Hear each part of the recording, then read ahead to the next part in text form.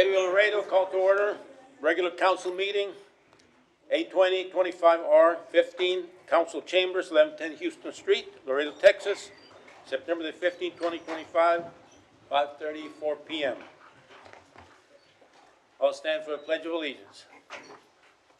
I pledge allegiance to the flag of the United States of America and to the republic for which it stands, one nation, under God, indivisible, with liberty and justice for all.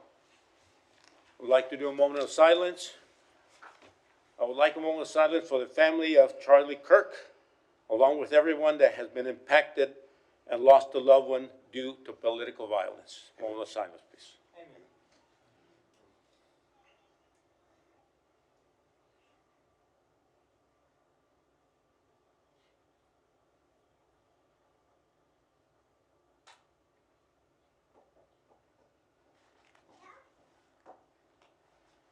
Thank you. You may be seated.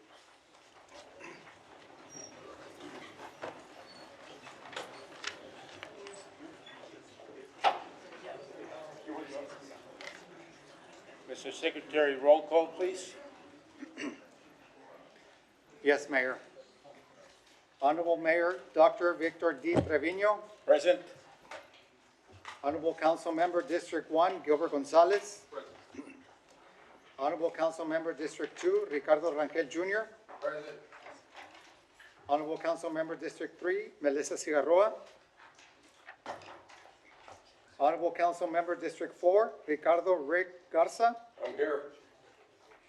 Honorable Council Member District 5 Ruben Gutierrez Jr., Present. Honorable Council Member District 6 Dr. Tyler King, Honorable Mayor Pro Tem and Council Member District 7 Vanessa Perez, Honorable Council Member District 8 Alisa Cigarroa. Mayor, you have a quorum. Thank you. Mayor, if I may, I'd like to approve, make a motion to approve the minutes of September 2nd, 2025. Motion second, all in favor? Aye. Opposed? Motion passes. Mayor, if I may bring up recognitions, number 1, yours, Mayor, number 54, and number 59. My recognition. That's yours. That's yours. All right. Motion second, all in favor? Aye. Motion passes.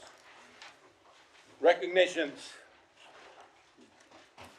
Presentation of a key of the City of Laredo to Mr. Amado A. Peña Jr., renowned artist and a Laredo native, for his contributions to the Chicano art movement and depiction of indigenous life.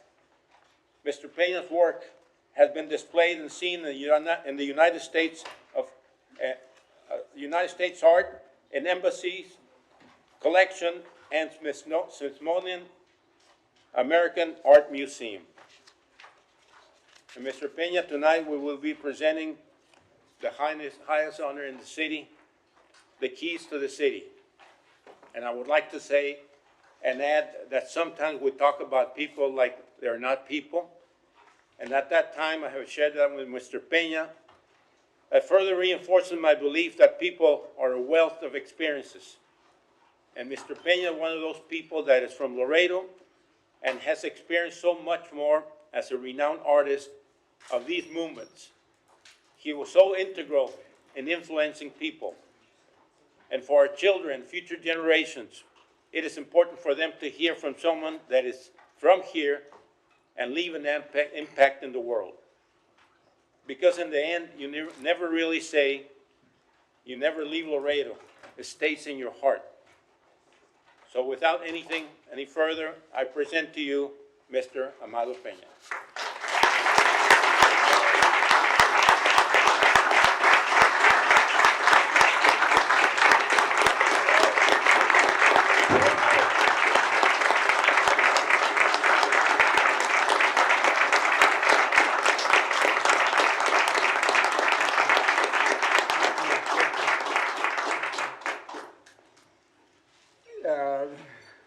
Am I supposed to go this way or am I supposed to go this way?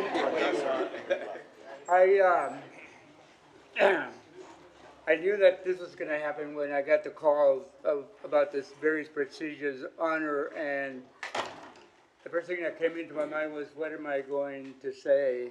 First, I want to say thank you, Mayor Trevino. Thank you to the council. Thank you to the staff that got me here, and for all the courtesy that they paid to me. I would like to also recognize my family, my nieces, and my son who traveled from Austin to be with me. That's very special for me to have family close to me. I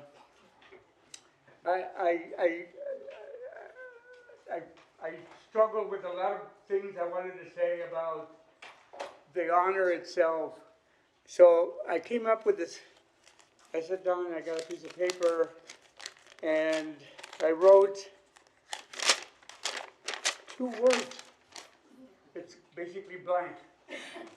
I couldn't come up with anything that would make a lot of sense, but I did come up with 2 very important phrases.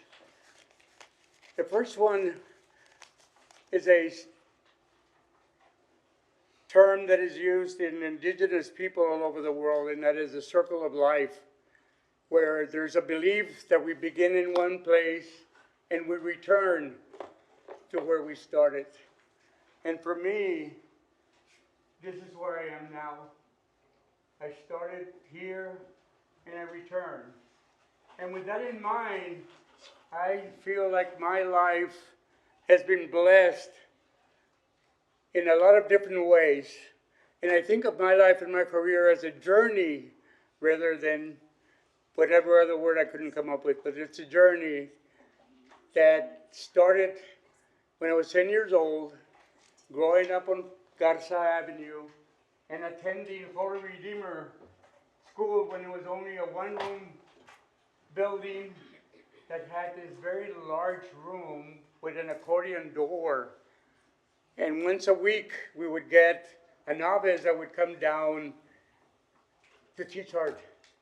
And they would open this accordion door, and here we are, all 4th graders, all 4 grades would get together and we just try to make art. We didn't know what we were doing. We just were having a great time with art.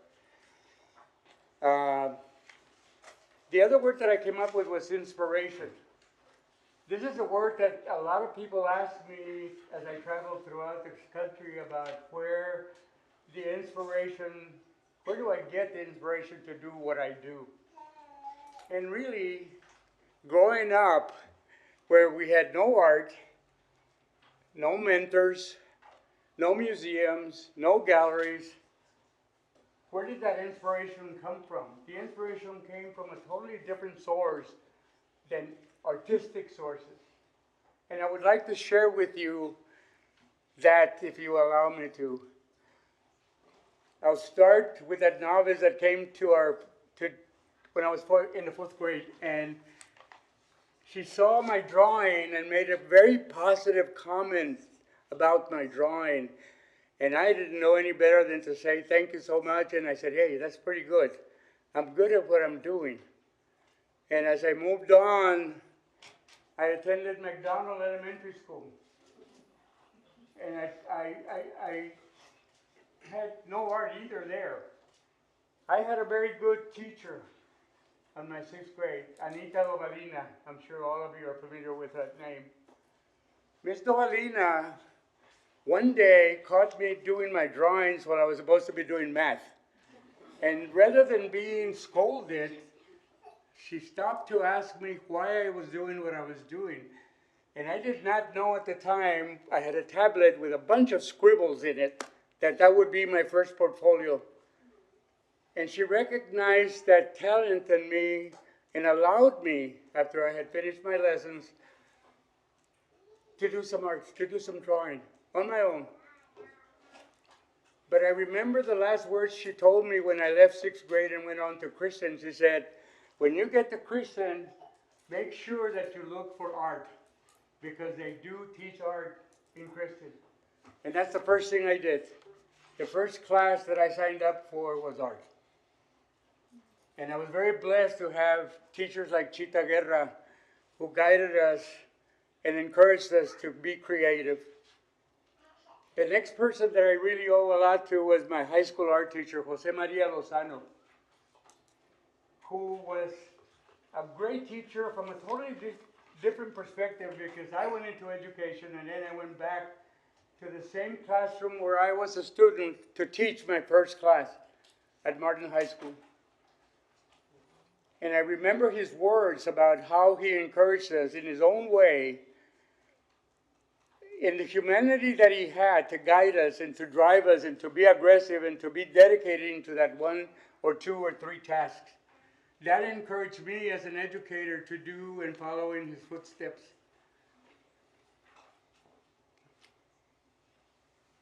And my career has taken me all over the place. I've been almost in every state in this country.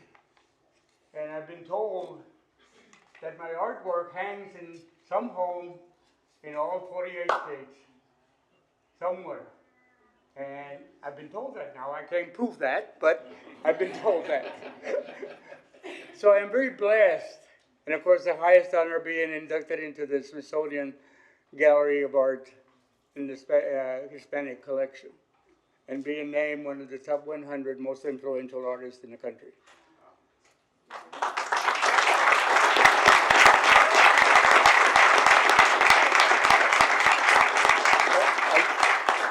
I really believe very strongly that the most inspiring people that had anything to do with my career were my parents.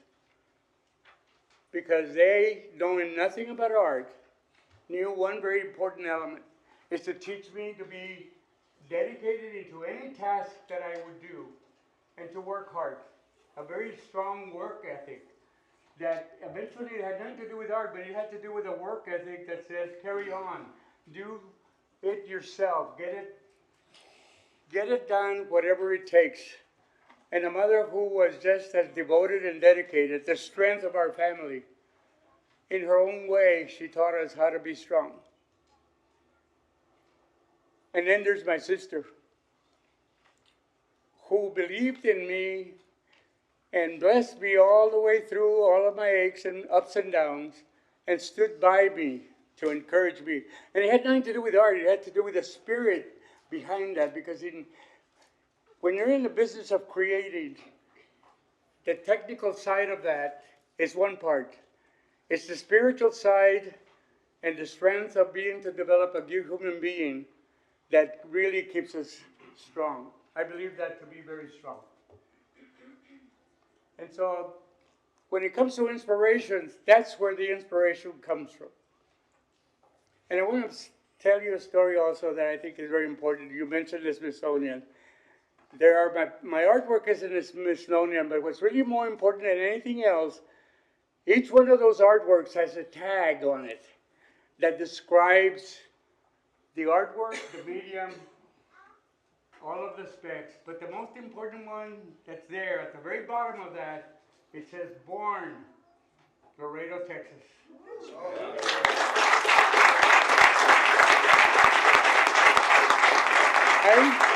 I venture to say that probably in all the thousands of works of art at the Smithsonian, there is only that one, Laredo, Texas. So I'm very proud of that. I'm very proud that I can represent my birthplace in that form. Lastly, I just want to say one more thing. Another person who has been very inspirational is my best friend from middle school, Mr. Ricardo Godinez, who's right there. And he doesn't know this, but he and I speak every week. And that little conversation brings back so many memories, words, just to be able to speak Spanish for one. I'm married to an Anglo, so and just to remember things, because one of his most favorite phrases is, ¿Te acuerdas cuando? ¿Te acuerdas quién? And half of the time I don't know who they are or what it is. But that reminds me that spirit of being from Laredo is right in that individual who has helped me along the way. So I owe him a lot. So with that, I just want to say thank you so very much, and this is a very important honor, and I hope I didn't forget anything.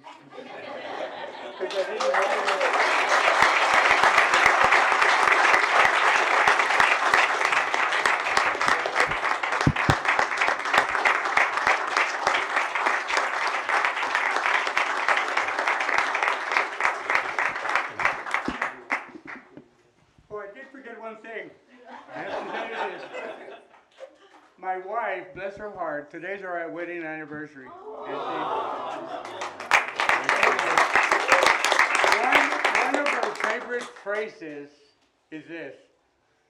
Very, very beautiful. She says this, it is, I just have to just kind of nod. She says, you can take the kid out of Laredo, but you can't take Laredo out of the kid.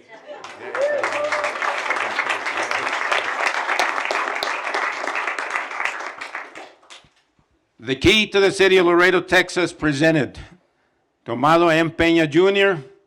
for his incredible contributions to his community and the world as an educator of Mexican and Yaqui ancestry, a Mexican-American artist who propelled the Chicano movement, a true son of Laredo. Presented, Dr. Victor Trevino, Mayor of the City of Laredo, September 15, 2025. Congratulations.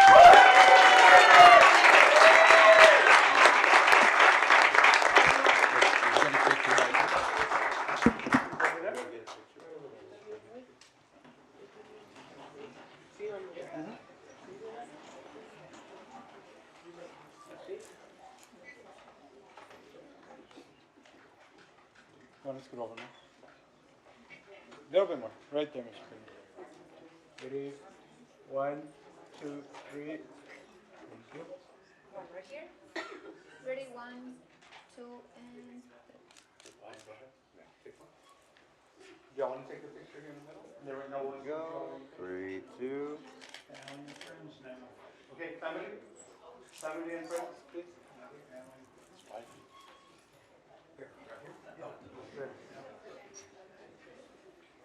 They can help you take a picture if you want. You want me to take it for you?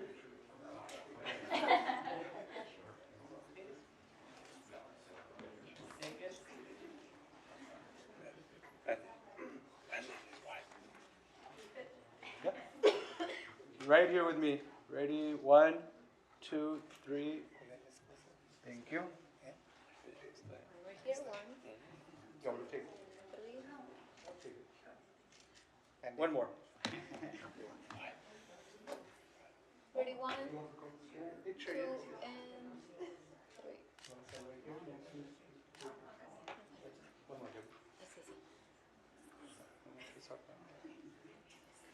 Okay, one more. 1, 2, 3. Right here. Ready? 1, 2, 3. Perfect. Una más, una más. Sorry. 1, 2. Perfect. Thank you.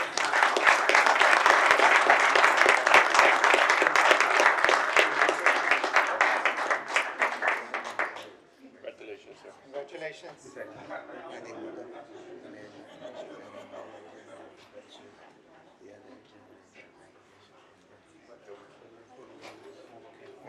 Mayor, I'd like to recognize the new members of the council that just came in.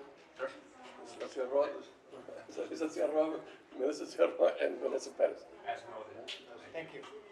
Thank you, Councilmember.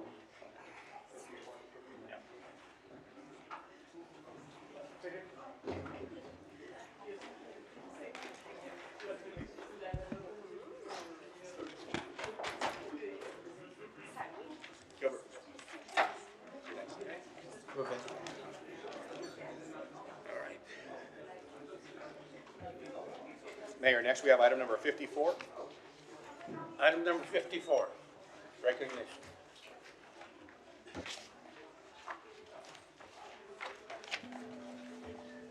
Item number The 54. Laredo Climate Cohort Program began in the summer of 2022, and we Item number 54 is recognition of United South High School administration and Ms. Martha Alvarez, principal, for earning an A rating from the Texas Education Agency and ranking number 1 in the state among comparable high schools with a score of 93.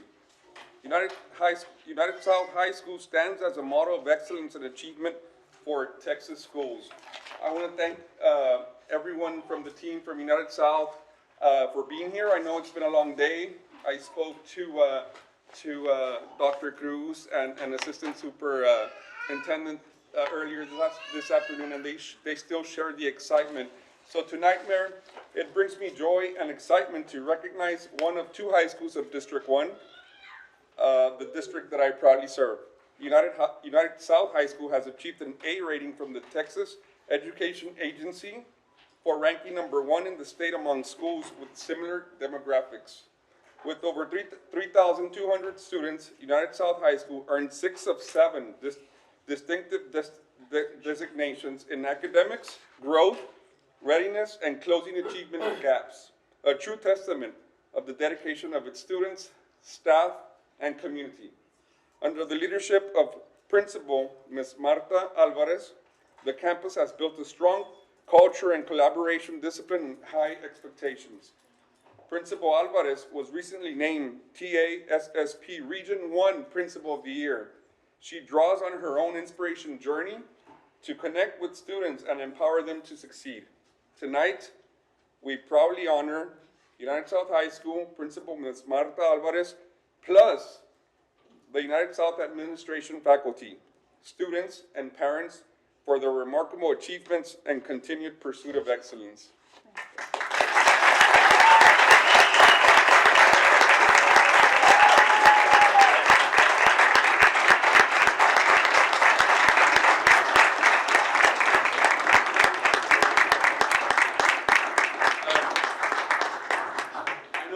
This accomplishments, it takes a village, a team, so I'm going to read all of the names for the record and the public watching.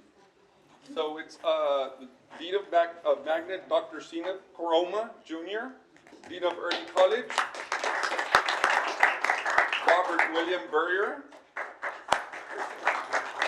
Assistant Principals, Xavier Benavides, Adriana Cárdenas, Cesar Calzadillas, Chris Sandoval, Jaime de Leon, Jose Ojeda, Instructional Coordinator, Angelica Venegas, Academic Coordinator, Linda Lee Ramon, Activity Coordinator, Mio Montoya, Testing Coordinator, Rosario Lascano and Rosie Ledesma, and finally but not least, Athletic Coordinator, Mr. Carlos Gonzalez.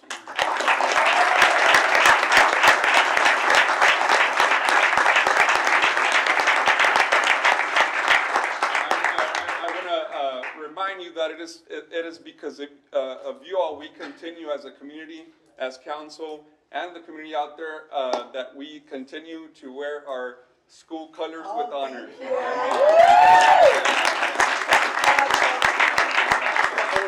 want to thank Christy for helping me put this together. Thank you so much, Christy. So we have a few words on your accomplishments and for tonight's recognition. Just tonight, I want to thank everybody here tonight, and of course, our city council members, and of course, the public out here.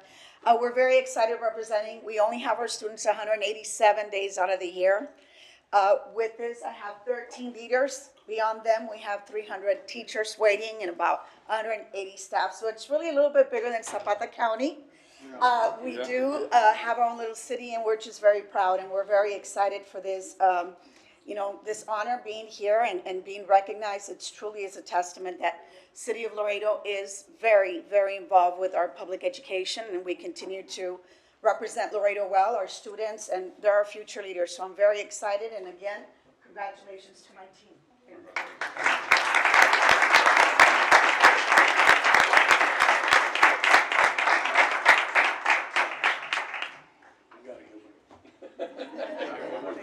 It's better from this side.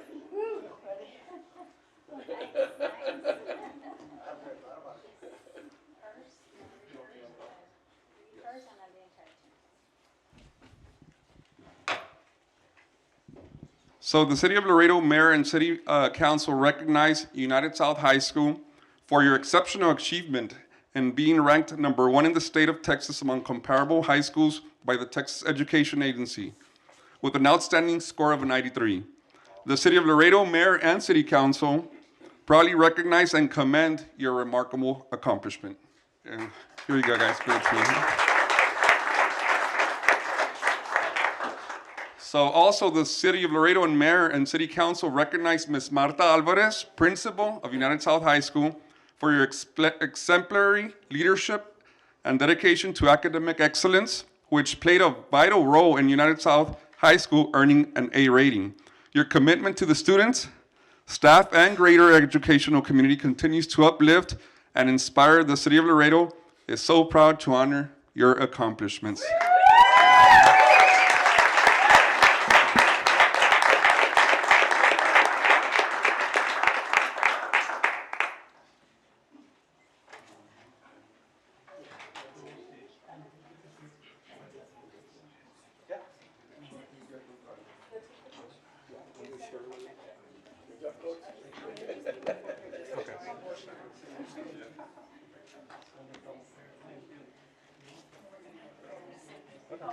Can you also put over?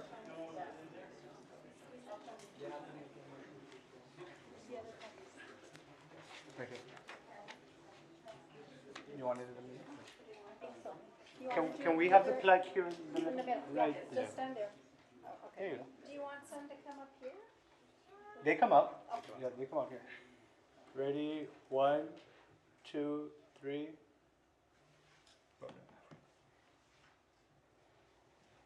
Ready? 1, 2, 3.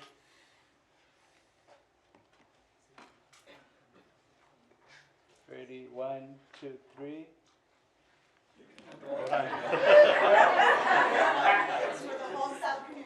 Ready? 1, 2, 3. I'm just gonna put them here. Two more. Ready, 1, 2, 3. And one more. Sorry, I'm sorry.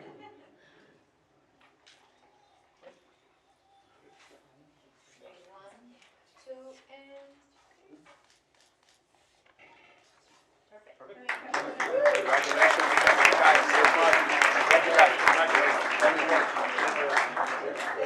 Thank you all so much. Congratulations for everything you all do.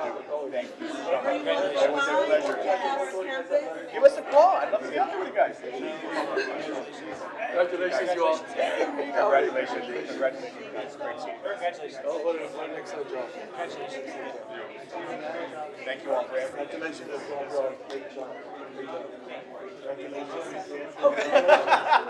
Congratulations, guys. Thank you all so much for your hard work. Thank you. Thank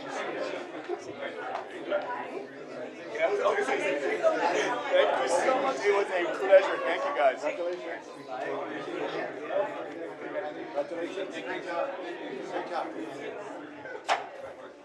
Somebody's phone. Congratulations. Thank you.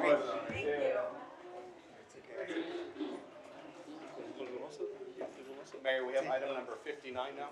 All right, proceed with number 59, please. Special guest, Mr. Aaron Garza. Recognizing Mr. Aaron Garza, an 8-year-old third grader at San Isidro Elementary School for his acceptance into the National Math Stars program. Hey, buddy. Out of 6,000 applicants nationwide, Aaron was one of only 80 students selected, placing him in the top 0.2% of iReady math performers. So again, 6,000 applicants, only 80 selected. Congratulations, Aaron. Also, the only student from UISD, Laredo, and not to mention Region 1 as a whole, which goes all the way to the valley, in South Texas, to be selected to the National Math Stars prestigious program. Aaron's dedication and hard work serve as an inspiration to his peers and the community. City Council congratulates him on this outstanding achievement, and we wish him continued success. Congratulations, Aaron.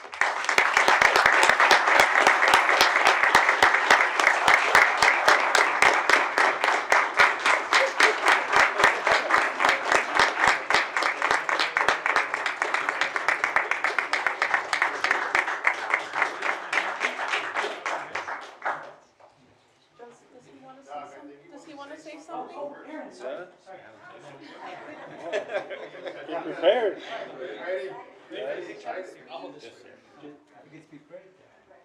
I'm so proud to support my my school, San Isidro.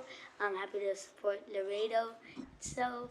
It makes me super happy. I'm honored to be here.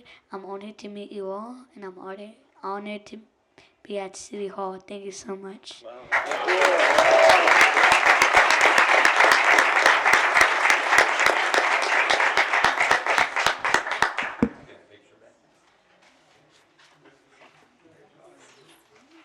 Great job, buddy. Congratulations.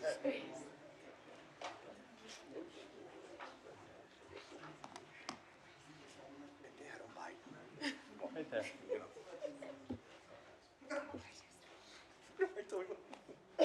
Ready, 1, 2, 3.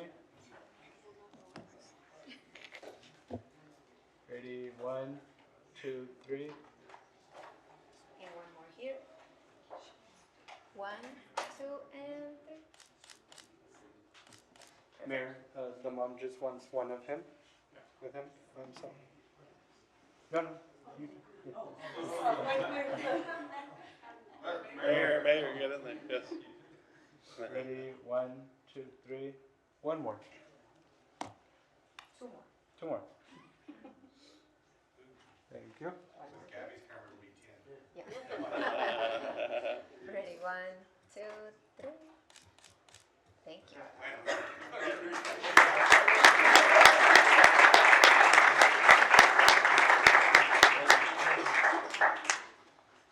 Good job, mijo.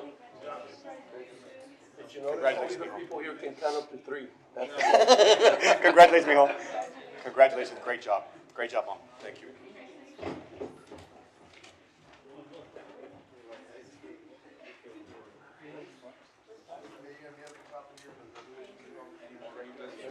No, Mayor. Yes, sir.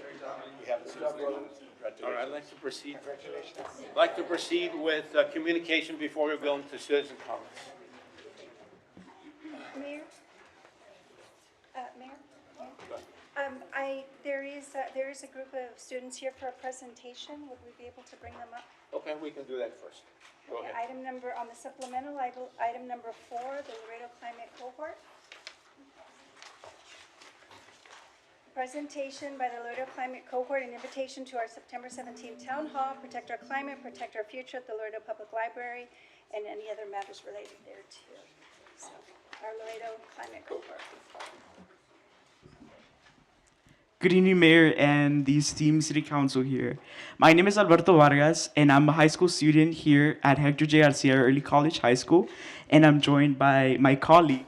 Vanessa Plasencia. I'm a student at TAMU pursuing my master's degree in biology. And I'm pursuing my degree in information technology.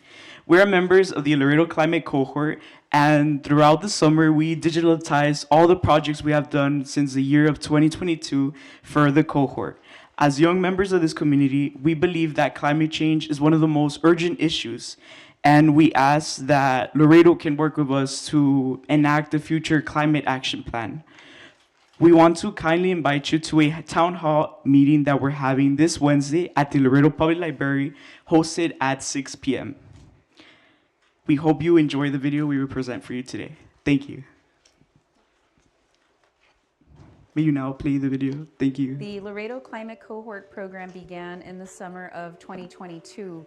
And we were able to get this because we were selected by Al Gore's Climate Reality Project. And it was very competitive, but because we were selected, we knew that Laredo had a story to tell, and we knew that the border had a story to tell. You know, here in South Texas, we are very much dependent on a highly distressed river system, the Rio Grande, this beautiful river. And because of declining rainfall and these kind of changing weather patterns, and more importantly, the lack of any climate planning by our city government or any anchor institutions, we knew that there was a lot to do here. I always pictured climate change distantly from myself, but as I interviewed people that were personally affected by the increasing heat, I realized that it wasn't so distant. I could imagine them, and they could be like my friends and family that are affected by climate change. We started, I think, with that first cohort with about maybe 25 students from TAMU and Laredo College. And we worked with also some members of the community that are very passionate about this issue to help sort of ground them in climate change. But the idea was always about building their skills, public speaking, how to make PowerPoint presentations, how to make videos so that a story could get told effectively. the students sort of got an education first. They went and did some field trips and educated on climate and the issues facing Laredo. And then we wanted to do some skills building to prepare them for public speaking and arts activism and technical writing and these skills that you're gonna need in order to take your passion but make a difference with it. When we started developing skills for these kids, some were writers but not speakers. Some were speakers but not writers. Some stayed away from both of those and really focused on arts activism, and because there are those who that's where they shine. So I don't think there's anybody that from any background that couldn't help. This was a very hands-on experience. When I joined, I thought it was going to be a lot about learning, which I mean, obviously we did learn a lot of different things, but we took a lot of workshops, media journalism, storytelling, exhibit curation. So I learned a lot throughout those experiences, and as I repeated before, it was very hands-on. We had actually started the summer before in 2021 with like a 2-day camp, and it was mainly geared for high school students, and we were very interested to see what high school students were thinking about climate change. But after that experience, we decided we wanted to go with college students. We felt that they'd have more flexibility with their schedules. We could do a lot more skills building training and workshops with them so that they in turn could become advocates for climate change in Laredo. That makes the climate cohort distinct from other organizations and programs I have had the opportunity to be a part of is that I've been able to merge my passion for technology, but in a way that it also merges into environmental advocacy. And how sometimes here in the climate cohort, we have the ability to share that public health information with those who might not be as knowledgeable as us, as they haven't been able to experience these like trips where we've gone to different parts of Laredo to experience that firsthand interaction and connection with residents who reside in those areas that are affected, especially the most vulnerable and marginalized populations such as the Azteca or the Mines Road area zip code. And I didn't realize that climate change had so many facets, that it can look like it means so many different things, and I was unaware of that. So being part of RISC and being part of the climate cohort opened my eyes to like climate change, and it can affect all of us in different forms. Having mentors was really helpful because our generation is much more educated, much more open to being educated, and I feel like we don't have a lot of adults in our lives that believe in climate change or really want to do anything about it. So having strong, prominent figures that are trying to make a change for not just us, but our future generations, it was new. My biggest hope for this project moving forward is that it become an annual, year-round program that is able to effectively create really good awareness and stories and visuals for our local community that then influences choices and decisions that are made, because we have to act now in order for Laredo to remain a habitable place in the years to come. And so my hope is that these students are going to be part of that process. I realized throughout this program that it's not just enough to learn about what is happening, to be aware of all the issues, but you also have to be proactive. You have to do something about it, right? It's no good if we just are all super informed, but then where does that leave us, right? So I decided to continue because I really connected with the community engagement that RISC advocates for, and that's something that I had never experienced before, not something I had never done. So I wanted to continue that path and see if I could be in any shape, way, or form I could be part of that.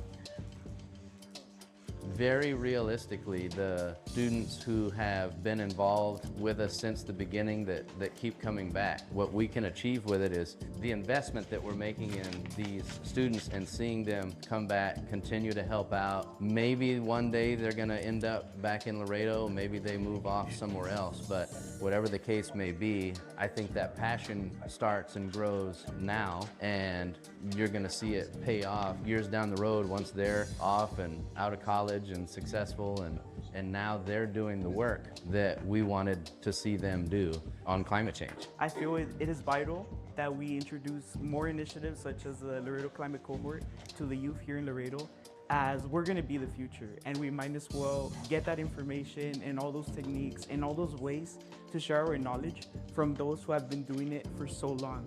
They have the experience. For example, the executive director of the Rio Grande International Study Center and all the mentors that assisted in our climate cohort. It is super important that we find how to advocate, how to express our knowledge to those who aren't part of this opportunity. Even adults who have been living in Laredo for over 30 or 40 years, sometimes they don't know how to express themselves or how to share their concerns because they feel that they fall into the silent majority portion of Laredo. So that's why it's important for us to be the advocators, the ones that are their voice, their microphone, so we can make a difference whenever we reach our city leaders and city council.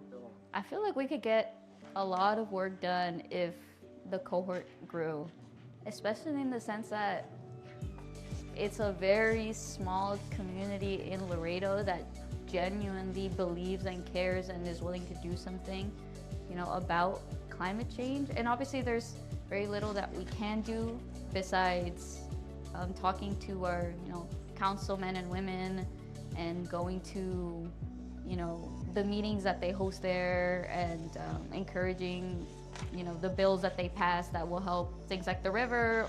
This is beautiful, and the fact that we're doing this now, this digitization archival project in the summer of 2025, and we're working with at least a dozen of them that have come back from the different years. They're still committed to this.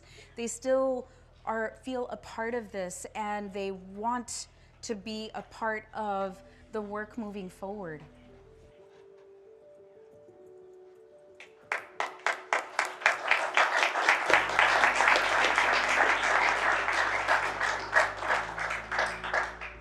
Thank you so much for your time tonight.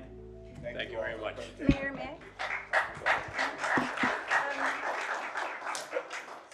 I think what we see is this group of young people who are willing to find out what the real prescient issues are in our community and look for ways to create a better future for their generation, understanding the challenges that Laredo faces. Secondary water, we only have one source of drinking water at this point in time. And secondary water is a pressing issue. Most municipalities have various sources of fresh water for drinking water for their community. When we look to sustainability, it is essential for us to develop other sources. And yet it's not the only thing we're looking for. Sustainability also means we need to educate our public on conservation measures. We need to educate our public on their responsibilities as water users. And, if the city is creating a better meter system to help identify leaks, we also need the public to understand it's their responsibility too to identify leaks and prevent that loss of water. It's an all on board effort. And I think what this cohort shows is you've got a group of young people that can help with that educational initiative, and that they understand deeply what their generation needs to continue the growth of the city moving forward. So thank you so much for your commitment. Thank you for your work, and I'm so glad you're committing to continue to do that in the future. Thank you very much. All right, we'd like to proceed with communications, and then followed by item number 53 on the regular agenda and supplemental number 3. I'll second that motion then. Okay, second. All in favor? Aye. Opposed? Motion passes. All right, we'll proceed with communications. Some announcements. Hispanic Heritage Month. We're starting the beginning of Hispanic Heritage Month from September 15th through October the 15th in the United States. We celebrate this month to celebrate the history, culture, and contributions that Hispanic Americans have made in the formation of our great country. Also, I would like to talk about the binational trip. I would like to report on my trip to Mexico City that was very productive. Aside from meeting with the U.S. Ambassador to Mexico, Mr. Ronald Johnson, which was very productive, I participated in a panel of discussion highlighting some of the expansion efforts and investments opportunities in our port. The discussion was called Bridges of Collaboration, Dialogues from the Border, alongside with the Mayor of McAllen, Mayor Javier Villalobos, the Texas-Mexico Binational Commission President Ronald Duran Rocha, and Pete Garcia, Executive Director of Mexico-U.S. Chamber of Commerce, who served as a moderator. I informed our audience that international trade has grown from $39 billion in 1956 to $5.8 trillion in 2023, which is an increase of 14,700% in 67 years, and an average annual growth of 219.4%. And Laredo representing 42% of all trade coming from Mexico, and $339 billion in 2024, making us the #1 port of entry in the Western Hemisphere. We appreciate that with our World Trade Bridge expansion and our Columbia Bridge expansion, these two bridges will catapult Laredo and this part of the United States into the top 5 commercial container crossings in the world. And as Mayor of Laredo, I made it known that I would always support Laredo Formula, having strong relationships with our Mexican counterparts that are built in mutual respect, border security, and increasing trade with our allies, including Mexico. Now, to speak about Harvard Bloomberg Leadership Program, as we have informed the public before that the city was selected to participate in the Bloomberg Harvard Leadership Program at the Kennedy School as an extension of the Mayoral Leadership Initiative, all free of charge. I'm pleased to announce that the 2 nominations I made to the program were Mayor Pro Tem Vanessa Perez and City Manager Mr. Joe Neve. I'm happy to report that they completed the program this last week, and I have received great feedback from their involvement, and I believe they won their discourse, input, and the leadership decision-making class. Mayor Pro Tem, would you like to give us a summary of your experience? Thank you, Mayor.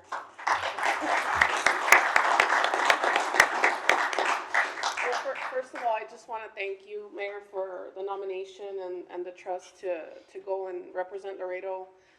Mr. Nebb and I had a very busy week. It was like a boot camp kind of situation, but it was exciting to get to connect with people all over the world. It was a global cohort. We had people that were on, 30-hour flights, some of them to get there.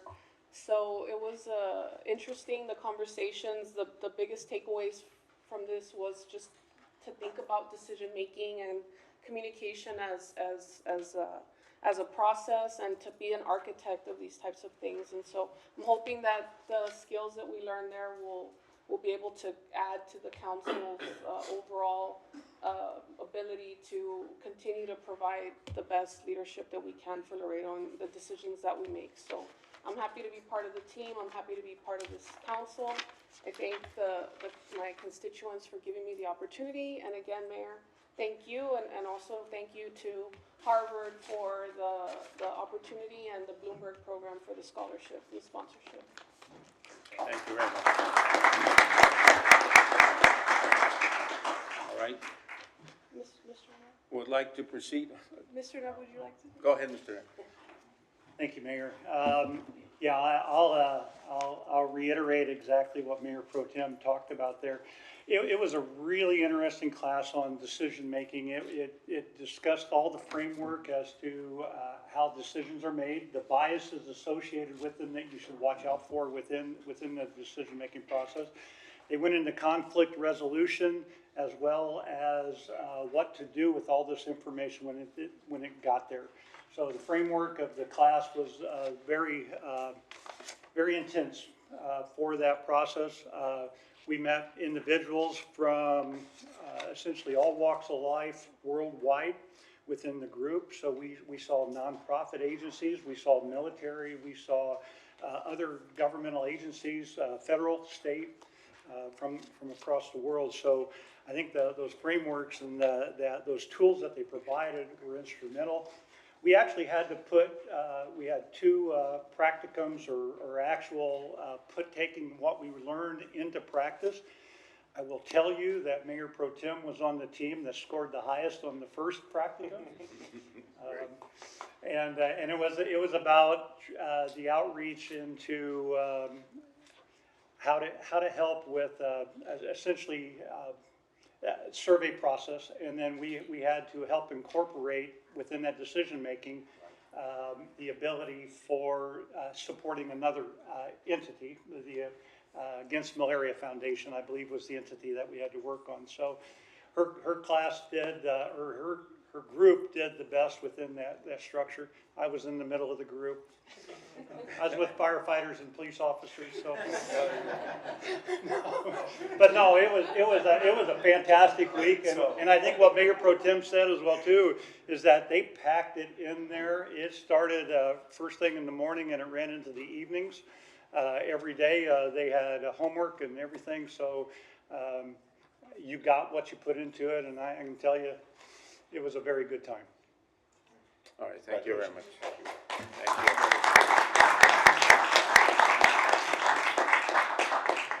All right. Okay, let's proceed with item number 53. Discussion with possible action to have a permanent Texas flag and the Republic of the Rio Grande flag at City Council chambers and incorporation of the Texas pledge into the opening City Council meetings and any matters related thereto. Now, the reason this item was brought up is not only the importance to recognize the Texas flag permanently here, also, as we did at the beginning of the meeting, to incorporate the Texas pledge. I think it is important for Texas and a proud city of Texas that we are. So my motion is to have a permanent Texas flag and Texas flag City Council chambers to incorporate the Texas pledge into the opening of the City Council meetings.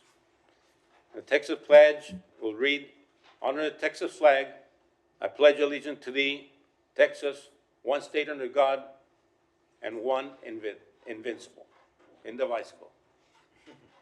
Oh, Mayor? All right, go I'll ahead. second that motion for discussion. Motion, second? Mayor, I like that you're adding the Texas anthem, because most of, I know Mayor Pro Tem and I, as former teachers, we probably naturally start doing the Texas pledge because that's what we were used to when we were both teachers. So I respect that.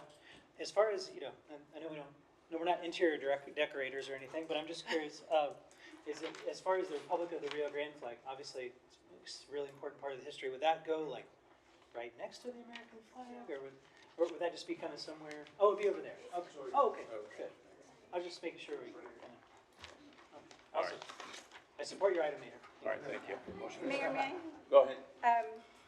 So I am very supportive of displaying the Texas flag and the Republic of the Rio Grande. I'm really glad we actually have the Republic of the Rio Grande. That is what makes us unique in the entire state. And that's pretty exciting. I'm sorry to say, I do not support the incorporation of the Texas pledge into a city council meeting. I think when we take our oath to the U.S. Constitution, and I think I understand why school children do it, and they learn the Texas pledge and Texas pride. I just don't believe that at a local government level, our allegiance is to the state of Texas. Our allegiance is to the U.S. Constitution.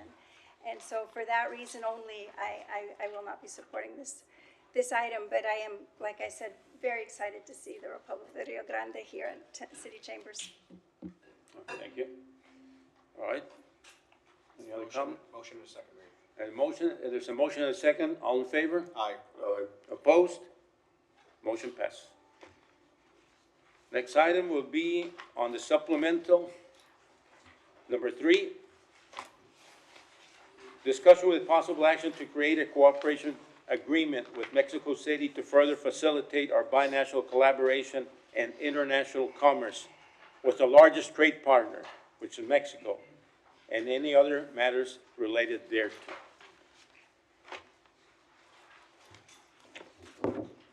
Reason for that is that we have a great international communication. We're the largest port of entry.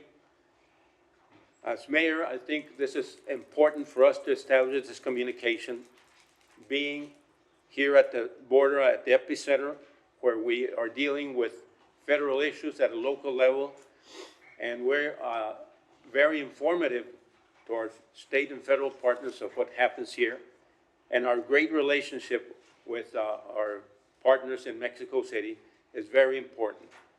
So I think we should establish this relationship, and that was the reason for this agenda item. Second that Mayor, Mayor, Go ahead. can I ask you a question? Just my question to the mayor and maybe the administration. Just want to know, what is it that we're going to implement from Mexico, and what, commercial? We have a lot of commercial in it, but what is it that we're going to have here in Laredo that's going to bring more jobs and create more establishments to stay here in Laredo? Like, that's something if we can look into that. What business are interested? I know I've heard that we had the avocado plant that wants to come to Laredo. I know we have one, but I think there's a future. There's a future that we can bring more, business that we do the sister city. We have all those businesses coming in. We have those festival that thrives. It's a beautiful, event. But what have we brought here as the source from, being from the source from Mexico, or having the manufacturer from here, we having the main manufacturers in Laredo? Have we looked into that? Is there any communication with that, or any conversations that you have been going into that?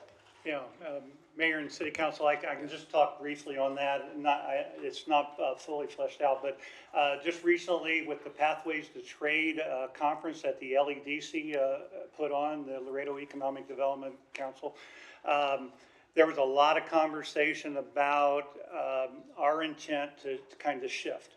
And in our conversations with our incentives and the different ways that we try to attract business to our community, we are looking at adjusting our tax abatements somewhat, not to focus only on logistics, but to recognize the intent to bring in more manufacturing. And this is something that Laredo has worked on for a number of years and everything, so it's not a new thing. I think we've kind of titled it a little bit differently. We're calling it kind of smart shoring, which is the process of utilizing the Mexico nearshoring side, and with the federal administration's goal of reshoring, what we want to do is try to bring the products back and forth across in Laredo from Mexico to the U.S. As these products are being prepared. And that's going to take manufacturing for that. We believe that by providing the correct incentives within our development parks, that we're going to be at least relatively successful within that process, because we're going to be able to move those products back and forth across the river. Our location is part of the reason why we're #1 port of entry right now. We're connected to Mexico City, as the mayor talked about. We're connected to Monterrey, and that's the manufacturing hubs of Mexico. And we're going to interconnect that. Oh, I'm sorry. Can I finish? Yeah, go ahead. You're saying that, and I understand, and it's a great opportunity for right now to find these manufacturers to come into Laredo and provide more opportunities for jobs and job security here in Laredo. But my thing is, you just said it, Mr. Neb, is we're going to start looking into it when you said it's been there for a while. It's been there for Yes, a sir. couple of years. Why is it that right now, economic development, we're barely looking into doing the manufacturing here in Laredo if it's already been there for a while? We already have the logistics and the commercial. Why haven't we brought the manufacturing into Laredo? I apologize if I led you that way with my response as well too. Laredo has progressively looked at diversification of its business sectors for a number of years, and I think we've been relatively successful. I think the challenge we've had is that the logistics side of the business is so strong that the warehousing, the movement of product back and forth has been so strong, it actually, you don't see the manufacturing being that significant within this beast of the logistics. And I think that's why it's not there. I had actually prepared a report, I think early on, a few months ago for the city council as well too, talking about some of the manufacturing that we have here in Laredo that have come because of this relationship that we have back and forth. Happy to update that. We'll work with David Stedman with the LEDC in order to put together a better package so that you have a clear understanding of where we're headed. But I think that was the intent of this Pathways to Trade Conference, was to actually provide the course what the city can do in order to help make that shift a little bit faster, because we actually believe that logistics is going to stay the beast that it is for the city. But I think we're going to be relatively successful with this whole nature of the mentality shift with the federal government. As far as the reshoring and everything, we're the perfect place for that. And my thing right now, it's bringing, I'm sorry just to interrupt, it's just that my thing right now is that we're trying to create an incentive right now after we came into this conversation with collaboration with Mexico. But why haven't we been prepared, being proactive, instead of being reactive, being proactive, say, you know what, we're ready for you anytime, having shovel-ready projects or having shovel-ready businesses to go out there and say, hey, we have this locations, we're ready to go. We want your business to come to Laredo, and so we can start. We have the logistics down, which is a beast. You just said it, right? But we want to have. Why haven't we had that economic incentive ready for whoever wants to come in? Any business that wants to come in, let's say Kia, let's say anybody. And I'm not trying to throw names out there, but I'm just saying, why haven't we ready? And it's just, shouldn't we be ready before? And instead of being reactive, we should be proactive, saying that we already have, like you said, the monstrous logistics commercial here in Laredo. To stay number one, right? I think I can match up to you a little bit with that as well too. Is that the nature of it is because we could, and you have done it in the past. The city council has approved projects on a one-off kind of basis as they've come forward. Also understand that our relationship with Laredo College and TAMU are very important to this as well too, because the only type of manufacturing that we will be able to entice to come here is if we have the workforce that is prepared in order to cover that work as well too. And I think those things have happened. It's phenomenal to watch what Laredo College does, and they've been able to establish the programs within their cycle for the needs of the community very often. And I think it's been very phenomenal to watch them do that. And so, and TAMU does their share as well too. Yeah, it's like Laredo College has the number one nursing program in the nation for a couple of years. Yeah, what I want to say though is that it's not more of the reaction or I think it is a more proactive strategy. It's a more focused strategy than we've ever had before. In this relationship that we're trying to recreate within the Laredo Economic Development Council, and at times, I think if we can get the right information on your table, we move a little bit faster with that, and it's taken a while to create that stability within our structure in order to really truly focus on those pieces.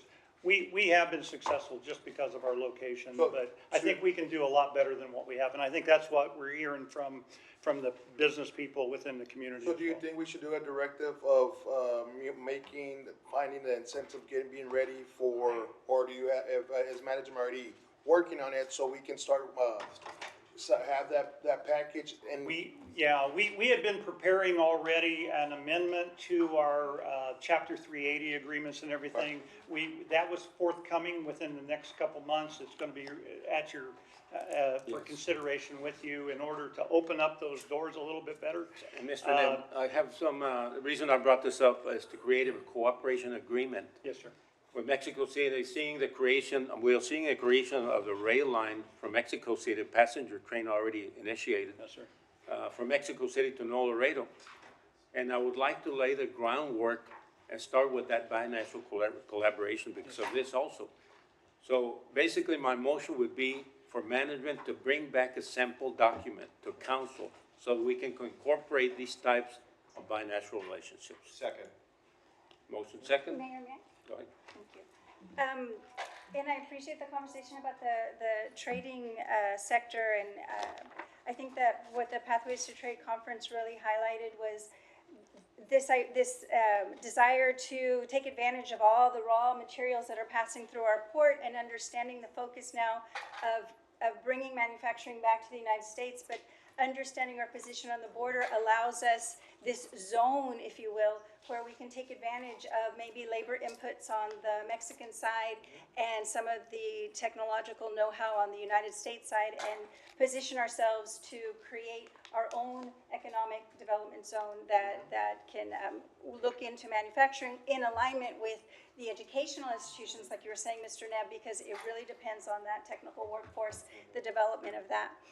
And in discussing the cooperative agreement with Mexico City, I'm wondering if that will extend to looking towards the United States State Department and these other actors who already are in this space. And just to be careful, because we should work in collaboration with our federal partners. They already have established lines of communication, and certainly presenting ourselves as this great resource and these opportunities that we have because of our unique relationship to our Mexican counterparts right here on the border.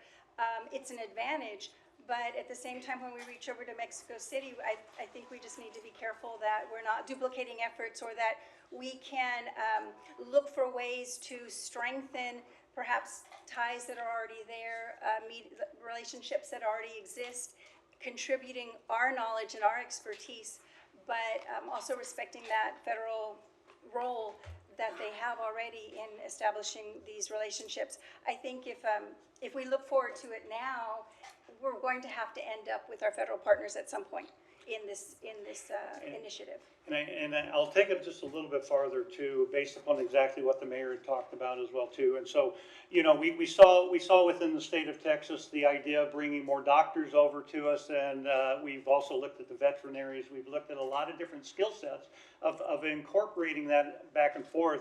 I think one thing that's very innovative from the Mexico City side is the passenger train that is planning to come this way as well too, in order to help interchange those industries, the workers, and that process within that. So I think that's why this is a very good conversation. I love these kind of conversations, but I believe that the ability, the interconnectivity, Mayor, within that cooperation agreement, and tying us closer together with that, I think is going to be very substantial. I think that's what Laredo is, and I think that's what Laredo will be. And so, all right. Thank you. Okay, so the motion, we have a second? All right. Motion second. All in favor? Aye. Opposed? Motion passes. Thank you. Mayor, motion to bring back communications. You left an item out, if I'm not mistaken. Oh, yes. Item left out is, we have a marathon 5K. Councilwoman, Mauro Tem, would you like to discuss Mayor. that? We have a flyer for the event. I believe PIO is going to post it. The mayor and I are sponsoring this event for, it's got a big message behind it. We did a press conference today talking about the importance of it. We encourage the community to look into it and to sign up and to join us, even if you're not going to participate in the actual 5K. There's a walk, there's a fair, but it's all to celebrate Suicide Awareness and Prevention Month, and also mental health awareness issues.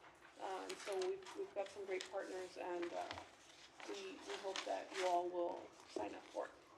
Great, thank you. All right. Mayor, motion to open up citizens' comments. Motion? Second. Second. All in favor? Aye. Opposed? Citizens' comments.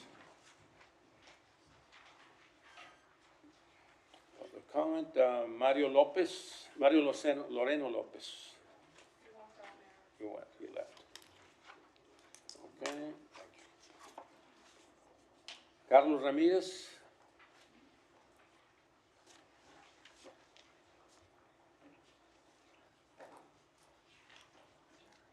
This one? Good evening. For the record, my name is Carlos Ramirez. Thank you. Good evening, council, mayor. I am the owner and operator of Ramco Waste LLC, DBA Frontera Waste. I'm here to see if we could get the tabled item 25-1562 back. It is an amendment for a name change in a trash hauling franchise agreement that I have with the city of Laredo. A bit of background: I was born and raised here in Laredo, Texas. I attended San Agustin High School, graduating in 2002.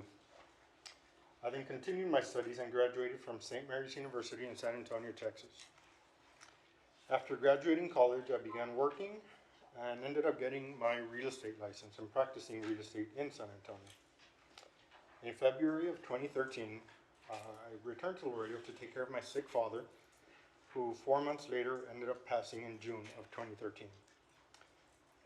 Through this difficult time of my father's passing and readjusting to Laredo life, I continued to work and practice real estate in Laredo, Texas until 2023, when I decided to open up Ramco Waste in honor of my father's company, Ramco Sales, which was formerly Ramirez Tire Center.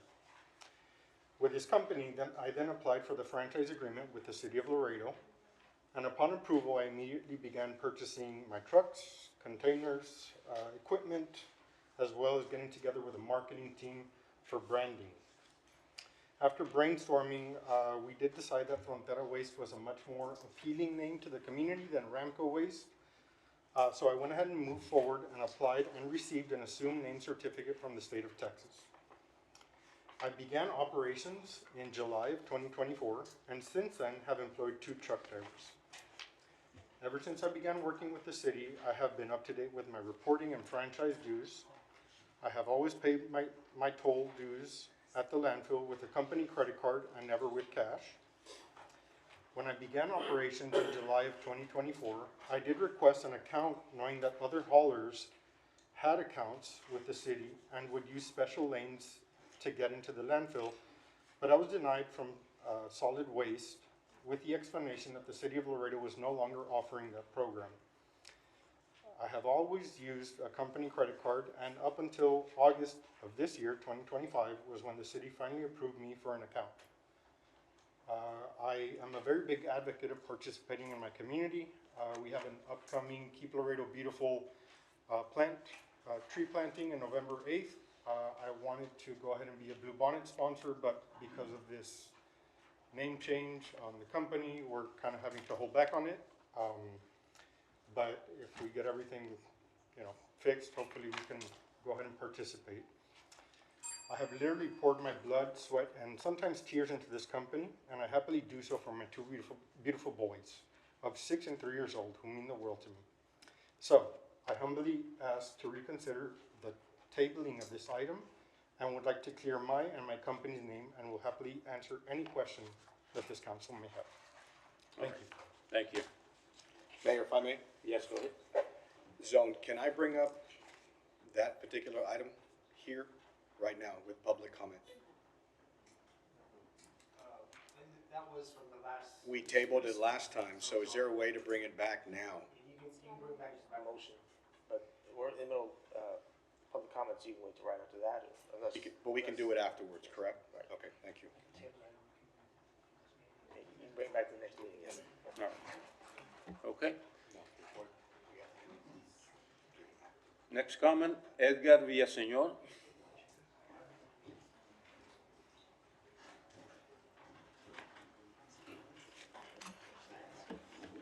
Climate change is here. Our air.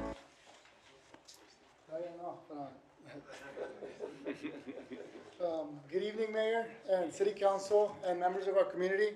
My name is Edgar Villaseñor, and I'm with the Rio Grande International Study Center.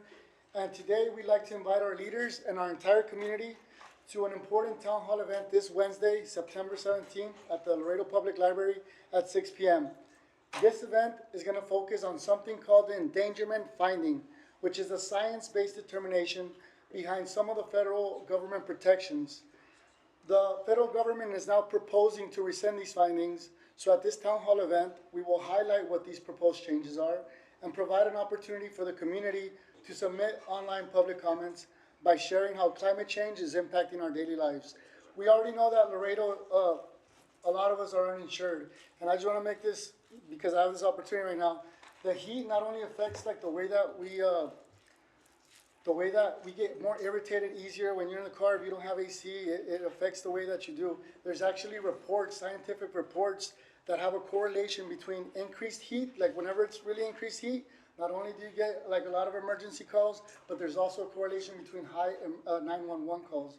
And there's a lot of data that I have that I would gladly like to share with you guys. And the main point is that on September 17th, we're gonna bring experts to highlight these changes, like what's happening and how the endangerment finding affects people in the national level and here locally. Thank you guys for the time to speak. Thank you. Oh, sorry, and we do have a little short video. Climate change is here. Our air, our water, and our kids' future are under attack. The endangerment finding is the backbone of U.S. climate protections, but now the government wants to tear it down. If they succeed, pollution wins and we lose. But we are not powerless. We deserve a better future. Your voice matters. Join us for a town hall event Wednesday, September 17 at 6 p.m. at the Laredo Public Library to learn more about what's at stake and how you can make your voice heard. Climate change is here. Our air, our water, and our kids' future are under attack. The endangerment finding is the backbone of U.S. climate protections, but now... All right. Okay, thank you very much. Thank you. Next public comment, Jesse Herrera.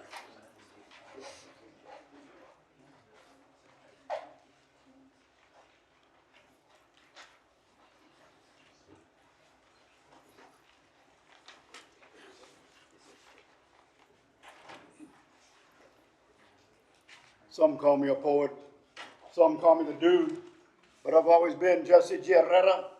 Anything you might have heard about me is true.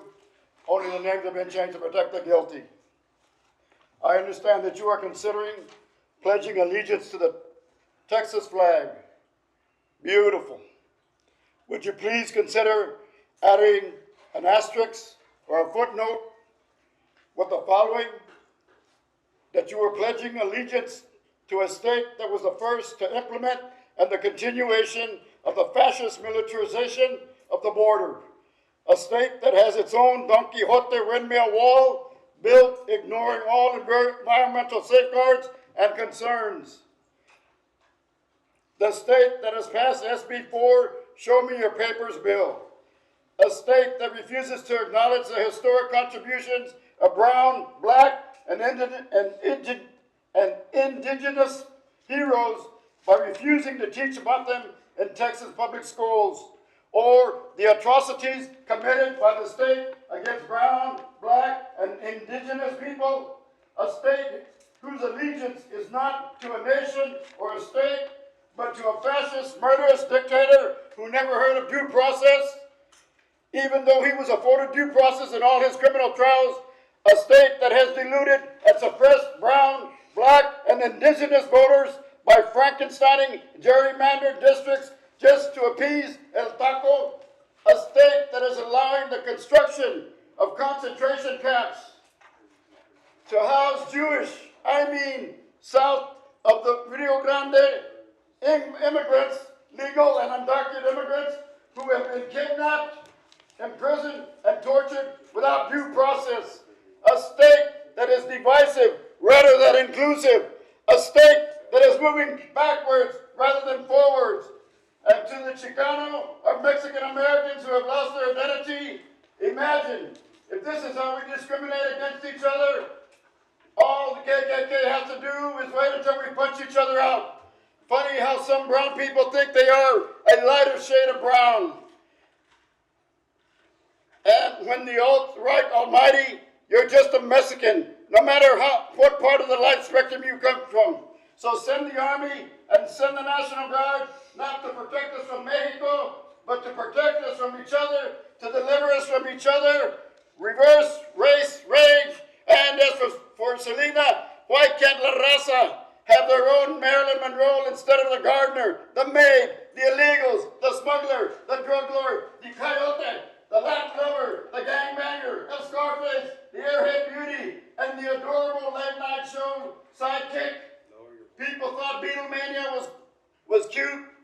Selena Mania is too bad, USA. Contrólate. Gracias. Thank you. All right, That's all we have, Mayor. that's all we have. Mayor, We have motion. one on item number 63.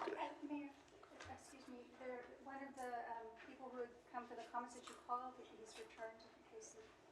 All right, he's let's see. really back. What- Mario Lopez. Mario Lopez is here, all right. Mario Lopez here? Okay. Go ahead, Mario Lopez. Good evening, Council, Dr. Vito Trevino. For the record, my name is Mario Lorenzo Lopez. What I'm about to share are my own personal thoughts and opinions, and they do not reflect of any third business or institution. What has occurred over the past few months of political motivated violence is unacceptable, and we as citizens should not normalize any kind of violence. Whether you agree or disagree on a specific topic, this should never surpass our fundamental to the freedom of speech and the right to debate one another. Violence is with political motivation in our country is happening far too often, and it must stop now, today. We should celebrate the fact that in this country we are able to have open debates where disagreement is part of the process. Violence is violence, words are words. Mental health challenges are in the rise, and we must pay attention to those in desperate need. At the same time, politicians on both sides of the aisle need to work together on comprehensive gun control. Individuals who pose a danger to themselves or others should not have access to firearms. Some of our public leaders don't realize that the words they choose can have a positive and a negative consequences. I commend all of you for condemning violence, and I'm confident that this moment will mark the end of a dark chapter and the beginning of a new one built on compassion and civility. Thank you for your time and allowing me to share my thoughts. Thank you. Thank you. Thank you. All right. Mayor, motion to approve appointments to commissions, boards, and committees. We have on item 63. Yeah. Okay, there's a motion, a second? All in favor? Opposed? Motion passes. Thank you. Mayor, motion to open up public and zoning, public hearing and introductory ordinances 1 through 10. Motion, second, all in favor? Aye. Opposed? Motion Mayor, passes. I do have number 10 is to be tabled. Mayor, point of order. There Okay. was one more public comment that didn't get read. It was Commissioner Ricky Hyman from the audience. I don't have it here. Yeah, it's that one. It's on item 63. Oh, on item. Item 63. All right, so we had a motion and second, all in favor? Aye. Opposed? Motion passes. Yes. Mayor, just a point of order on the public hearings, item 10 is to be tabled. Oh. If I understand right from, is Ms. Guerra here? Okay. We're opening up public hearing and number 10 is tabled? Yes, Okay. they requested it to be tabled. If we can just incorporate that, amend the motion. All right. Well, we haven't approved them yet, so we're just asking for the reading of 1 through 10, and then we'll go one by one, and then we'll table that when it gets to 10. Okay. All right, thank you. We had already approved, we already motioned, and we already. Okay, motion, we had the motion and passed. All right. All right. May I proceed? Yes, go ahead. Thank you, Mr. Mayor. Number one, public hearing introductory ordinance amending the zoning ordinance map City of Laredo by rezoning Lot 1, Block 1, EMCT plat located at 20847, FM 4072 from Agriculture District to M1 Light Manufacturers. The Planning and Zoning Commission recommends approval of the proposed zone change and staff supports the application. Number two, public hearing introductory ordinance amending the zoning ordinance map City of Laredo by rezoning Lot 1 west half of Lot 2 of north 8.85 feet of the alley of Block 889 Eastern Division located at 1601 Garfield from R1 single family residential to B1 limited business district. Planning and Zoning Commission recommends approval of the proposed zone change and staff supports the application. Number 3, public hearing, introductory ordinance amending the zoning ordinance map city of Laredo by rezoning approximately 34.821 acres as further described by meets and bounds on attached exhibit A located west of Beltway Parkway, west of Expansion Drive from AG Agriculture District to M1 Light Manufacturing District. The Planning and Zoning Commission recommend approval of the proposed zone change and staff supports the application. Number 4, public hearing, introductory ordinance amending zoning ordinance map city of Laredo by rezoning approximately 2.044 acre tract as further described by meets and bounds on attached exhibit A located south of Shiloh Drive and east of Snow Falls Drive from R1 Single Family Residential District to B1 Limited Business District. Planning and Zoning Commission recommend approval of the proposed zone change and staff supports the application. Number 5, public hearing, introductory ordinance amending zoning map ordinance map city of Laredo by city ordinance of the city of Laredo by authorizing the issuance of a special use permit for oil and gas extraction well site A on approximately 4.39 acres as further described by meets and bounds in exhibit 1 located north of Statewide Highway 255 and east of FM 4072. The Planning and Zoning Commission recommend approval of the proposed special use permit as that supports the application. Number 6, public hearing, introductory ordinance amending zoning ordinance of the city of Laredo by authorizing the issuance of special use permit for oil and gas extraction well site B on approximately 4.39 acres as further described by meets and bounds in exhibit 1 located on State Highway 255 and east of FM 4072. The Planning and Zoning Commission recommend approval of the proposed special use permit and staff supports the application. Number 7, public hearing, introductory ordinance amending zoning ordinance of the city of Laredo by authorizing the issuance of special use permit for a restaurant serving alcohol on Lot 5, Block 1, Trotman, M&I subdivision located at 8601 McPherson Road. The Planning and Zoning Commission recommended support of the proposed special use permit and staff supports the application. Number 8, public hearing, introductory ordinance amending zoning ordinance map Taylor Rated by rezoning approximately 20.29 acres as further described by meets and bounds in exhibit A located north of Riverbank Drive and west of Kickapoo Drive, R2 multifamily residential district to R1B single family high density district. Planning and Zoning Commission recommend approval of the proposed zone change and staff supports the application. Number 9, public hearing, introductory ordinance amending zoning ordinance city rated by amending ordinance 2024-0263, which authorized special use permit for a restaurant serving alcohol on Lot 3, Block 1, Del Mar North Valley Number 1 subdivision located at 7718 McPherson Road, Suite 106, in order to amend the hours of operation. Planning and Zoning Commission recommends approval of the proposed special use permit and staff supports the application. Number 10, public hearing, introductory ordinance amending zoning ordinance map city of Laredo by rezoning Lot 1 in the west 1/3 Varas on Block 2, Block 1086 Eastern Division located at 1901 Chihuahua Street from RO Residential Office District to B1 Limited Business District. The Planning and Zoning Commission recommended denial of the proposed zone change and staff does not support. These are 4 again. Number 1, for or against, for or against, for or against. Second. Motion second, all in favor? Opposed? Motion passes. Number 2, for or against, for or against, for or against. Motion to close and introduce. Second. Motion second, all in favor? Aye. Opposed? Motion passes. Number 3, for or against, for or against, for or against. Motion to close and introduce. Motion second, all in favor? Opposed? Motion passes. Number 4, for or against, for or against, for or against. Motion to close and introduce. Second. Motion second, all in favor? Aye. Opposed? Motion passes. Number 5, for or against, for or against, for or against. Motion to close and introduce. Second. Motion second, all in favor? Opposed? Motion passes. Number 6, for or against, for or against, for or against. Motion to close and introduce. Second. Motion second, all in favor? Aye. Opposed? Motion passes. Number 7, for or against, for or against, for or against. Motion to close and introduce. Second. Motion second, all in favor? Aye. Opposed? Motion passes. Number 8, for or against, for or against, for or against. Motion to close and introduce. Second. Motion second, all in favor? Aye.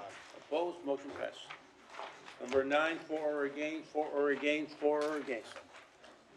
Motion to close and introduce. Second. Motion second, all in favor? Aye.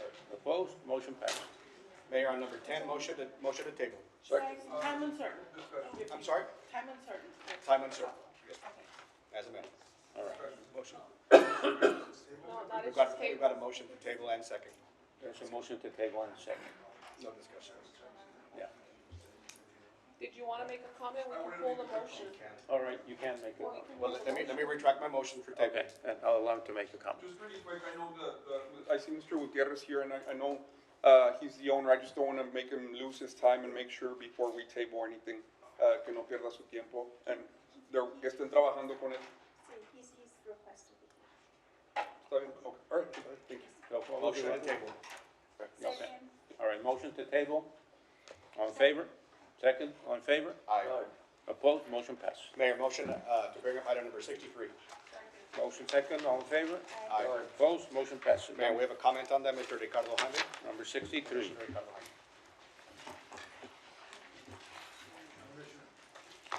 Commissioner, come on down.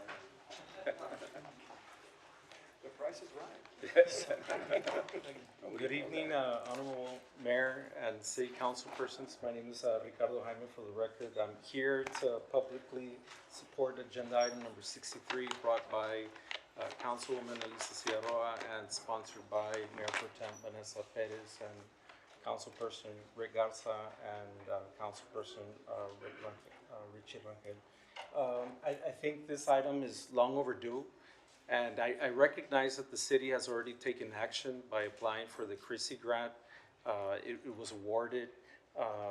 You know, I've been following up on this project since I guess it was first brought up in 2001, I believe by Councilperson then Jose Valdez. It really is a pressing issue to go ahead and attend. It really puts your finger on the public's pulse. Having a person that have walked my entire precinct, I think this is the issue that most people complained about. It's very simple, but it addresses a public need. I'm happy to hear that the city is gonna be able to use some monies to go ahead and pay for the engineering aspect of it. But in the construction portion of it, I'm hoping to see if we could go ahead and you know, make a collective effort so we could go ahead and both attend to this situation. This project, this agenda item will go ahead and focus on the east and west railway car line, which is Kansas City Southern. We also have another rail line running north and south, which is the Union Pacific, which doesn't address, this agenda doesn't address that. I'm hoping to see if the city could consider attending to that rail line also. And hearing, you know, from other cities like Eagle Pass that is already in the path way forward to addressing this issue and converting the city into a true quiet zone city. I'm inspired to see if, you know, you guys could go ahead and take the lead, right? I think it's time for us to attend to the public need, or at least in this one in particular. Thank you for your time and your service to our community, and hopefully you could support this. Thank you. Mayor, Go ahead. First of all, I think, Commissioner Heimer, thank you so much for coming out and supporting this item. I know that you're taking your time from the county. Just two quick questions to management. I don't know if I know this is a situation that's been going on for years and years and conversations. I don't know what's the former conversations that we had. Do you have any records maybe that something happened, we couldn't address it because of, you know, we didn't come to an agreement, just to figure out if there's any agreement, what was the conversations back then, and what's gonna make it different this time that we're trying to, you know, getting those monies and getting those, that project, lined up, you know, what is it? And then also, you know, I know Commissioner Jaime said it was, the east and west, but it also affects some part of the south, which is, I'm not mistaken, Market and all that area. And, you know, thank you for addressing that, but it does affect some of the properties, and it is some of the complaints, you know, some people are used to it, but now there's like, hey, we want it different, there's any way we can change it? But I'm more interested in the conversations that were set back then, or were set before, and to what we can do different now, or is there any plans for now? Mayor and council members, I'll start it off with a kind of a broad overview of exactly what the questions were, and Mr. Chavez will bail me out as we walk through the conversation, because we've been working on this quite a bit. I know we've had a new set of meetings and everything. This project goes back to 2016. I believe the conversations actually started back in 2014, but there was a quiet zone plan started at that point in time and went through a number of renditions through that process.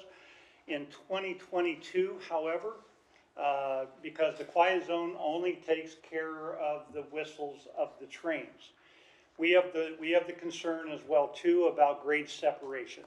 And so we also need to make sure that we can keep traffic moving back and forth across the rail lines when all these trains are moving their product through our city.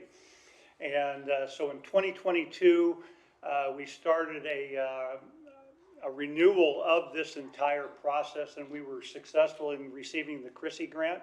We received $4.8 million, essentially the $5 million that gets talked about, with 80% of that coming from the federal government to do the plan and to do the construction documents of all the quiet zones on the intersections of where they're going to be, as well as 2 grade separations. 20% of that is coming from the railroad itself. So the city did not have to fund within this grant and this process any money for that. In 2023, we had actually essentially a ribbon cutting for that over right off of right near the tracks, right here off the building here, and I think Congressman Cuellar was there in order to help recognize that. A lot of members from the Kansas City Southern, and so we reinitiated the project at that point in time as a broader scope project. Not just the quiet zones anymore, it was looking at the entire east-west corridor to include 2 grade separations as well as the quiet zones. That document has been actually in the agendas, I think the last couple of meetings in order to select. We're bringing forward, I think, the selection of a contractor in order to prepare those documents. Is it next meeting, Mr. Chavez? Yes, well, Honorable Mayor, members of the City Council, we'll be receiving the solicitations next week. Okay. After that, we'll be evaluating, and then in So October. it'll be forthcoming very soon. Yes. So that's the difference between where we've been to where we're at today. We have, we're selecting the vendor in order to do this work. The money is available. It is in our budget for this upcoming year in order to complete all of that work. I expect that it's probably no more than a 6-month project, or is it, how long is that project supposed to run? So for plans and specifications, we're looking at more likely somewhere between March and June of next year to have those ready to be able to go into construction immediately after that. Mayor, may I? Yes, go ahead. So I know we've had discussions with some council members about this particular issue. And just so that we're clear, the grant itself is called the Consolidated Rail Infrastructure and Safety Improvements Grant. And it actually exists separately from what a quiet zone would do. So the Consolidated Rail Infrastructure and Safety Improvements really does look at public safety.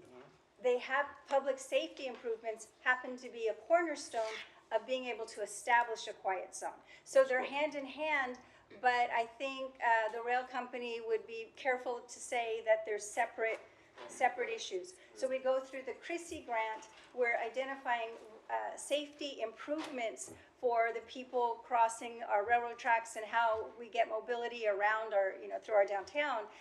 But the quiet zone only occurs after the safety improvements are made.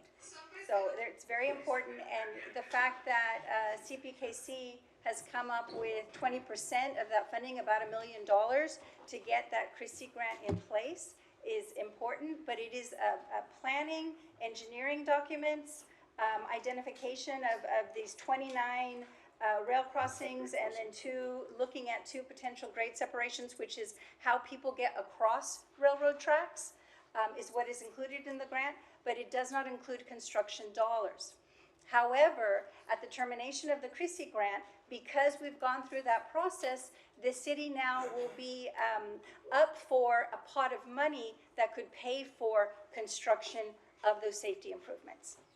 In the meantime, we still need to focus on the quiet zone because it is a separate issue. We're going to take advantage of the safety improvements in the CRISI grant, but I think this whole focus is right. We need that quiet zone study, the update of the study, and the focus on how we get that to happen, walking hand in hand with this, so that residents who have been waiting for a quiet zone can finally get some relief.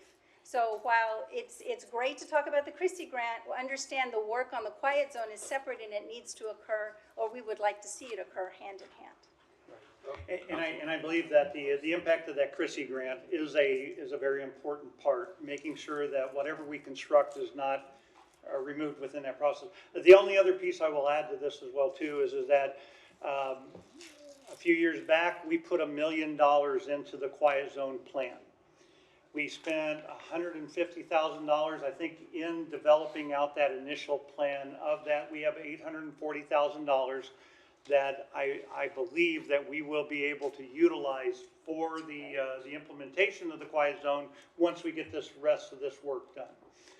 And so we do have some funding already there available that's within that process. I was having finance make sure, because we ended up at the city of Laredo combined both of these projects in 2023 when the Chrissy grant came about, and I think that's where it got confusing for exactly which project was where and how it got implemented. So in 2023, Mr. Ryder, thank you.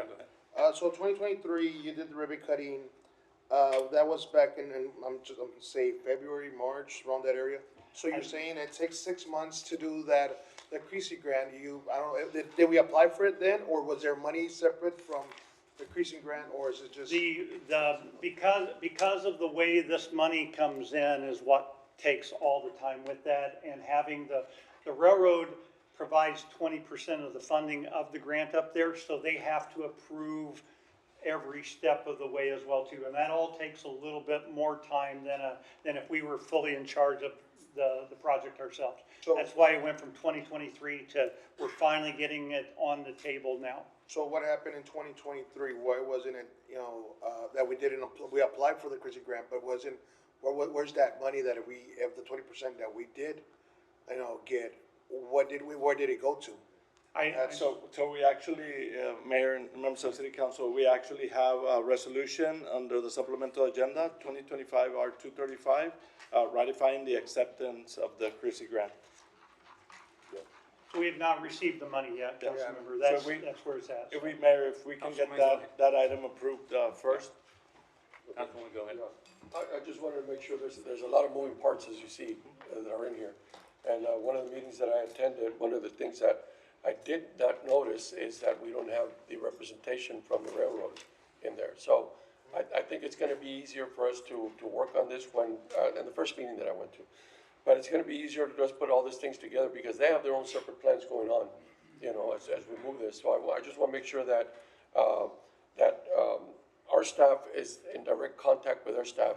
So we can put a timeline together collectively and we can move this project forward as something that is not gonna interrupt their game plan, because I think they're willing, or they're planning to go farther money-wise than we are. So the second part of that is I'd urge everybody to Google the Creasy Fund and see how it works. And it's an ongoing process that there's a lot of information that needs to be put out there so that everybody can understand that this is not pretty much the end of it. We can go back to that fund later on if it need be. Yes. Go ahead. Just to clarify, Mr. Chavez, you stated there was an action item needed for this? Yes, resolution 2025 R235 under the supplemental agenda. That needs to be approved first, before the final reading number 10 on our regular agenda. Oh, for the They're both for the Chrissy grant? Yes, we need the resolution 2025 R235 under the supplemental agenda to be approved first. Okay, but that's not something we need to do before we can continue discussing this item? No. Okay, all right. Well, Mayor? Go ahead. Then can we go, since we're discussing this Chrissy grant, I wanted to, also, thank You Mayor. yield? Okay, go ahead, Councilman. Thank you. I just also wanted to emphasize that what comes out of the planning and the Chrissy grant is that those improvements meet the minimum standard for each intersection, so that way they are, that are required for a quiet zone. So, and then, because that is the only way to make them safe. And then also to reiterate that while there are funds allocated, that we will need to continue allocating funds, because this is just from west to east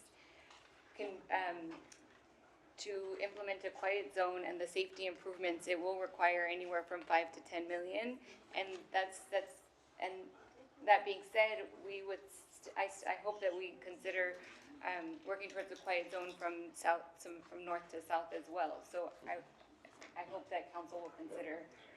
Yeah, and Mayor and council member and council, yeah, I think the challenge we're gonna have is that the study is only gonna do the east and west. We do have north and south issues as well too.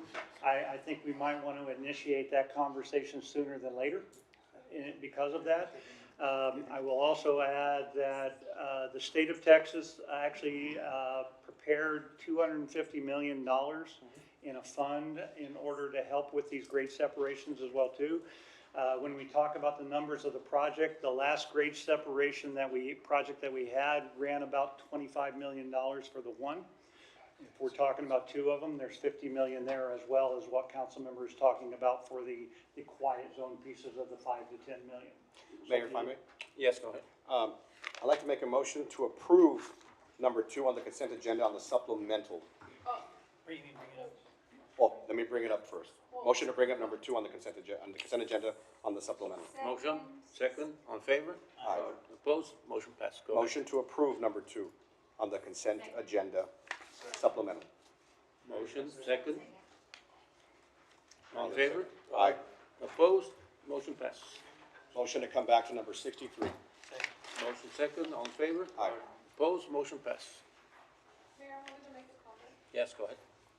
So, just on the item we're talking about, I appreciate the ambition of wanting to incorporate North into our studies and everything, and I think it's good that we're trying to be proactive. Well, I wouldn't consider it proactive at this point, but, I guess trying to tackle this issue. But, the concern that I have is that we've got projects in the pipeline that, you know, I was serving on the MPO. We have that rail, at-grade crossing for Carlton that had been tabled or stalled out for over 10 years. And it was just barely starting to get revived life back into that project, and then the railroad pulled the approval and asked us to start from scratch. There's funding from TxDOT that's at risk of getting pulled. And so we have to find a balance between adding more projects and finishing out the old ones, because there is a time consequence, especially when we're talking about grants, especially when we're talking about other department funding from other sources. If we take too long, then the money runs out. So I would urge us to get an inventory of all the projects that we have related to rail crossings, quiet zones, all of that. Get that all organized so we can start to assess like the timeliness and make sure that while we're focusing on you know, a north-south study or you know, this other studies, that these other projects are not dwindling away and then at risk of getting completely canceled. So I appreciate this. I think, you know, we should try to do whatever we need to do to fix these issues. But at the same time, we also need to look at other projects and not let those fall to the wayside. Mayor, and I agree with Mayor Pro Tem on this item as well too, because as I just talked about, this quiet zone study started all the way back in 2016, and it is very frustrating that we're here in 2025 and not resolved that issue yet. And I think that's the importance of that conversation. We should not jeopardize any of our projects and treat them individually within their section as in order to make sure the information is available. Mayor Pro Tem, Mayor Pro Tem, are you gonna make, is that a motion that you're trying to make? I mean, if I may, Mayor? Yes, go ahead. I mean, I guess I can make it a motion. I shouldn't really have to make a motion to, but at the same time, maybe we should make a motion because, you know, I guess the motion would be to instruct management to come up with a list of all of our pending projects related to railroad projects, quiet zone projects. Bring us a list of status of where all these projects are and how we can realistically incorporate these other studies, and a timeline, like are we talking 5 years from now, are we talking 3 years from now, 10 years from now? And something that we can keep on top of to make sure that, again, nothing falls to the side. So I guess that would be the motion. I'll second. All right, motion, second. May I? For discussion, go Thank ahead. you, yes. I would just like to comment that in discussions with management, and Commissioner Jaime has been part of those discussions, and also Councilmember Cigarroa, that management is doing this. So I, you know, by all means, continue with the motion, but management, because of the the Chrissy grant and the fact that it is moving forward now. There was some delay, we understand, because the federal government had delayed their portion, but now it's back on track. The Chrissy grant's gonna roll through. These are really important documents that will come out of it, to make what, as, Councilmember Rangel was talking about, the importance of having shovel-ready projects. This Chrissy grant will create shovel-ready projects for the safety improvements that are needed for then deliberation of a quiet zone. So that is already happening. Management has already discussed bringing this forward, putting together a timeline, looking at all the projects from the past. It is already occurring. Yes, go ahead. And just adding on to that, there's like, as was mentioned, $250 million that's come through from the federal, through the state, and, you know, whatever that $50 million, whatever the project may be, it's my understanding that Laredo is an extremely high priority from the state level. So, I mean, this would be, if these steps go through, this could be significant dollars coming in to Laredo for these grade separations, you know, so that, which I understand is connected but separate issue of the quiet zone. I just look, today it seems like what we're doing is we're staying on track to stay eligible for that construction money down the road for the grade separation. Mayor, if I may? All right. Go ahead. Just to clarify the motion, I understand that there may be work, you know, from the management level coming this way, but I think there is power in us giving a directive, because at that point, it really does set the vision that is the direction we want to go. And just because we're asking for an inventory and an update on all these and getting them all compiled doesn't mean that we can't move forward with the more recent or this Chrissy grant or anything like that. It's just, it is important for us to get all of everything together instead of working on it in pieces, because working on it in pieces doesn't work. If it did, we would have a lot of more projects finished. All right. We have a motion on the floor and second. Yes, sir. Second. All in favor? Aye. Opposed? Motion passes. Mayor, I'd like to make a motion to bring back to the table the Ramco Frontera item. Sorry, may I just, I have a, I'll retract the motion. on my. Go ahead. Could we also, give a directive or request for a directive to, work on a plan for the north and south corridors also? Second. Thank you. Second, motion second. Is that a motion? Yes. All right. Second, all in favor? Aye. Opposed? Motion passes.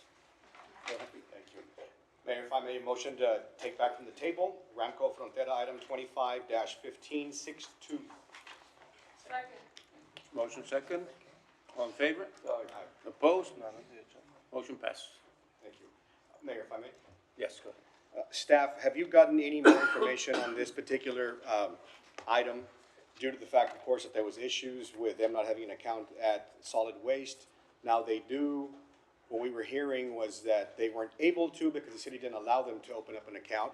So that it doesn't fall on the company owner or the company itself, but it falls on us. Can you enlighten us on that, please? If I may, what's allowable for us, according to our ordinance and rules, is that if there's an issue, we send a notice to cure, and then we give the Frontera, in this case Ramco, a chance to cure. I believe he had received this notice letter from this week, and the issue is that as of last meeting, it was my opinion that a DBA, by all means, if it's an LLC and a DBA, is just a name that you're using, so that DBA doesn't stand on its own. There's no confusion. So therefore, going through the Secretary of State, getting a DBA, then going through our records to legitimize what's going on. That was what the item was. However, it's come to light that there is a Frontera LLC, so that was the notice that we provided, is that if you have Frontera LLC and Ramco LLC, then those are two separate entities, and you would need to have a separate license. Or if you want to get rid of the LLC and just proceed only with the DBA, that's one option. Or just stick with Ramco, because that's the entity with the license. However, I get business practices, one day may be more preferable and marketable than another. So that's where we are, is that we provide this notice and we're awaiting. Mr. Ramirez, here. so the question to you is, have you complied with what the city has asked you to do? Ever since I received notice late July to provide information on the DBA, I've always been compliant. I've always been trying to give all the information and be as transparent as I can. They did let me know that the way I did it wasn't properly done. They notified me.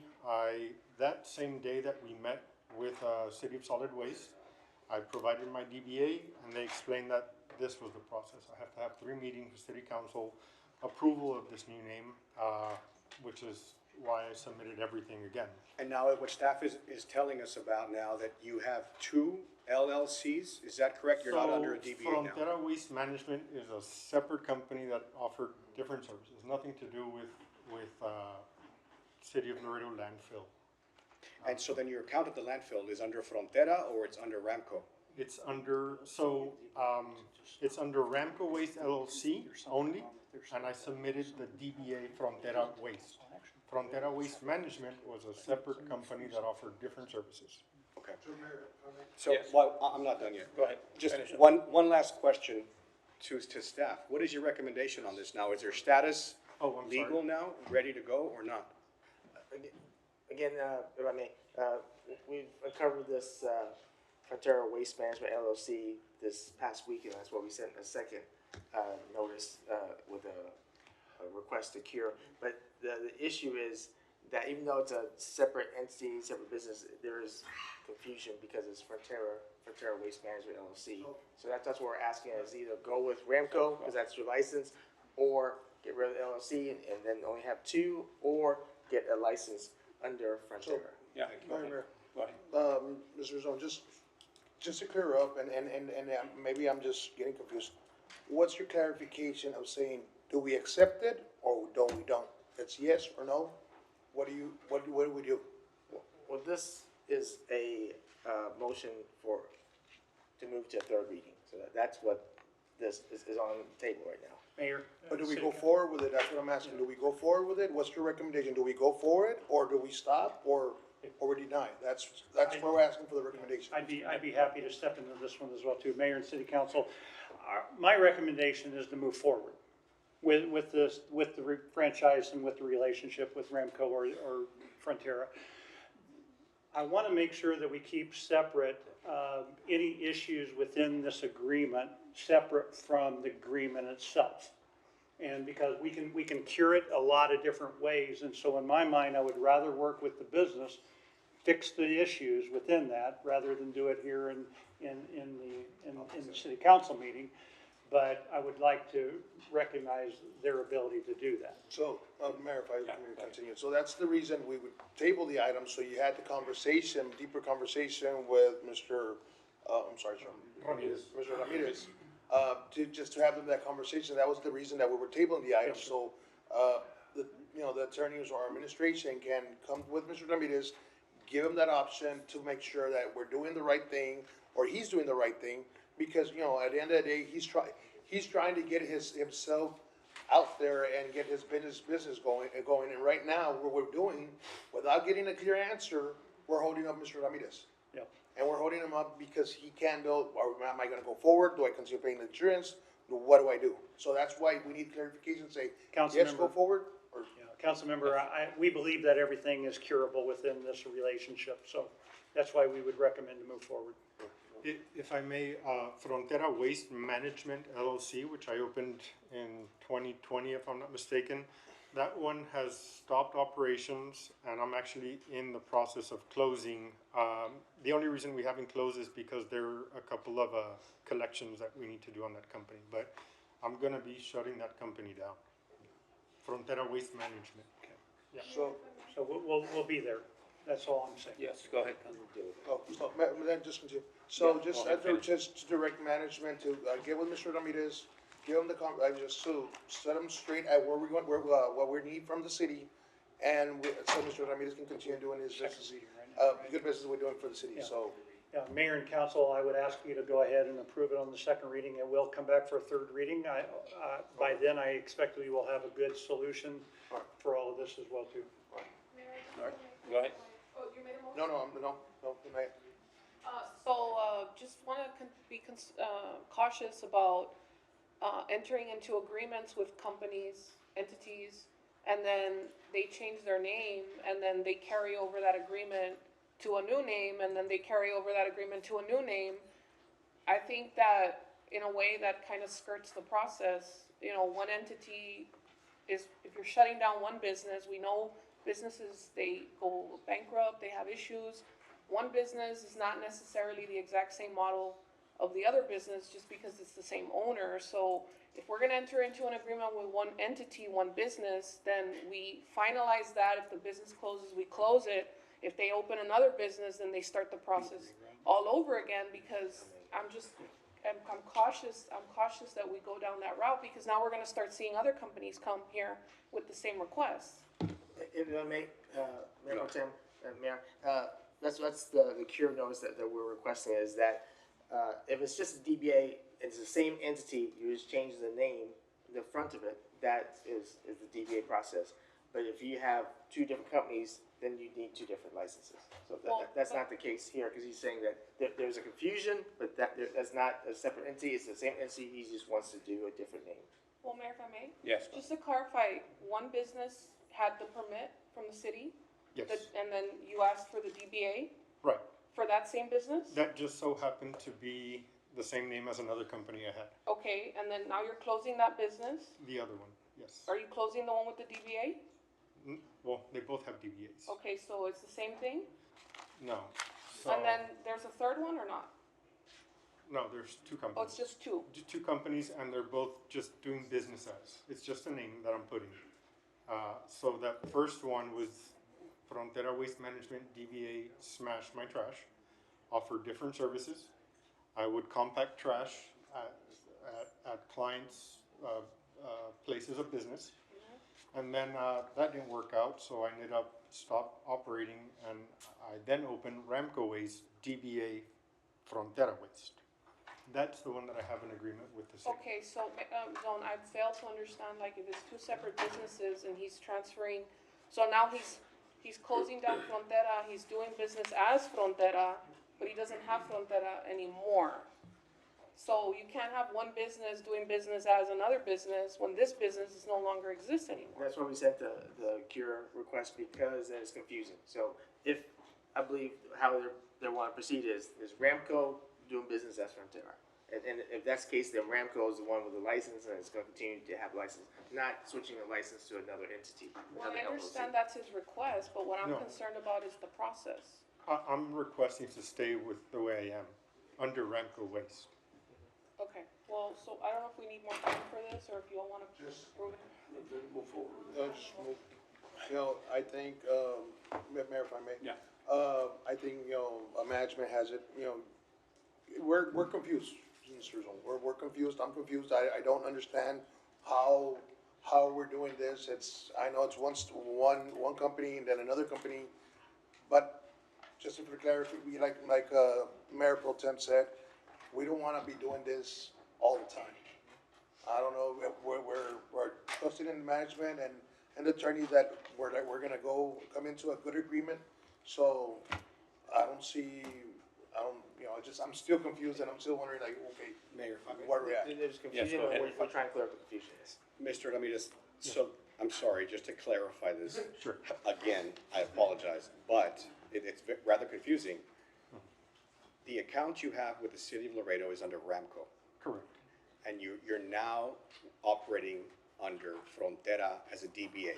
Correct. So DBA to Ramco is Frontera. Correct. Correct? Yes, sir. And that's legal now, Zone, that's correct? Yes.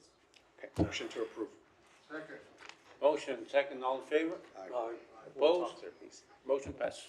Thank you. Thank you. Mayor, motion to open up public hearing, interrupt the ordinance 1 through 4. Second. Motion, second, all in favor? Aye. Opposed? Motion passes. Need the readings, Mayor. Yeah. Joaquin, gonna read? Yes. Mr. Rodriguez gonna read it? Yeah. Yes. Thanks. One, two, four.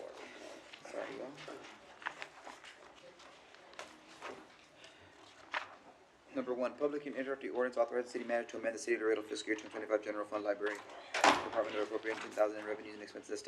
Texas State Library and Archives Commission, Texas Reads grant for the 8-week toy photography workshop for youth during the 2026 summer reading program. Grant will be allocated in the general fund.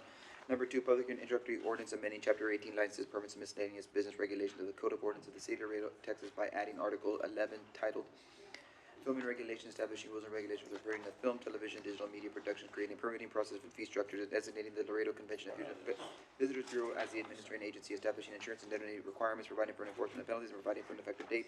The proposed ordinance seeks and encourage filming activity in Laredo while protecting public health, safety, and welfare, and ensuring an efficient and consistent permitting process.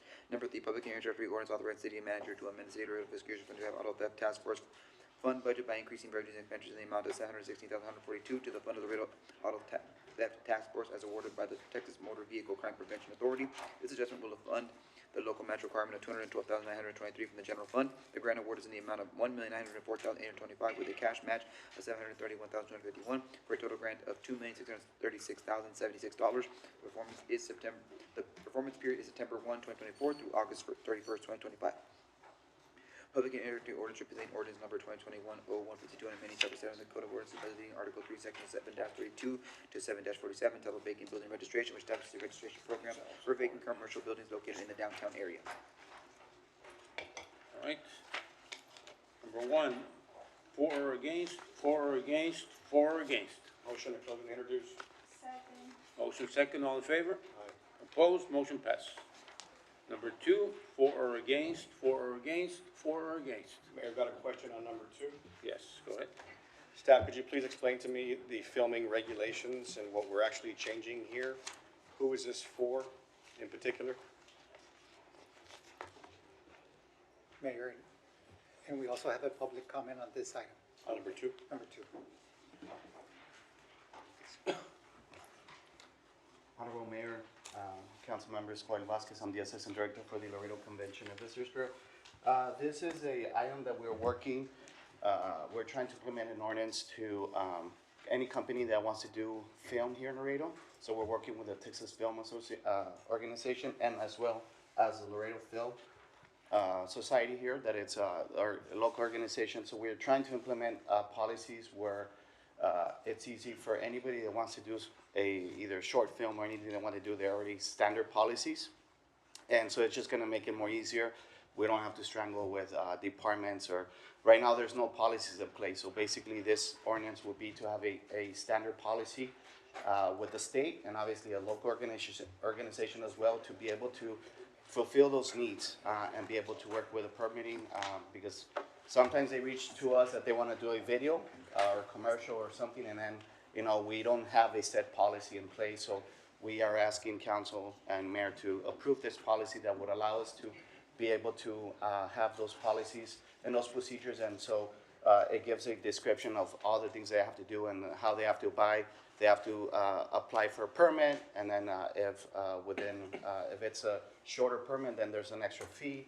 And then working with the different departments that are involved, either with traffic, with parks. And so it just makes it more simpler, more easier, and more professional as well. And it just opens up the door for people to know that, Laredo welcomes any organization, anybody who wants to do any production here. So pretty much streamlining the process. Yeah, that's correct, Councilmember, yes. Okay, thank you. Yes, go ahead. So you say that you're working with Laredo Film Society, Yes. and I think, they're a real gem in our nonprofit world. Not only inspiring young directors, but contributing to our cultural fabric here. And I know they had a great film out for the Cultivarte at the beginning of this month. But I guess my question is, in formulating this, you've used as a basis what the state of Texas proposes, and so this is sort of template work. That is so that because we know other communities do host young directors and filmmakers, and like you said, I really appreciate you taking the initiative here to encourage that type of economic stimulus in our community. Thank you. Yes, thank you. Mayor, can we hear the comment? Yes, if we have a comment, Mr. Ryan Cantu.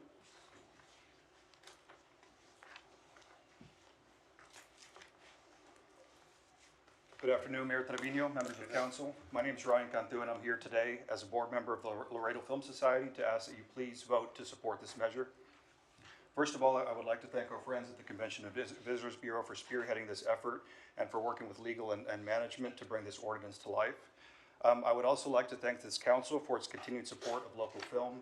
Through this support, including third-party funding, the Laredo Film Society has been able to continue its successful workshop series. This is helping us to retain talent and educate a new generation of filmmakers to tell better stories about this beautiful city, rather than the same negative border crisis loop that we see on the news every day for the past 10 years. As you know, there's a lot of negativity and divisiveness in American politics today, but I can confidently say that film is the one area where the stars are aligning from Laredo up to the state capitol. This year, the Texas legislature approved an historic $1.5 billion investment into Texas filmmaking incentives over the next decade. According to the governor's office, in-state investment in film since 2007 has created 189,000 jobs with a 469% return on investment. We are confident that these new incentives are going to bring more movies into the state of Texas and down to the border region. We at the Laredo Film Society are more than ready to seize this opportunity, but the one very basic thing that we're lacking is film-friendly certification from the Texas Film Commission. And this is the main reason why we're here in support of this measure today. Film-friendly is exactly what it sounds like. It means that if a producer in Hollywood or New York wants to shoot in Texas, they can look to the Film Commission's website, see over 200 cities across Texas that are film-friendly, and have the confidence that these certified communities and their local governments will work with these producers to make the production happen. One concern that we've heard from people trying to film here is that there just isn't a great deal of guidance as to where people can film, where to get the permits, what the fees are, insurance, whether they can close off a public street or a plaza to make a production happen. This is nobody's fault. We just simply haven't had large enough productions here where these questions really arise. What we're asking the council today is to help us complete the last step in this application process that CVB is spearheading. We have already satisfied the other requirements, including compiling a list of potential film shoot locations with photographs around town. The Killam Development Corporation has graciously offered up some of its downtown locations, as well as its ranch up on Mines Road and behind Tamiu for this process. We've already photographed these locations, as well as Pita Mangana Ranch down on Cuatro Vientos Road. And I want to make it clear that this is, we want this to truly be a citywide effort encompassing all districts. So if any of you have ideas for filming locations in your own district, parks, unique houses or buildings, we would be happy to hear about it, and we would be happy to coordinate a photo shoot with one of the many talented photographers in our network. In closing, great things are ahead for Laredo Film. It is my hope that in the not-so-distant future, when the Plaza Theater is reopened, we can roll out the red carpet for Laredo's first International Film Festival, and that we can all celebrate and look back to this moment when we put in the work to make it happen. Thanks again for your time, and our door is always open for any questions or concerns. Mr. Mayor? Yes, go ahead. Mr. Cantu, Yes. I would like for the Consejo House to be under consideration. It needs a little bit of remodeling, but it's a beautiful old home, has beautiful grounds, and I think it would be great as one of the lists of possible places for film. Absolutely, we can reach out and coordinate that photo shoot. Thank you. Thank you very much for that. I Thank you. appreciate that. I'd like to make a motion to close and introduce. Second. Motion second, all in favor? Aye. Opposed, motion passes. Thank you. Thank you. Thank you. Number 3, Mayor. Mayor, number 3.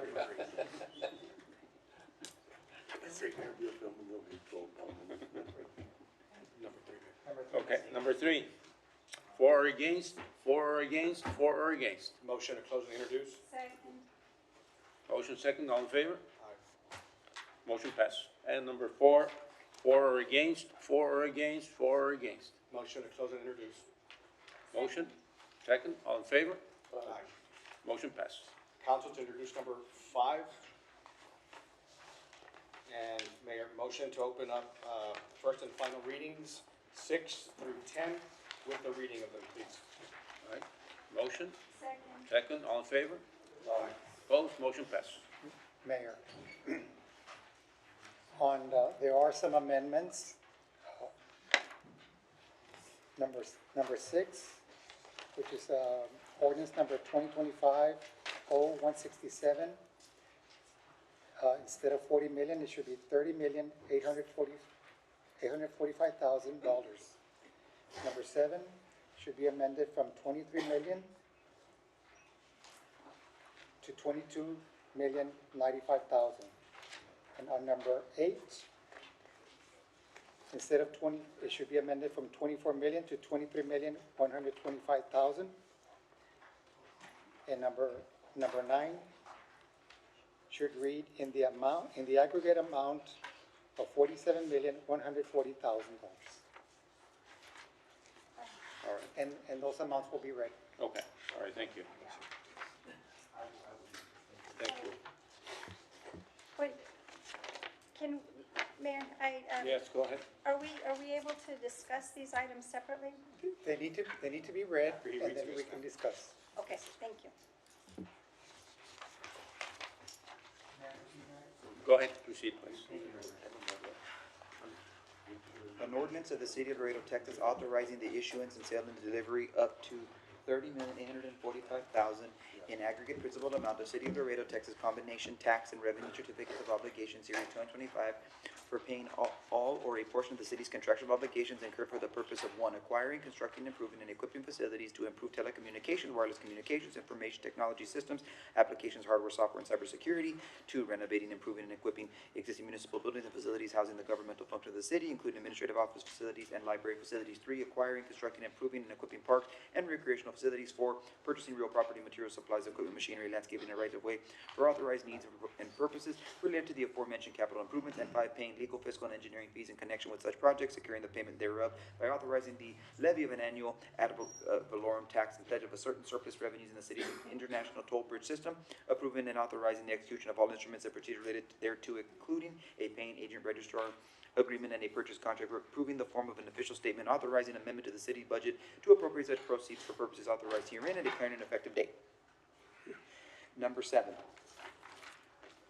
An ordinance of the City of Laredo, Texas, authorizing the issuance and sale of delivery of the City of Laredo, Texas Public Property Finance Contractual Obligation Series 2025 in the approximate aggregate principal amount of $22,095,000 for the purchase of personal property, securing the payment thereof by authorizing the levy of an annual ad valorem tax, approving and authorizing the execution of all instruments and procedures related thereto, including a payment agent registrar agreement and a purchase contract, approving the form of an official statement, authorizing amendment to the city's budget to appropriate such proceeds and purpose authorized herein, and declaring an effective date. Number 8. An ordinance, City of Laredo, Texas, authorizing the issuance, sale, and delivery of approximately $23,125,000 in aggregate principal amount of City of Laredo, Texas tax notes series 2025, securing the payment thereof by authorizing the levy of an annual and ad valorem tax, and approving and authorizing the execution of paying agent registrar agreement, a purchase contract, and official statement on all other instruments and procedures related thereto, authorizing amendments to the city budget to appropriate such proceeds for purposes authorized herein, and declaring an effective date.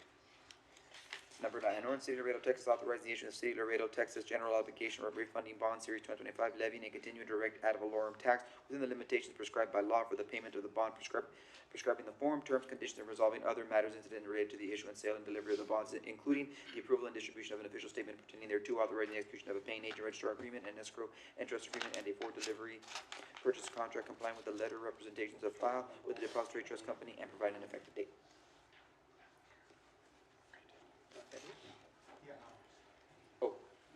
In the amount of $47,140,000.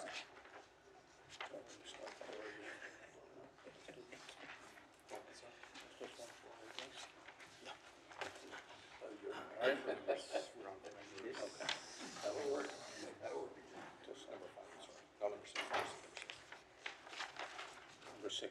Mayor, for number 6, move to approve ordinance number 2025-0167, authorizing the issuance, sale, and delivery of $30,845,000 in aggregate principal amount of combination tax and revenue certificates of obligation series 2025. Second. All right, motion second. Mayor, I have a Go ahead. In this particular list, I know that we have the description of what the items will be funded, and we do have a project list that has been put out there, but I just want to make a note that in our discussions at the budget workshop, this council did vote to suspend the artificial turf at Slaughter Soccer Fields in the amount of $4.5 million for later discussion. I don't know when that discussion will occur, if management could provide some clarity on when we will be having those discussions. Okay, Mayor and City Council, you know, we don't have a date specifically set for it, but if you would like it, at any point in time, we can bring it forward. I know there's been, discussions about, various projects that it could be tied to, at least through a few of you anyway, and so, I have no problem with bringing it back, in its full process in order to get it squared out.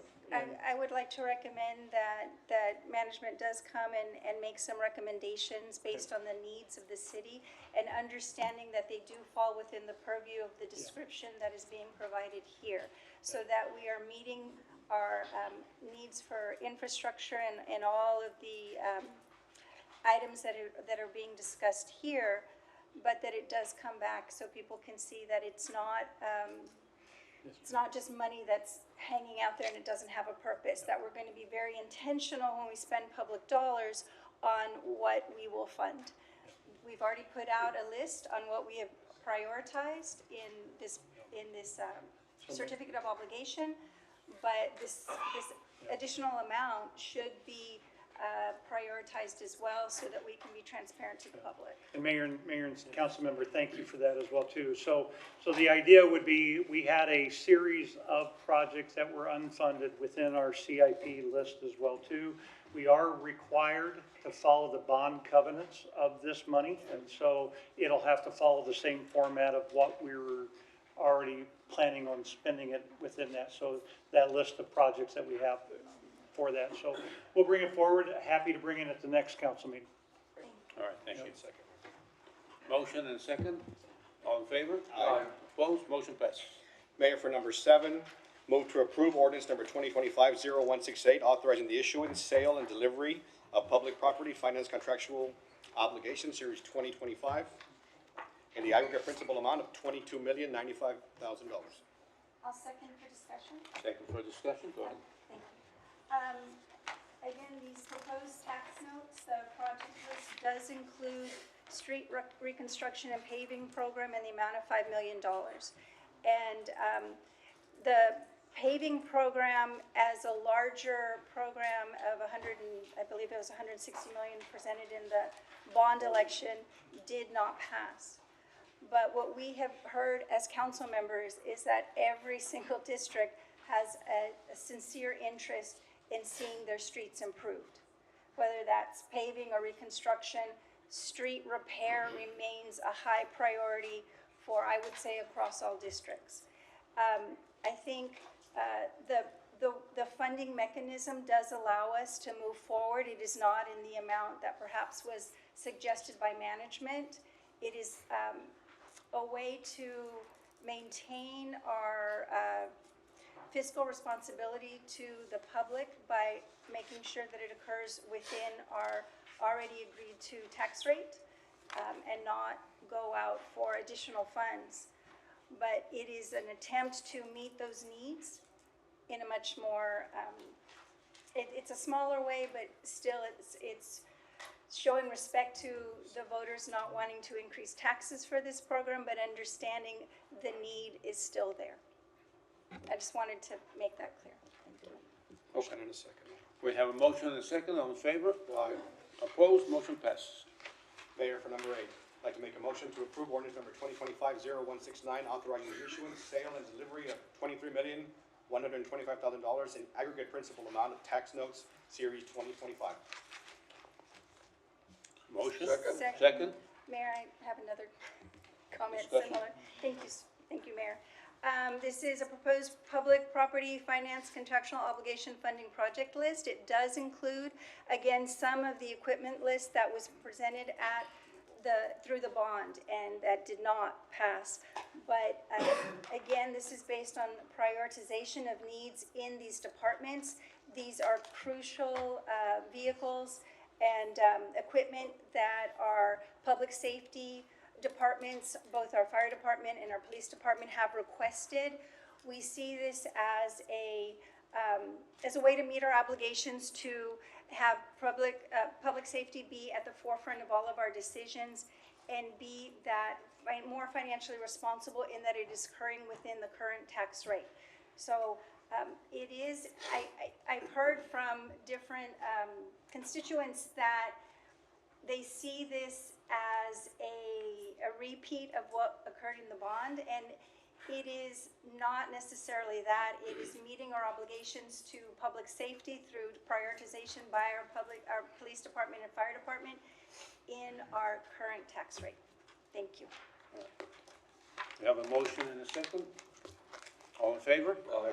Opposed? Motion passed. Mayor, for number 9, a motion to approve ordinance number 2025-0170, authorizing the issuance of general obligation refunding bond, series 2025, forward delivery in the aggregate principal amount of $47,140,000. Motion, second. All in favor? Aye. Opposed? Motion passed. Mayor, and for number 10, motion to approve. Second. A motion and a second. All in favor? Aye. Opposed? Motion passed.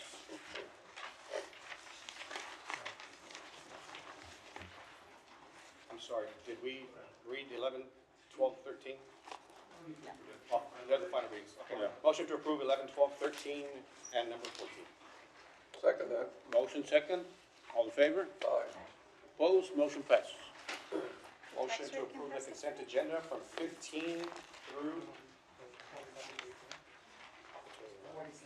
46. Mayor, on number 43, we need to nominate a candidate, and there's been a request to table item number 25 by the Finance Department. Item 25? Item 25. I'll second that. And Mayor, on item 21, we'll need time to conduct the hearing. Okay. Motion to approve with the exemption of 21, 25, 44 and just 44. I'm sorry, and 43. I'm sorry, which one is? 43 and 44. 43 and 44. Acceptance. And, Okay. oh, that's it. Okay, motion, second. All in favor? Aye. Opposed? Motion passed. Number 21 is on the table. All right. Number 21. Mayor, if I may set the stage, 21 is, according to Texas Local Government Code, Section 212.904, it's an apportionment of municipal infrastructure costs. Laredo Vapor Land is represented by Mr. Carter here. They are here to ask council to hear their appeal. The section deals with development of their property, and when there's development of the property and there's municipal infrastructure improvements, the question is, one, did the developer have to bear a portion of the costs associated with the infrastructure improvements, and if so, is it higher proportion than their proposed development? I believe the development is there's water being conveyed from north to south. They expended some funds, and the question is, did the city cause them to expend more than they should? I believe that sets the stage so that way you can, I don't want to speak for you. Yeah, thank you. And if I may, as the structure is, Mr. Carter will speak for Laredo Vapor Land, and then Javi Charles and Joaquin Rodriguez will present the city's case. I will counsel you all. I'd imagine that once you hear the presentation, because it's an appeal, as a settlement, as a possible litigation, we can go to executive session along with some other executive session items we have. You have 30 days from the date of hearing this testimony to make a decision. You have up to 30 days. Yes, go ahead. Is there like a time frame for this, or is it just as long as it goes? Excuse me. I believe that we're gonna be pretty efficient. I don't think Mr. Carter's gonna take that long either, so. Okay. Yeah, if I may, Go ahead. yes, this will be, this is supposed to be. Name for the record, please. Yes. Good point. Very first thing. My name is Johnny Carter. I'm counsel for Laredo Vapor. This is an evidentiary hearing, so it might be from my side 15 to 20 minutes, something like that. Okay. It's going to be, but I've consolidated it down as much as I can. It has to be an evidentiary hearing because, as Mr. Nguyen was referring to, this is under a statute that actually has this as a legal appeal from a decision of the city staff, which could then go to a district court appeal. Mayor, if I may? Yes, go So ahead. you all are gonna outline everything for us, what happened, what the city said, what your claim, it's gonna be like an appeal process where, like we're just supposed to receive the information, and we consult with you after, so? Yes. Okay. Yes. Thank you. So, Mr. Mayor, Go ahead. council members, thank you for your time today. My name is Johnny Carter. I am counsel for Laredo Vapor, and we are here to ask for financial relief for work that the city required Laredo Vapor to do in order to get a building permit for its property. So I'd like to start by introducing you to the folks who are behind Laredo Vapor. The founders of Laredo Vapor were Grace Sepulveda. Ms. Sepulveda, you can stand up. So Grace Sepulveda is a lifelong resident of Laredo. She's lived here all of her life except for 2 years in Houston. She worked for the federal courts as an assistant for Judge O'Connor and then Judge Kazin for 40 years and retired from that a few years ago. Grace started Laredo Vapor with her friend and business partner, Craig Lawrence, in 2014, and then the business was built by them and by Grace's son, Ramon Hernandez, and Ramon's wife, Alexandra Hernandez, who were here as well. So thank you all. We've been on the City Council's calendar for June the 16th. Unfortunately, 2 days before that, Grace's friend and longtime business partner, Craig Lawrence, passed away. And so the city attorney's office worked with us to get this rescheduled to a time that was more appropriate. So we sent to the city back in May of 2024 a letter with a lot of attachments that contain the relevant evidence on the issue here. I do have copies of that. If you all want it, I think it's probably also available through the city attorney's office. We would urge you as part of this 30-day period that you have under the statute to review and consider that. What I would like to give you today, if I may, is I prepared a smaller packet that has some of the relevant documents. If I may provide that to the council members.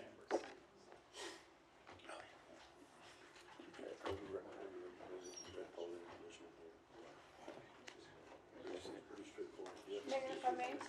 Yes, go ahead. Would it be appropriate to ask for all paperwork or anything to be given to us now, even on the city side? Or is it better to wait until? Is that the city's? Okay. Yeah. Thank you. And if we do have a larger packet that I'm probably not going to refer to much, but it does include the more complete record from us, and so we'll bring you a copy of that next. And It's not necessary unless it's relevant, just to make sure we're not like passing out over and over again. I do believe that it's relevant. I mean, and again, this is an evidentiary record, right? So I think it probably would be, maybe we could also provide the bigger packet. So yes, as Mr. Nguyen mentioned, this is a legal proceeding under the section 212.904. In the packet that we just provided to you, the statute is behind tab 1. It does allow a developer like Laredo Vapor to assert a claim where it is required to bear a portion of municipal improvement costs. Under subsection B of that statute, a developer can appeal to the governing body of a municipality if it is dissatisfied with the answer that is gotten. And that governing body, of course, for Laredo is the City Council. The statute sets out a 30-day time period for the City Council to make a decision, so that goes to October the 15th. And then if the developer, Laredo Vapor, is dissatisfied with that decision, then there's a 30-day time period to appeal from that. So if, for example, your decision were on October 15th, then there could be an appeal by November the 14th.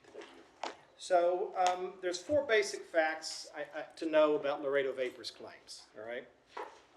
First, in 2017, Laredo Vapor planned to develop a small shopping center on a vacant lot on Saunders, East Saunders. Second, the city ordinance, then and now, required a developer to accept all pre-development storm drainage. All right. Third, Laredo Vapor planned to accept all pre-development storm drainage by extending across its property a 30-inch pipe that carried the pre-development storm drainage. But fourth, at the same time, the city planned to increase drainage through the lot in the future. And so the city held up approval of Laredo Vapor's building permit until Laredo Vapor agreed to build an expensive structure that would accept more than the pre-development storm drainage. So that fact led to a claim under section 212.904. We know that this statute applies because several years ago, Laredo filed a constitutional claim against the city, essentially a taking. And Judge Saldana in federal court said, well, that's not ripe yet because there's this statute. And she wrote about it, and it's in, part of her opinion is in tab 7. She said that 212.904, this statute that we're talking about today, applies in exactly this circumstance and is directly relevant to the circumstance in this case. Mayor, if I may? Yes, go ahead. What page is that quote on?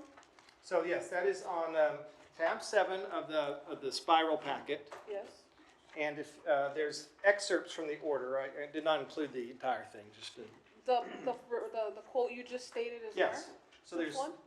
tab 7, Tab- and if you turn to the second and third pages, Page 6 of 12?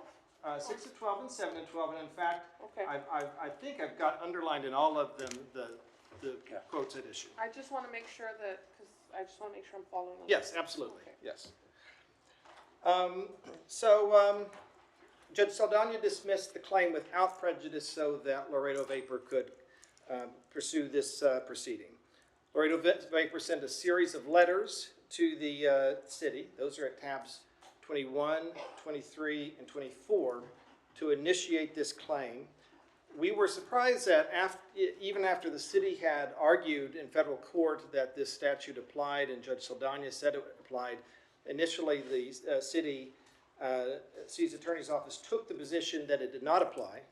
So we had to file a lawsuit in state court seeking a court order requiring this hearing before the city council. At that point, the city attorney's office worked with us to get on the schedule. So to get oriented to the facts here, I'd like to refer you to tab 2. Does the Elmo work if I try to show you tab 2? Yeah, it does. So, there you go. Yeah, okay. There's the Elmo. All right, so this is a map of the area. We've got East Saunders down at the bottom. Laredo Vapor's building is on East Saunders. There's a blue arrow to it. It's the long, white, north-south building at the bottom right-hand side of the map. And you can see that to the north of Laredo Vapor's property is a Country Club Estates neighborhood. So this is about the drainage coming off of the Country Club Estates neighborhood. Laredo Vapor bought this property in 2016. They had a rental location before. They decided to buy their own property, develop a strip center where they would be able to rent out to other tenants and have one store for themselves as well at this property. So at the time that Laredo Vapor bought the property, it was an empty lot. You can see what it looked like in March 2017 before it was developed in tab 3. So Laredo Vapor bought essentially this narrow lot between the church and the palm tree. Mayor, may I? There. Yes, go ahead. I'm sorry to interrupt. Was Country Club Estates in existence at the time of the purchase of the lot? Yes, ma'am. Okay, thank you. You can see back in 2017 that the empty lot had a little ditch running through the property that carried water from the back fence, and we'll look at a photo in a second of what it kind of looked like back by the back fence. Carried water from the back fence all the way to drainage. There's major drainage there along East Saunders down to the south end of the lot.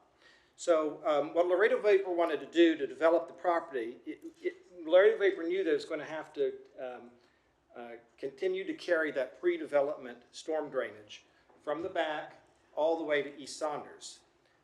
The ordinance on drainage is tab 4. The language repeatedly is you have to accept pre-development storm drainage. Pre-development drainage directed to the property by prior development. Okay. So this is what it looked like at the back of the lot. This is tab 5. Okay. In 2017, that's Ms. Sepulveda. They're standing in the back. There was a 30-inch pipe coming out from the Country Club Estates neighborhood. So what Laredo Vapor planned to do was accept what came out of that pipe by just extending the 30-inch pipe all the way to East Saunders. All right, so by definition, accepting the pre-development drainage, 30 inches, and just getting it all the way to the end of its property. But the city would not approve the permit. The city had a plan to funnel more water in the future down through this area. If we look back at tab 2, all right, this is the map. You see the little lot that is outlined in red, right?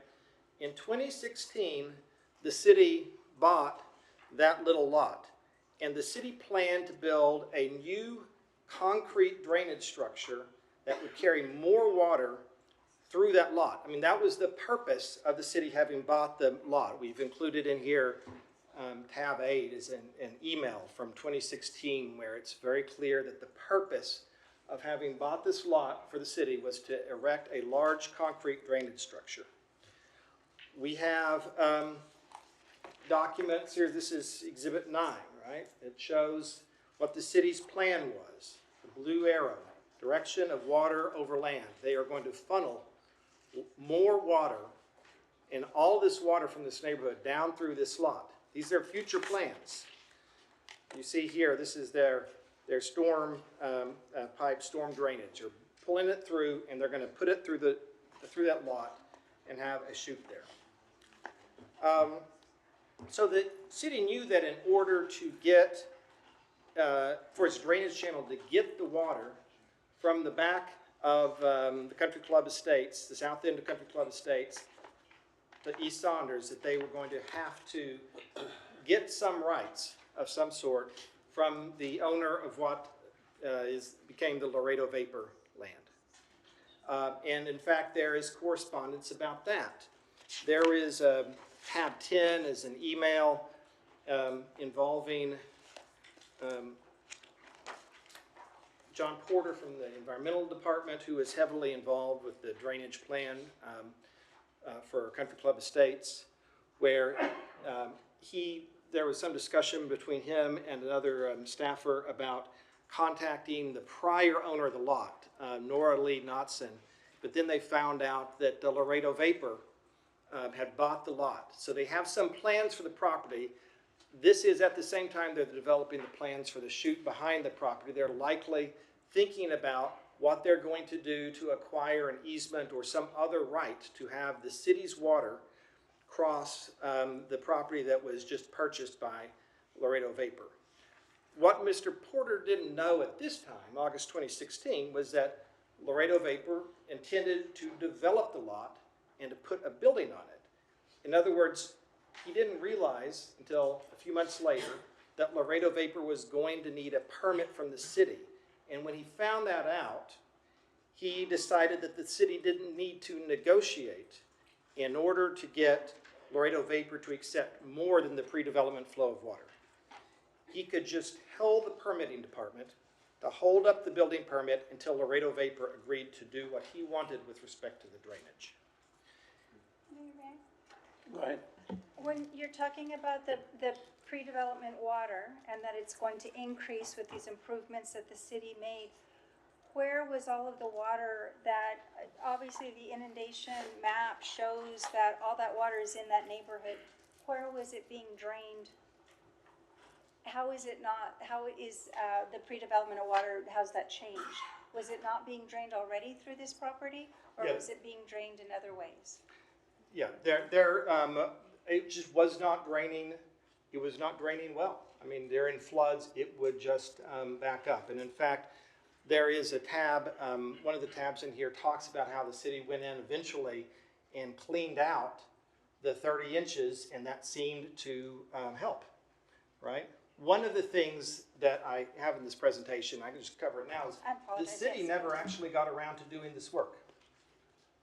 It required Laredo Vapor to go in and build a very large chute, much larger than the 30-inch pipe, because the city anticipated that there was going to be a greater flow.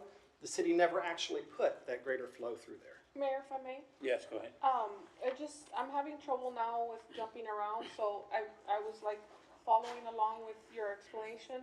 I don't know if we could, Yeah, go ahead. because if we ask a question that it throws them off, then it throws me off, or I don't know if everybody else is Yeah, on the same page here, but Yes. it seems very complicated and. right, go ahead and continue. So then. you were at the point where your company wanted to your plan was to extend the 30-inch pipe and have it drain onto Saunders. However, and then you wanted to develop on top of the detention pond essentially. Because Yes. this was a detention pond, you wanted to build on top of it. I Well- think that's where I left off. Right, there would have been a pipe that would have been underneath the foundation. But I don't think that's how these drainage areas work. I don't think you can take a detention pond that's supposed to accumulate a large amount of water and just put a pipe and throw that into the street. That's where I left off. I'm not sure, if you said anything else beyond, you wanted to build on this area.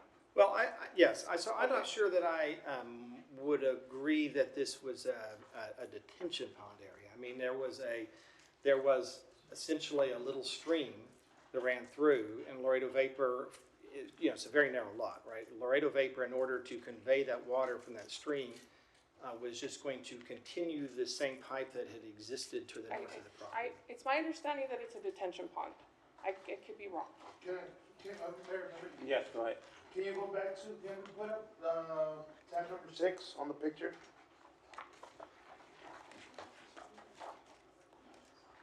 And let me ask Mr. Ramon, can I ask questions? I don't know, Ms. Jones, can I ask questions? Mr. Ramon, with that size, it's in, I think it's tab 6, or, yes, tab number 6, or before number 6.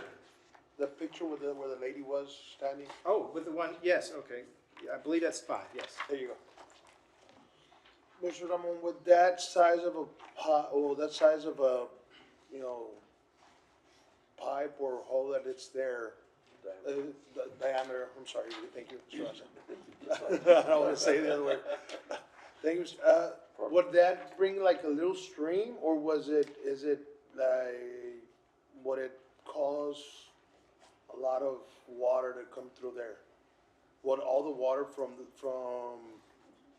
that area, from the Casablanca course, or not that course, would it go through there, or would just a little stream will come through there, or would a mass of water, a volume of water come through there? Mayor and mayors, members of city council, I mean, just by looking at the picture without analyzing anything, I mean, that pipe's gonna generate a certain amount of flow, that's it. It looks like there was an existing stream there, which was already carrying that flow, but besides that, I wouldn't know what else to tell you, other than there's an existing pipe that's gonna. But would that drain into like a detention pond, or would that So based on, there was another picture that was shown where you could see a stream there that was already existing, which was already carrying that water from that same pipe. No, that's. It's just a stream that was existing, not necessarily a detention pond, but you can see there that it's a natural channel that was already existing. So it's like a creek, in other words, like a small creek that, Just not a- oil? Right. Not oil, okay. Sorry, continue, just. Thank you. Okay. So, in March of 2017, John Porter, the Environmental Department, who was putting together this project to increase the drainage flow out of the Country Club Estates neighborhood, met with Laredo Vapor's builders and builder and engineer, and told them that the city was going to what the city was going to require, okay, which was an increased flow out of that neighborhood, since the city was going to be building a large concrete structure that was beyond the 30-inch pipe coming out of the city's property. We have emails, tabs 13, tab 14, where Laredo Vapor's builder and engineer are saying, you know, we're willing to work with city, please give us what the flows are going to be. I think that Mr. Porter was purposefully ambiguous about what the flows were going to be.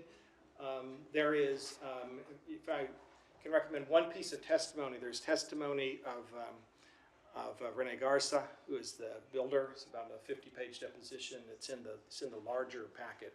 And he tells about how there was a continuing process of trying to get information from the city, being willing to work with the city because Laredo Vapor wanted to build quickly, and eventually getting the city satisfied by agreeing to build a structure for drainage that was much larger than the 30-inch pipe that was delivering water before.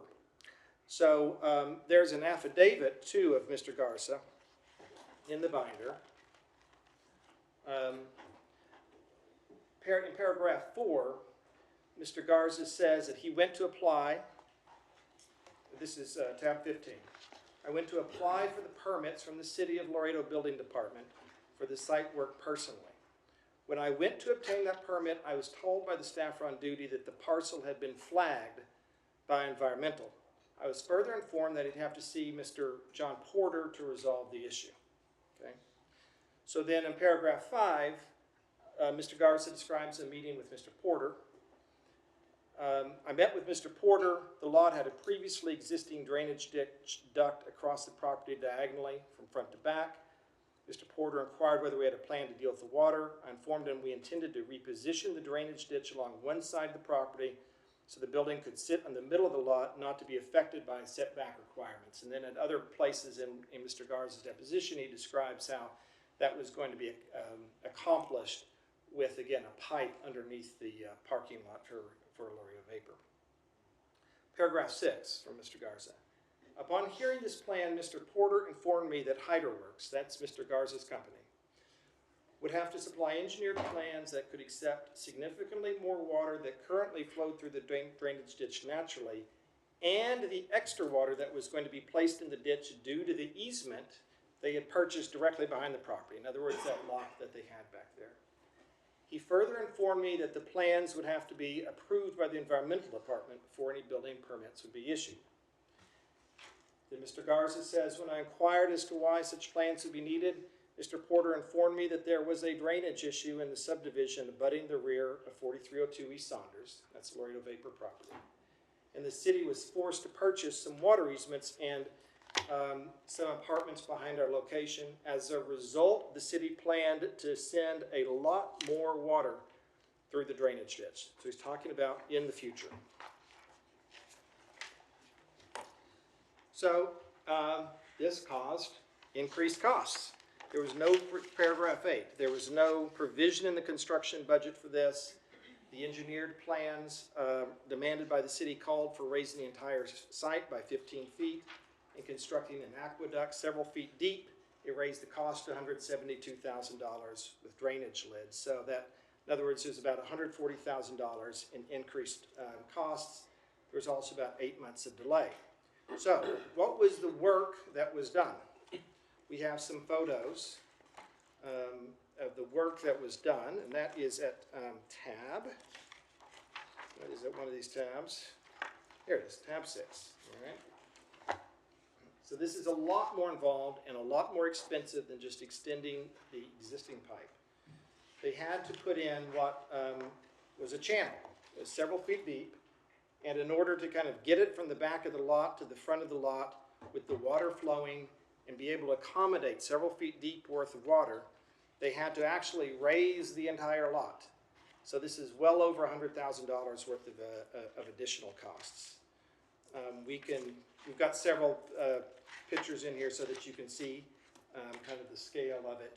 Eventually, the parking lot was put over it. There are metal grates now over these holes, obviously, and there's a several feet deep aqueduct underneath that. So we looked at Mr. Garza's affidavit. We also have the deposition testimony of him that's in the attachments to our letter from May 2024 that we handed out.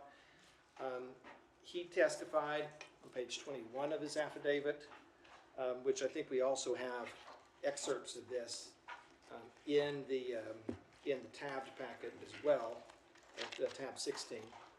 He testified that his plan had been to extend the 30-inch pipe.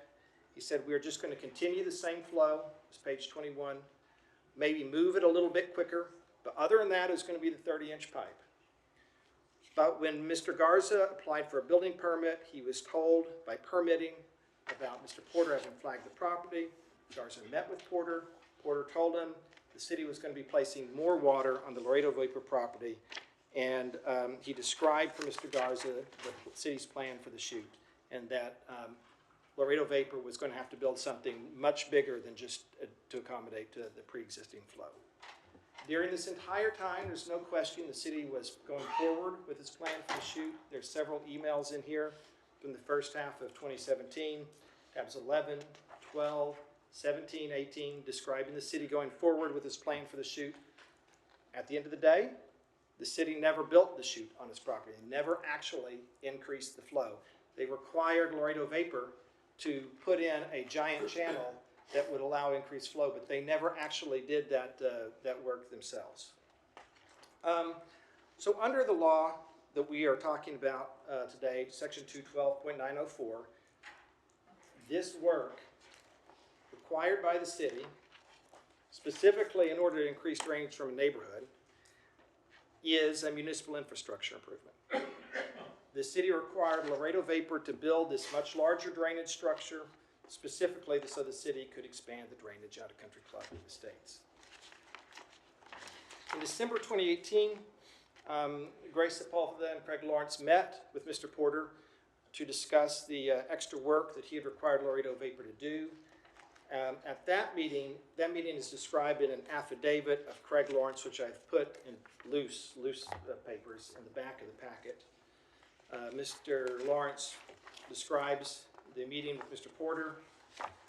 As of that time, December 2018, Mr. Porter was still planning to build the chute. He actually showed Mr. Lawrence and Ms. Sepulveda the plan for the chute that never got built. Mr. Lawrence asked Mr. Porter, can the city help defray these costs? At that point, Mr. Porter explained that the city sometimes used what he termed building permit mail, which he stated was akin to blackmail, to get developers to do things that we want them to do. They just held up the building permit rather than try to negotiate over an easement or anything like that. They just held up the building permit until Laredo Vapor did what Mr. Porter wanted them to do.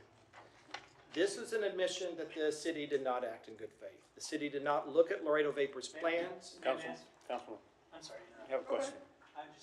So your point about, but your name one more time, sir? Johnny Carter. Mr. Carter? Yes. Okay. And I have a question kind of for Mr. Chavez. Mr. Chavez here. So the point being made here, I'm guessing you were somewhat familiar with this as it was happening, or am I allowed to ask you that type of question? Or? Not too much, only on some of the information that I've seen. Okay. Okay, fair enough. So just in general then, first off, is that true then, that as far as the city, okay, it obviously didn't build that, but could the city still do it later? So his point is that an unnecessary burden was put on the citizen, and the city ended up not even doing the thing that they were saying they were going to do to get them to do that. And so now my question is, well, could the city still make that change to where it would be needed, or is it truly it was a unnecessary expense, you know? And if you don't feel comfortable answering the question, that's fine. I'm just trying to, that's the zone, Mr. Neb, whoever. This is our first time doing this in my term, so I'm a little unsure of the proceeding. what, Dr. King, Yeah. real quick, point of order. Ask Is that a question for executive session, or is that something to ask now? are we allowed to go to executive session in this setting? I think afterwards, Yes, we're gonna afterwards go. to consult, because you have to deliberate whether, you want to grant the appeal. But, as far as, if you're asking for facts, this is the appropriate venue to ask for facts. Yes, I think anything we wanna consult with the attorney should probably be held in executive session, only because it's a legal, my understanding is this is a step in the legal process, correct? Yes. Yes. Can we reserve that question for executive session, or is there a way to answer it without? I believe the question is factually based, could the city still do the work, right? I believe Could the city still do the work that the developer was told that that would add new flow, and then they did this extra work that he's describing as $100,000 worth of work, but in the future, could the city not come in and do something that then does bring in the flow, so that it would have been, like, has the door been completely closed to the city ever doing this again, or doing this? No, the door would not be closed. Okay, But I don't know so if Mr. Chavez is who can comfortable answer with that this. question with certainty? Is I- the I door could- closed? Is it a done deal, like, or can we still proceed with these improvements in the future? 5, We- 10, 20 Yeah, years? we would have to analyze the area. I haven't, or I don't think staff has analyzed the area as far as a watershed and how much is being generated in order for a project to be considered. I have not done that analysis. Because what I'm trying to grasp is, like, if this was closed, the city could never act on this area again, and like it was done, and then it's okay. Then there's the idea of that was done for public good, But then if the city 10 years down the road decides to do something in this area, and then turns out it was needed retroactively, that's what I'm trying to grapple with. But okay. Yes. Mr. Well, Chairman? hold on, Councilmember, let me just get an answer for his question first, because he asked a lengthy question, and his own, is that should we be asking questions at this point? Because it's a hearing, and we're asking city questions when essentially the plaintiff is speaking, and I'm just concerned that we may be better reserve these questions for the back. So I just caution us. But Zone, can you answer his question? I believe that the question was, again, if you're asking for facts, this is the place to do it. You're asking, can it be done? I believe Mr. Chavez just says, probably, yeah, but he needs to do some evaluation, and that I guess I just thought creates more hypotheticals, right? if this has been going on, and this was going to happen in June, I just thought staff management would have some of this, like at the back of their hand, they would know, because but. Just to reiterate Dr. King's point, we knew this was on the agenda. It's been on the agenda for a while. We shouldn't be getting answers that we don't know, or we haven't looked at it, or whatever. There should have been preparation for this hearing, because we have questions, and we can't be getting we don't have the preparation. No, the answer is, I believe, that there's no plans to do work. You asked for a hypothetical, can we do it one day in the future? He can answer if he can, but he does not have any plans in place. I believe that's. And you're asking specifically about the improvements they constructed, or the other improvements, I guess, that they're allocating? They did this to prevent all the excess stormwater that would be coming because of a future city, project or whatnot. And I quite don't understand what that project was. My point is that type of project where it could add all that extra stormwater to this area, is that still something feasible, or that the city could or even would do down the road? Or if it's completely impractical at this point to ever consider that, Right, so we would have to look at the drainage area, right? Right now, they already constructed some improvements that are gonna carry a certain, flow rate. So based on that flow that they're already carrying, we'd have to look at whatever's upstream to make sure that that's, sufficient enough for these improvements that were constructed for it to carry. Okay, I got you. Okay, at this point, I think the best way to proceed is not to ask questions out here. If we can discuss it in executive session for some of these we could talk to staff on some of these clarification questions in the back, or do we have to ask those questions out here? So, It's evidence you're here, so if you have any questions regarding the facts, this is the form back there is just consultation with your attorney. but he's presenting his case and we're asking staff questions. Is that the appropriate time to do that? I don't object. No, I understand. I think either I way, mean, it's helpful to you, I think, so that's why I'm kind of, I believe he's presenting his case, the city has a opposing view. right. Well, the way I'm seeing it is that there was a water issue in this neighborhood that the city planned to address, had plans to address it, had not addressed it, but that doesn't mean that because they had not addressed it, that a city will not address it, but the city's not saying that, so, I guess that's not the correct answer. Councilmember Segarra, do you have a question? Mr. Chavez, on tab 9, the map of the neighborhood with the flow of water, it seems as if the city of Laredo purchased that easement or that land in order to deal specifically with the drainage. Are there existing documents that talk about this at the city? Not that I'm aware, I haven't seen them. Again, some of these things are being brought up right now, but I haven't seen any construction documents that are ready and shovel-ready to build any project. And the amount of water because if you look at the maps with the red and shows the inundation of water, that amount of water is considered pre-development flow? Because the plaintiff is saying that there's going to be an increase in the flow, but we're seeing on the map, what is counted as pre-development flow versus the increase in flow?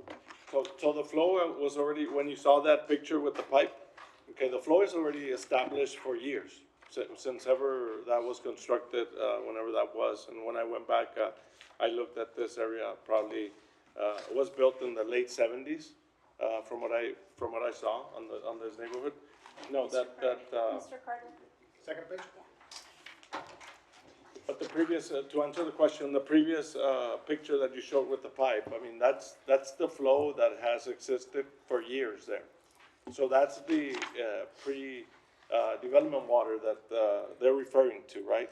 If there was gonna be any increase, then that would be the difference that would have to be built in order for it to be received by the improvements that were constructed. So the city of Laredo went in and purchased land behind that pipe, and we don't have any documentation about why the land was purchased behind that pipe. I have not seen that information. Okay, so I think we should reserve questions, let him finish his hearing. Let's reserve the questions unless we wanna clarify something, procedurally, but as we're gonna ask questions of staff, it'd probably be better to write them down and then ask them either when we consult with the attorney, Once you hear both. once we hear both, because the city may be addressing them, if not, we could probably ask them in the back. Okay, all right, so we appreciate your answering our questions and working with us, but, I think we should just proceed. Yes? And I'm very close to done. Just to I think the last questions that were asked, there are a number of documents, including the one at Exhibit 8, that talks about the purpose of the purchase of that little piece of land. I mean, this is April 2016. It actually, this is attaches the warranty deed, all right? And the cover email says that this is about Ms. Juarez, from whom this land was purchased. She sold this little strip. She had some apartments, and she sold this little strip to the city for the construction of this channel.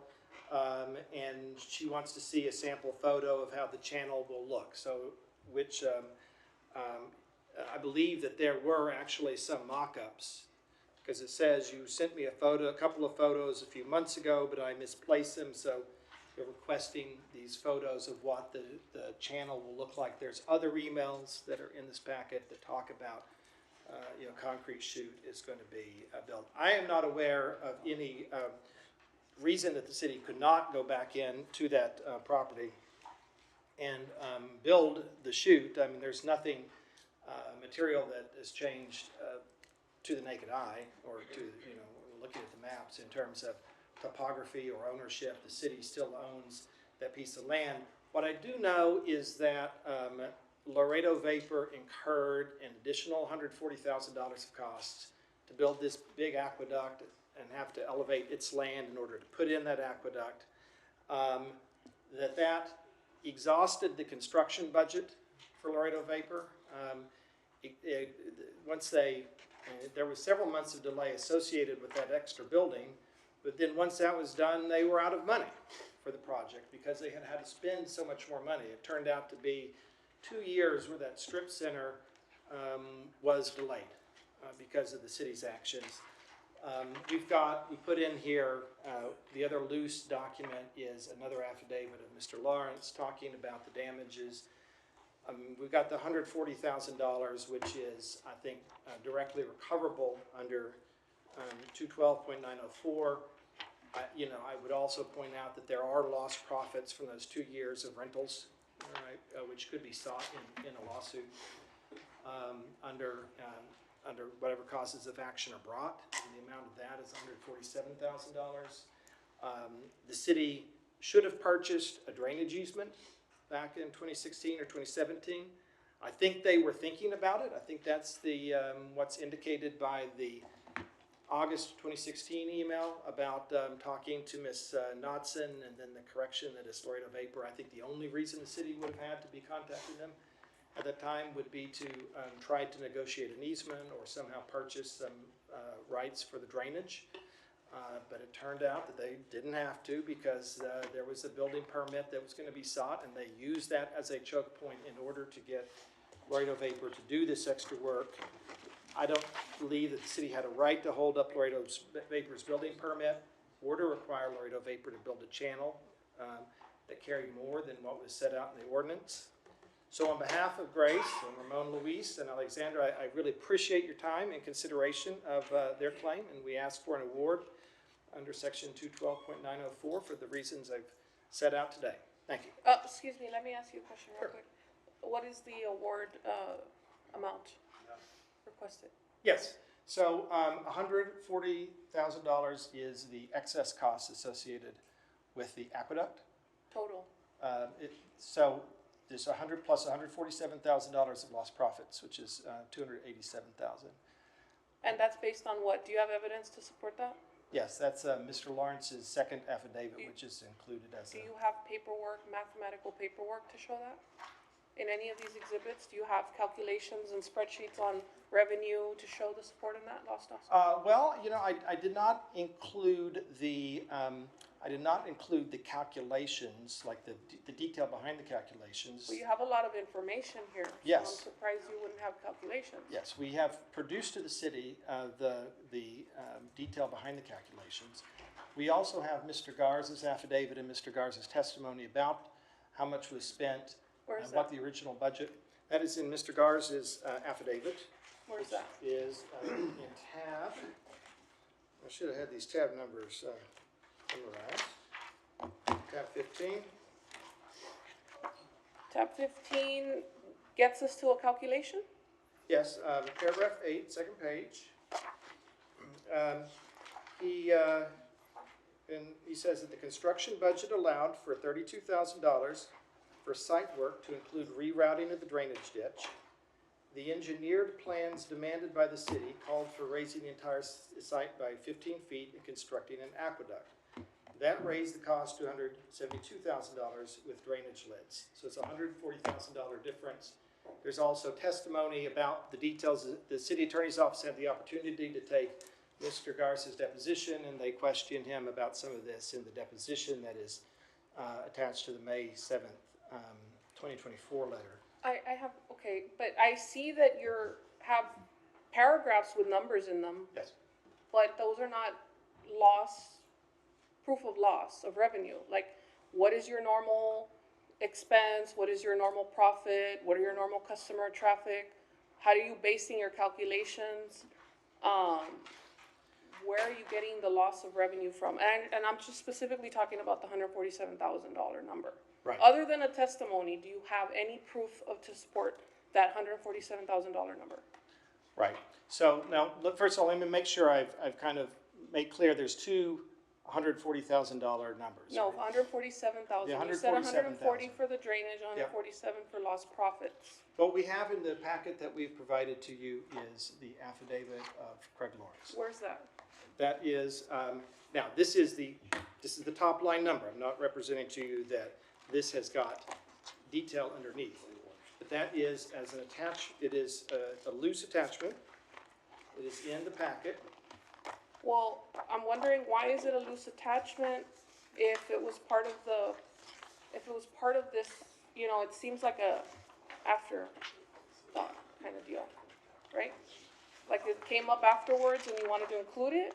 Or was it originally part of what you were seeking? This was actually explored in some detail in the original lawsuit, and Laredo Vapor produced a fairly detailed set of financial information that included the lost profits. Roughly, the lost profits are $6,000 a month. Where is that? On the affidavit in here? Where is that? That's not in the affidavit. I mean, this is in the documents that were produced in the underlying lawsuit. I have not included. We don't have those here?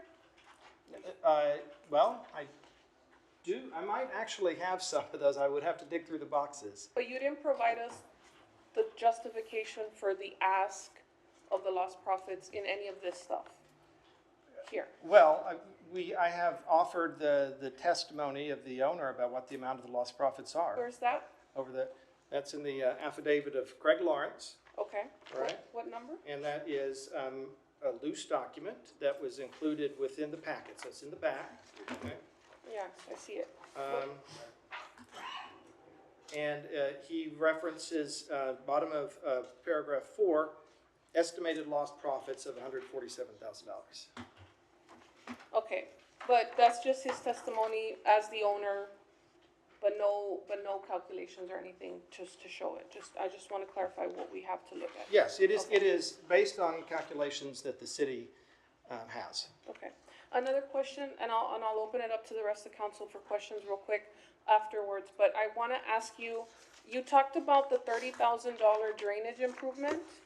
You mentioned that originally you wanted to extend the pipe to Saunders, but then you also mentioned that you were going to slightly reroute it. Correct? Correct. Yeah. So those are two different things. If you're going to directly move it in a linear fashion, that's one project. If you're going to redirect it, now you're talking a different type of project because you're redirecting the water. Do you have costs for both? Because you're giving us $30,000, but you're not giving us $30,000 if we go linear, and what the cost would be if you actually go the rerouting route, which you said that's what you all were going to do. How much would it have cost you to reroute the water without accounting for the additional volume? Because that's not going to be $30,000. Yes, it's $32,000. That's for the linear improvement. That's for the plans that existed that Mr. Garza testified about, was to like put in a pipe. And yes, it was not. It did have to move off a little bit to the west side of the property. So where's the estimate for that? Because that does cost. Now you're talking the construction estimate is in Mr. Yes, you have a Garza's construction estimate for the $30,000 for the linear. Yes. But where's the one that talks about moving it off? That's a different amount. So the $30,000 estimate is not for a linear pipe. It is for a 32-inch pipe that has a bend in it.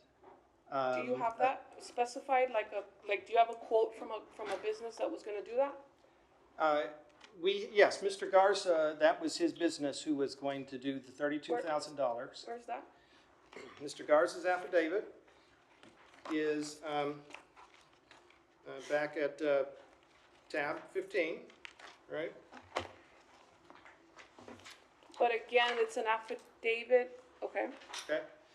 Paragraph 8, the second sentence, the construction budget allowed for $32,000 for site work to include the rerouting of the drainage ditch. The cost issue does not have to do with the rerouting of the drainage ditch. That's priced in.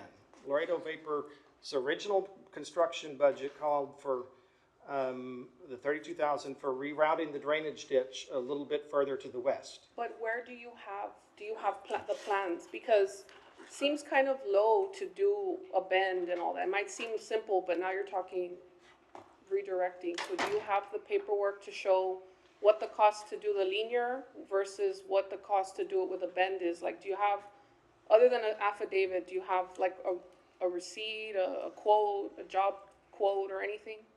So there was never a plan to put in the pipe purely linearly. You could not build the business. You needed to have the water flowing, my understanding, is underneath the parking lot rather than underneath the building, and it's a very narrow lot.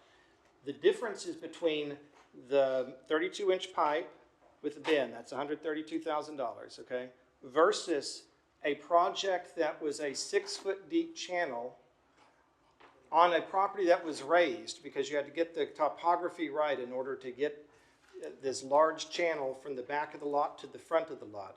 That's a difference of $140,000. That's a huge difference in kind of the scope of the project. Where did you get the $140,000 In number?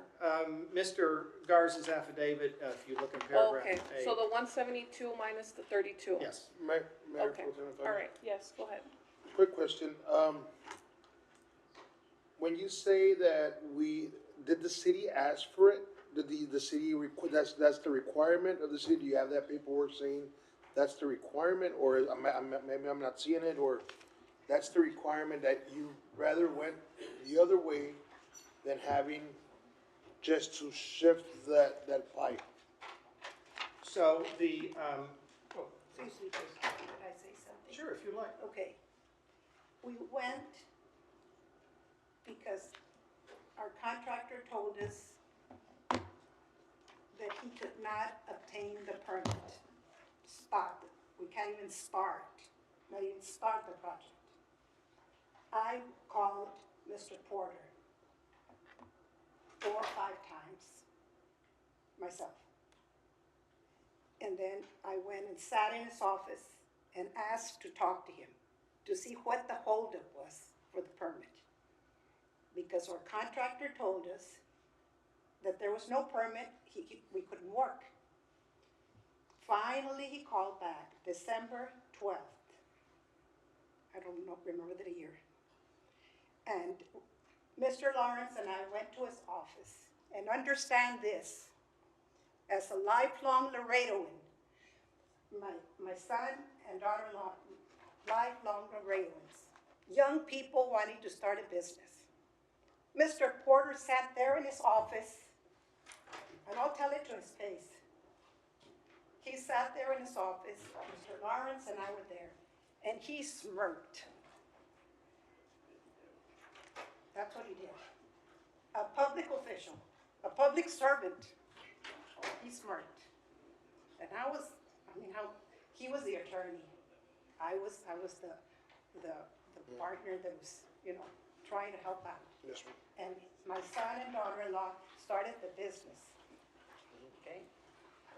He smirked, and I looked at Mr. Lawrence. I said, and then he said, sometimes what the city does is it does permit mail. And I didn't know what that meant. So I looked at him and he said, blackmail.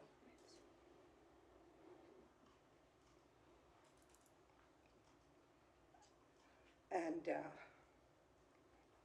he swung his chair around to look at his computer.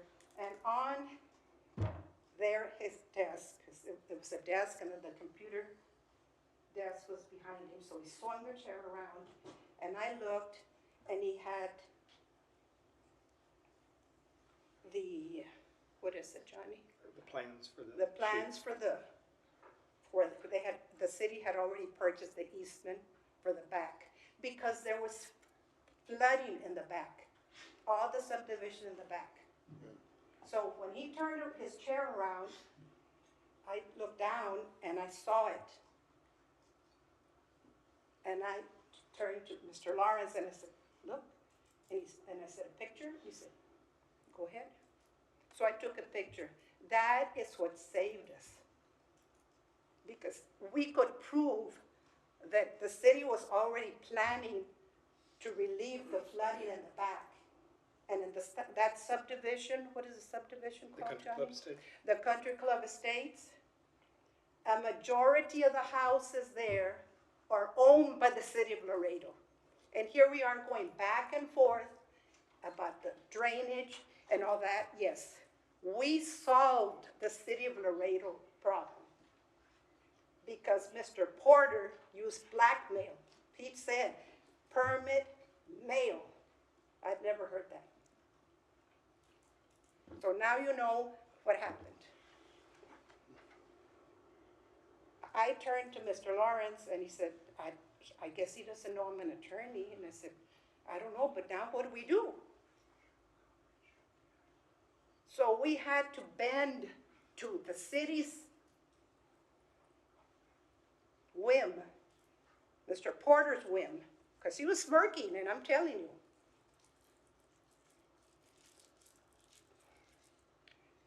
And we did what the city wanted, and there is no flooding in the back. All the subdivision, I think it was the last years, I don't know if I told you this, Johnny, a couple of years ago was the 100-year flood. When it rained and rained and rained and rained, no water flooded the subdivision. I spoke to owners there, not the ones owned by the city of Laredo, that are under HUD. I spoke to some of the owners there, and one particular lady, Mrs. Sotelo, told me, I cannot even leave town because if I leave town and it rains, I'll come home to a flooded house. Now, there is no flooding in the back. So if you think it is the right thing to hold a regular couple that's starting a business and wanting to stay in Laredo, and my friend and I were helping them. If you think that's right for the city of Laredo to hold people back that way just because, that's wrong. And now you know a little bit more of the background, and I'm sorry I interrupted you, John. I'm sorry. Thank you. No, thank you so much. Thank you. Ma'am, if I may, Mayor. So I'm sorry that you went through all that, and we treated, right now, we're trying to just figure out what we're gonna do. And they're explaining both stories, both sides of the story. We're not saying, and we truly appreciate your commitment to stay in Laredo, to produce and give, jobs and benefit, and keep on doing what you're doing in Laredo, especially in the Saunders area, which is it's an area that has a lot of movement. By no means, none of these council members here, and I think if I speak from all my colleagues, by no means are we trying to hurt the small businesses or the businesses that are here in Laredo. We're trying to help them grow, but at the same time, we're trying to understand how to fix the problem. If back in the day, back in 2016, I wasn't here, some of the council members weren't here. If there was a problem, we weren't here, but it doesn't, and nevertheless, it doesn't mean that we're not gonna take fault. It's our fault, cause we're taking it right now, we're the ones here, right? But we gotta find out what happened back then, on what we're gonna do from here and going forward.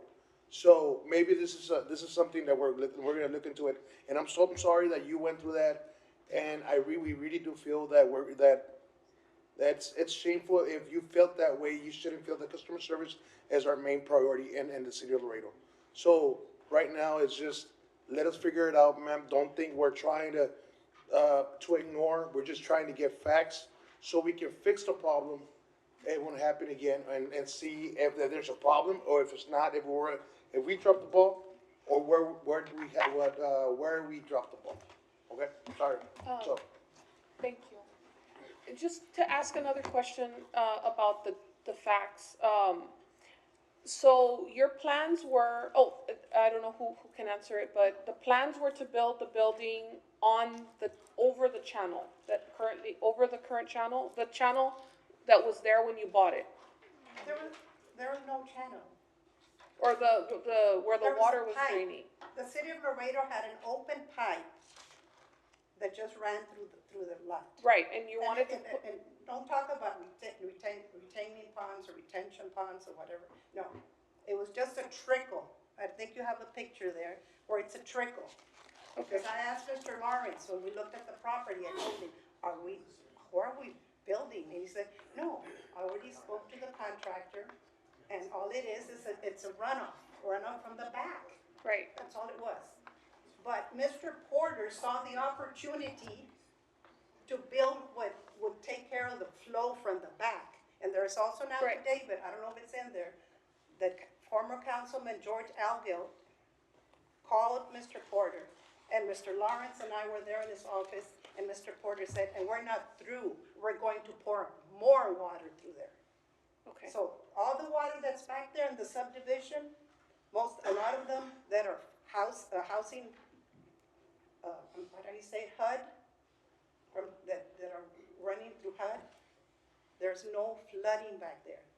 And the money that we are asking for is minimal, just so that we can get out of this hole of what did we file in federal court with Judge Saldana 6-7 years ago? Right, and I'm sorry to go on and on, excuse me, but it's been very frustrating and taxing. Thank you. Thank you.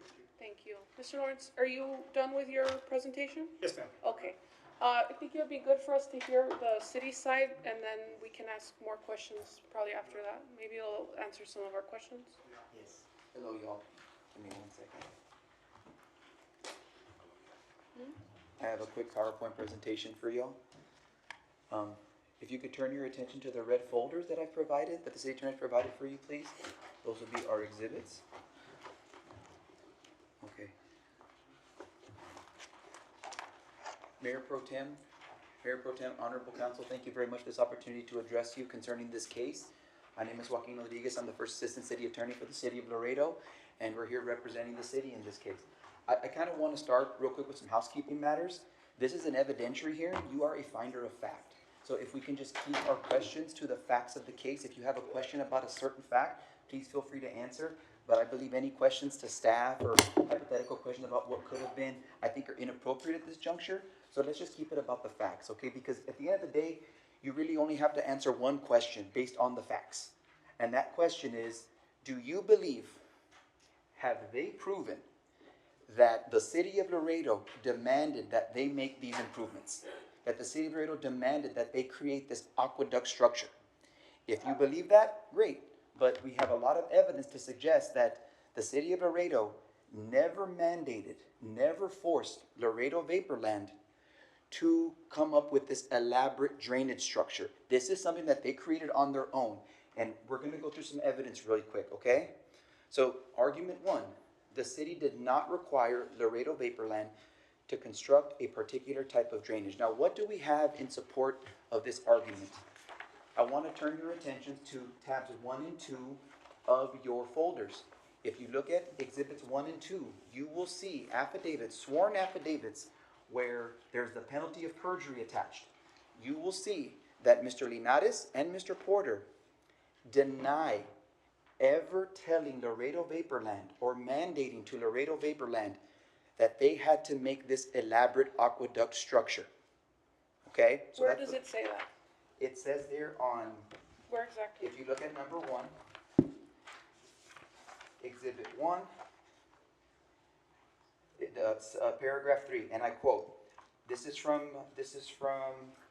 John Porter. I had interactions with representatives from LVL, mainly its principals Craig Lawrence and Gracie Sepulveda, concerning the commercial development of the property. Before development of the property, there was an existing open drainage channel of a creek running across the property from north to south. The only requirement, and this is important, the only requirement ever discussed for handling drainage across the property in this existing creek were requirements found in the City of Laredo Stormwater Ordinance. So what Mr. Porter was asking of LVL was just to abide by the Stormwater Ordinance. Nothing more, nothing less. Now, if you go to the Exhibit 2, paragraph 3, and this is a declaration made by Victor Linares. It says in I think the 4th line down from paragraph 3, the only requirement discussed for handling drainage across the property in the existing creek were requirements found in the Stormwater Ordinance. I did not, nor did any other city employee or official mandate or demand that any particular type of drainage improvement be constructed. So essentially, Honorable Council, the City of Laredo asked this business to comply with the stormwater ordinance. The stormwater ordinance, you will find in Exhibit 3. And it's highlighted there, forgive me if it's not in color, but it does say that pre-development storm drainage shall be adequately conveyed through or around the property. This responsibility includes all drainage directed to that property by prior development as well as drainage naturally flowing through the property by reason of topography. So this is a requirement that the City of Laredo imposes on every developer when there is water running from upstream, downstream onto property. Now, Laredo Vaporland's engineer should have known that whatever plans they were going to give to the Laredo Building Department should have included adequate drainage. And the reason why they should have known was because on the property was an existing 30-inch drainage pipe. Okay, keep that in mind because that's going to be very important in really quickly. Now, this is argument 2, but more of a counter argument because like Mr. Carter said, the city had plans because they purchased property behind the Laredo Vaporland property. They had plans to alleviate more water than just pre-development. And remember what the stormwater ordinance said, it's only pre-development water. So any water that was on the development before it was developed had to be dealt with, right? Their argument is, no, the City of Laredo had this plan to put more water onto the property or have them create something that they could accept more water. Now, all discussions of future drainage easements were never conveyed to LVL. If you look at the evidence presented by the plaintiffs, you will find that all of those emails were between city employees. It was Mr. Porter to city staff. And I challenge them to find any documentation, whether it be an email or a text message, from the City of Laredo to Laredo Vaporland concerning this planned easement or these plans that we were going to develop in the future, plans that haven't even been built or developed to this day. Okay? The only evidence from the plaintiff consists of internal emails from Porter to staff. Now, I want you to pay very close attention to Exhibit 4. This is the sworn affidavit from LVL's engineer, Gilberto Gonzalez, okay?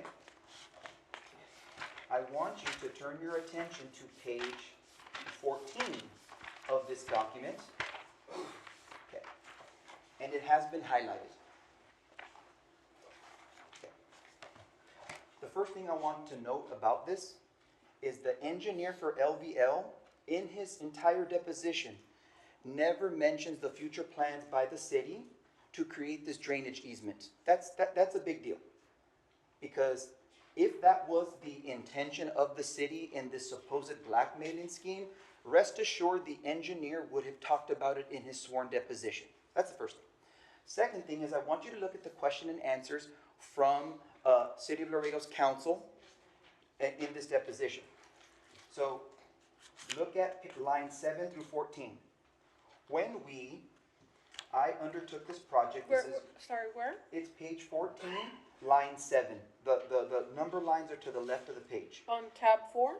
On tab 4, yes, Okay. yes, Mayor Pro Tem. Okay, yes. Okay, so here on line 7, it says answer.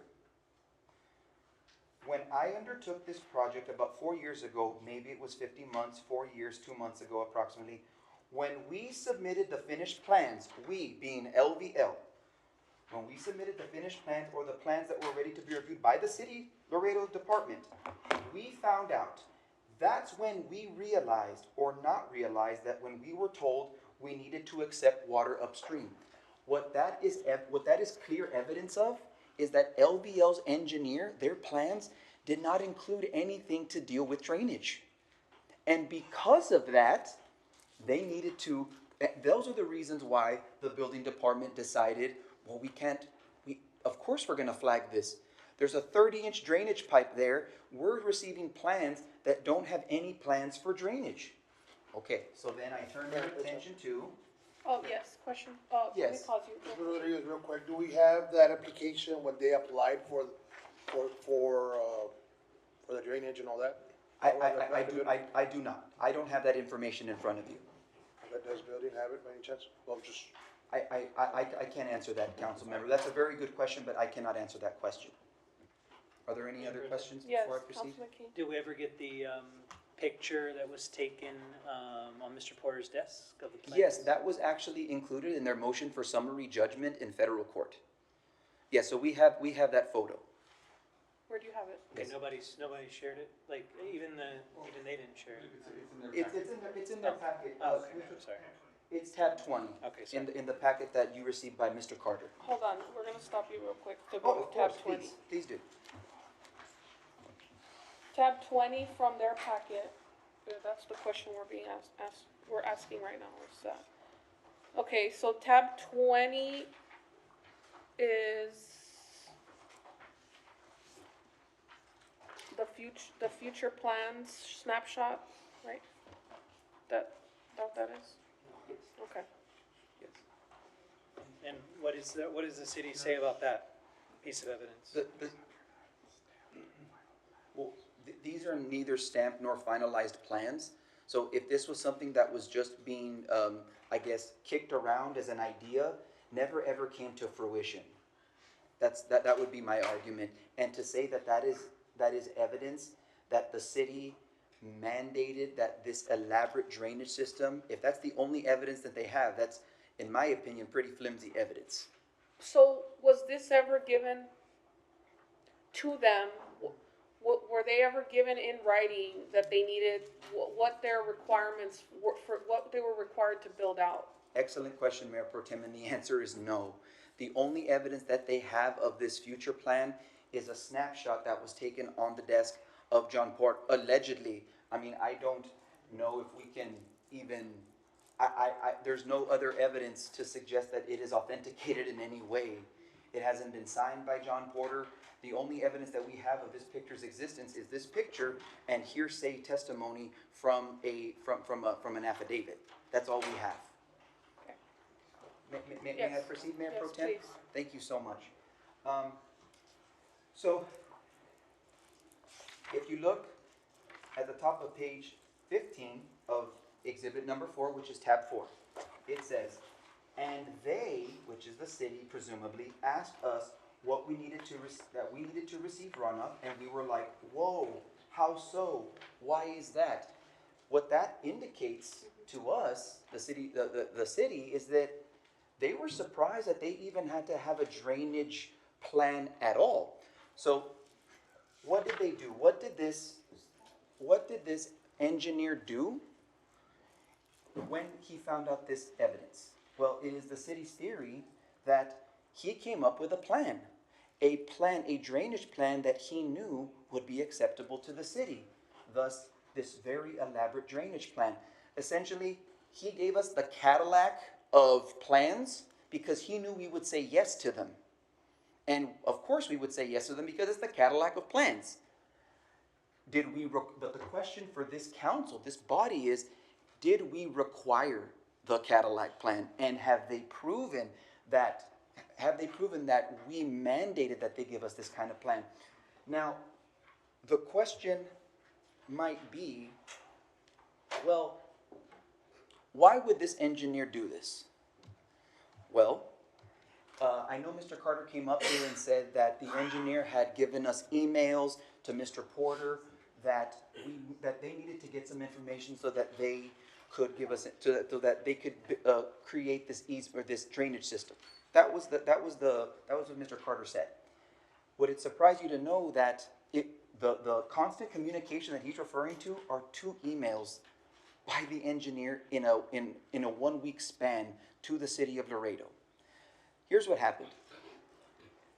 The engineer didn't plan for drainage.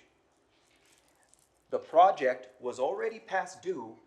There was pressure from the developer to get this done.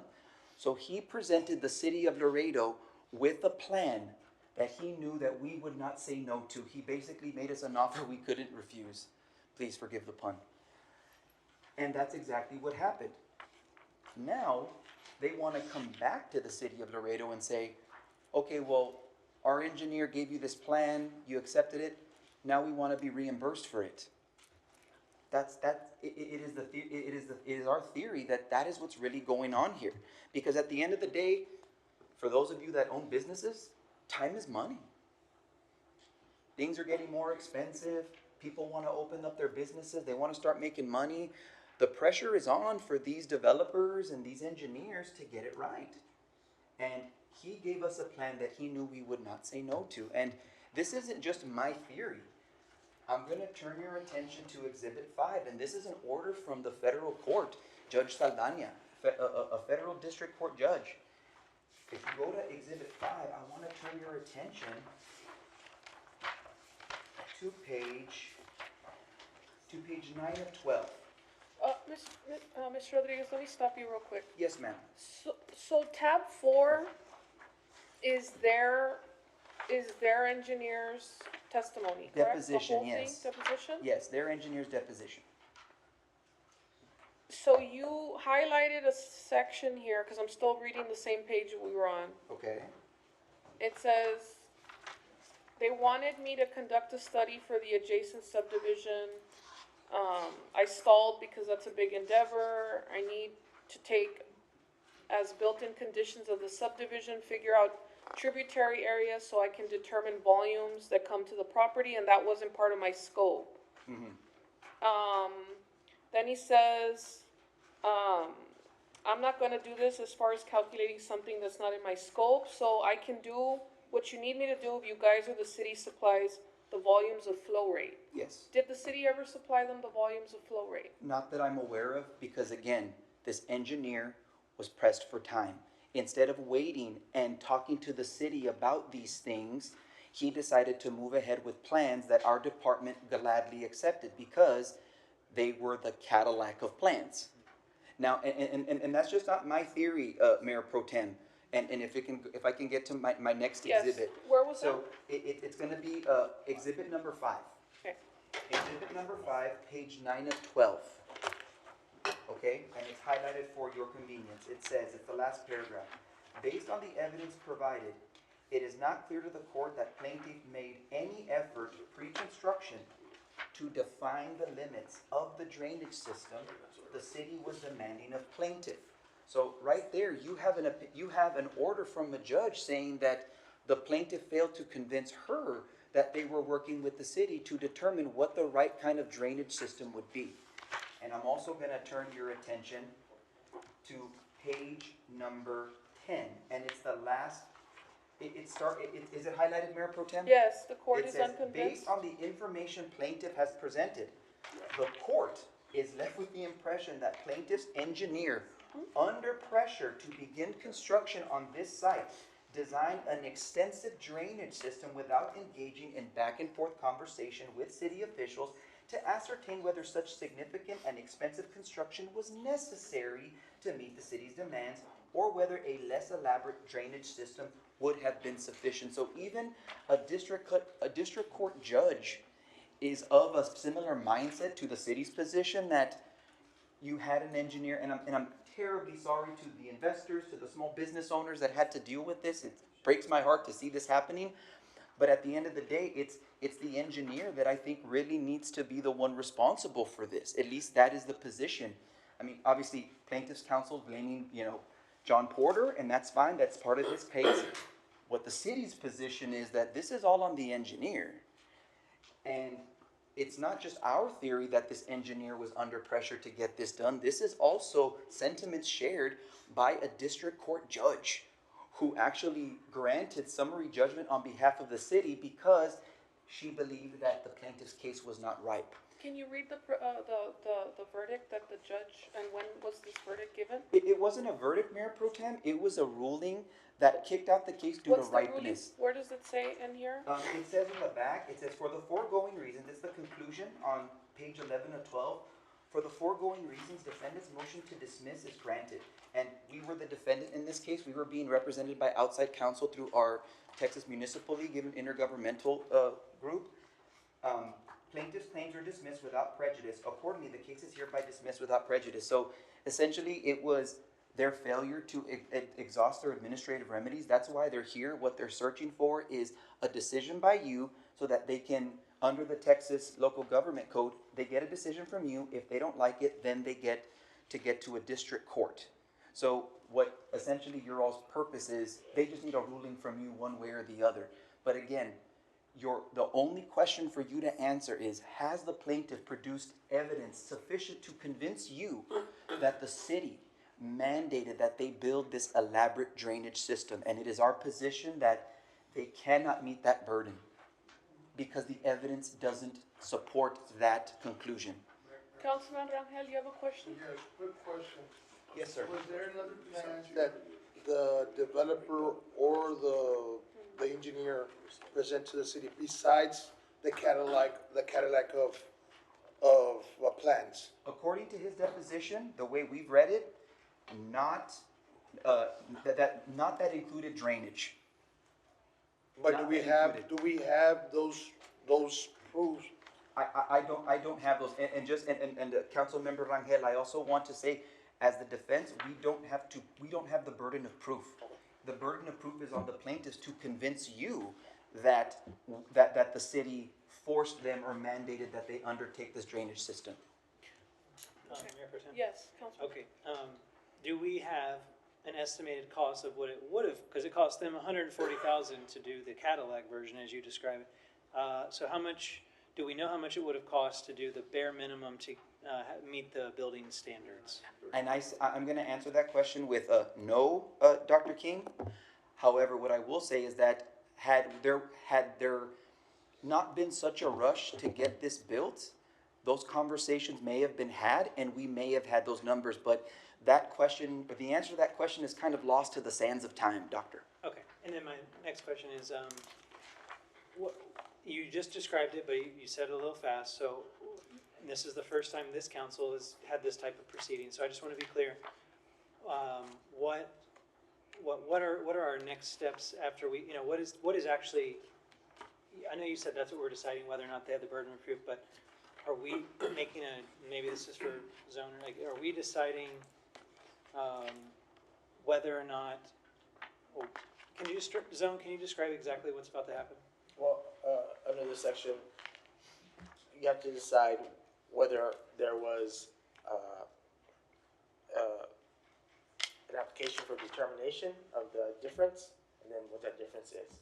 And then whatever we decide, it will be final, or?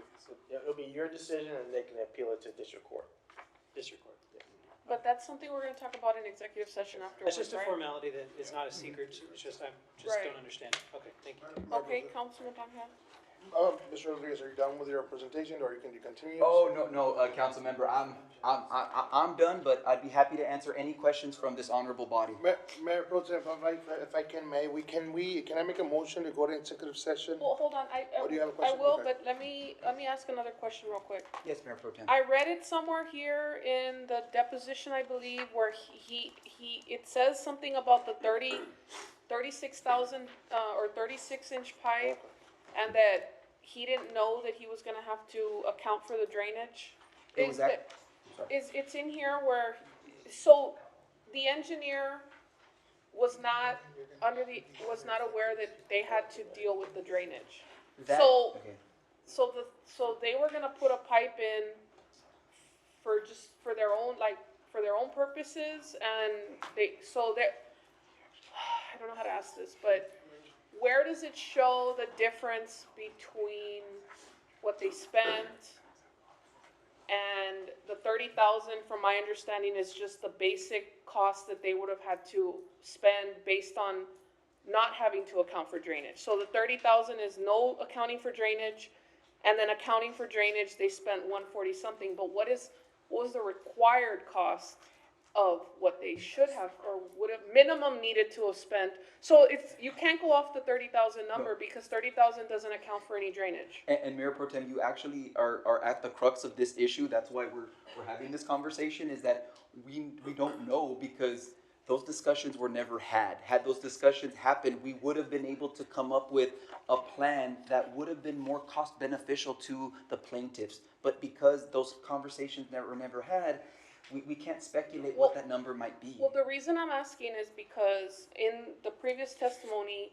there was $175,000 expense, but they deducted 32,000 from that total to account for the 140,000, that we still owe them according to their calculations, but they're saying that 32,000 is what they would have spent to account for drainage, but I don't see here in his testimony where that 32,000 is to account for drainage. The 32,000 was for an on-site build, and if you look at the deposition, the engineer believed that this was going to be an on-site build without having to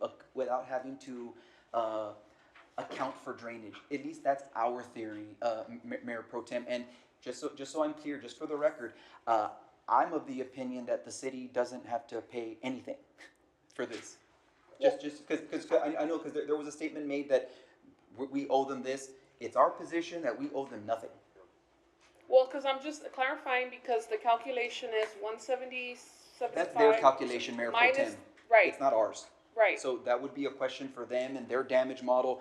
But again, we don't even get there, Mayor Pro Tem, unless they can prove to you that we made them create this elaborate drainage structure. Okay. Any other questions, fact questions? Yes. Before we? Mayor Pro Tem, thank you. Mr. Rod, I'm so sorry. That's okay. Please forgive me. I didn't mean to turn my back on you. No, I'm so sorry. I not thought we at were all, done. not at all. And I apologize, I know, we've been here for a while, so if this has already come out, I do apologize. Do we have, any reasoning for why the city of Laredo purchased the drainage, area, that easement from from the adjacent apartment complex? Do we have any? I believe that question was already asked. I can't answer that question because I don't know. So yes, that's why I prefaced my comments. It's been a long hearing, and Mr. Chavez, I'm sorry, was that question already answered? Do we have any reasoning for the purchase of that easement? I don't. Thank you. Any other questions? Anything else? Okay. Councilman, you had a motion? No, there's a motion on the floor to go into. Second. May I also add the other two items? And we're gonna do the 12 and 15. Hold on. 48, 49. Yes, I believe Mr. Carter has a rebuttal, if you all could entertain his arguments. Do you Yes, all of want course. to hear the rebuttal? Yes, of course, I'll take it. Yes, all right. Okay. Thank you for your time. I really. I'm so sorry. Oh, no, that's fine. Very quickly, tab 8 is an email that reflects the reasoning for the purchase of the easement behind, which was to put in this drainage channel. The original drainage plan is not lost to the sands of time. You can look at paragraph 8 of the Garza affidavit. You What can look- number? Paragraph 8 of the Garza affidavit, which is tab 15. And you can also look at several places in his deposition, such as, which is tab 16, which is page 22. Remind us who Mr. Garza is again? Mr. Garza was the builder. He was the one who dealt with this most directly. The plaintiff, Builder, yes. but he wouldn't know why the city bought property. Do you have anything from the city that talks about why we bought the Yes, property? that was tab 8, I believe. That was the email from the city, which actually includes as an attachment, the warranty deed, and refers to the drainage channel construction and what the channel is going to look like. The subject is Fairway Lane Drainage Channel. There's also other emails in here, okay, that talk about the building of a concrete drainage channel on that. Okay, but these are the emails that that were not given to them, right? These are the emails only between. These emails were not given to Laredo Vapor. Instead, what was conveyed to Laredo Vapor was conveyed orally, because what was being done wrong, okay? It was building permit blackmail. There were not emails reflecting the building permit blackmail expressly, which is, I would submit, not surprising. Instead, you have the testimony, again, of the person most directly involved for the longest period of time, Rene Garza, saying, we had a plan. The plan was for $32,000. It was for a 30-inch pipe. The city flagged that, said, no, you can't do that. They kept talking to us. They said, no, bigger, bigger, bigger. Well, actually, it doesn't say that. It says 32, his response is, we factored 32,000 including drainage. Correct. So Yes. it was 32,000 total including the drainage? Right. Okay. Right. And so that would be the 32-inch, the 30-inch pipe would be part of that 32,000. And this was all presented in court? This was all part of the case in the court? Yes, this was filed with various filings in court. I should address very quickly Judge Saldana's opinion. She did not decide the facts. She decided that the case was not ripe because she wanted to send it back to the city council and the city, and then possibly ultimately state district court to decide the facts. Does it say that anywhere? Yes, I mean, in terms of where the legal. Where does it say that it's not ripe? Yes, that would be,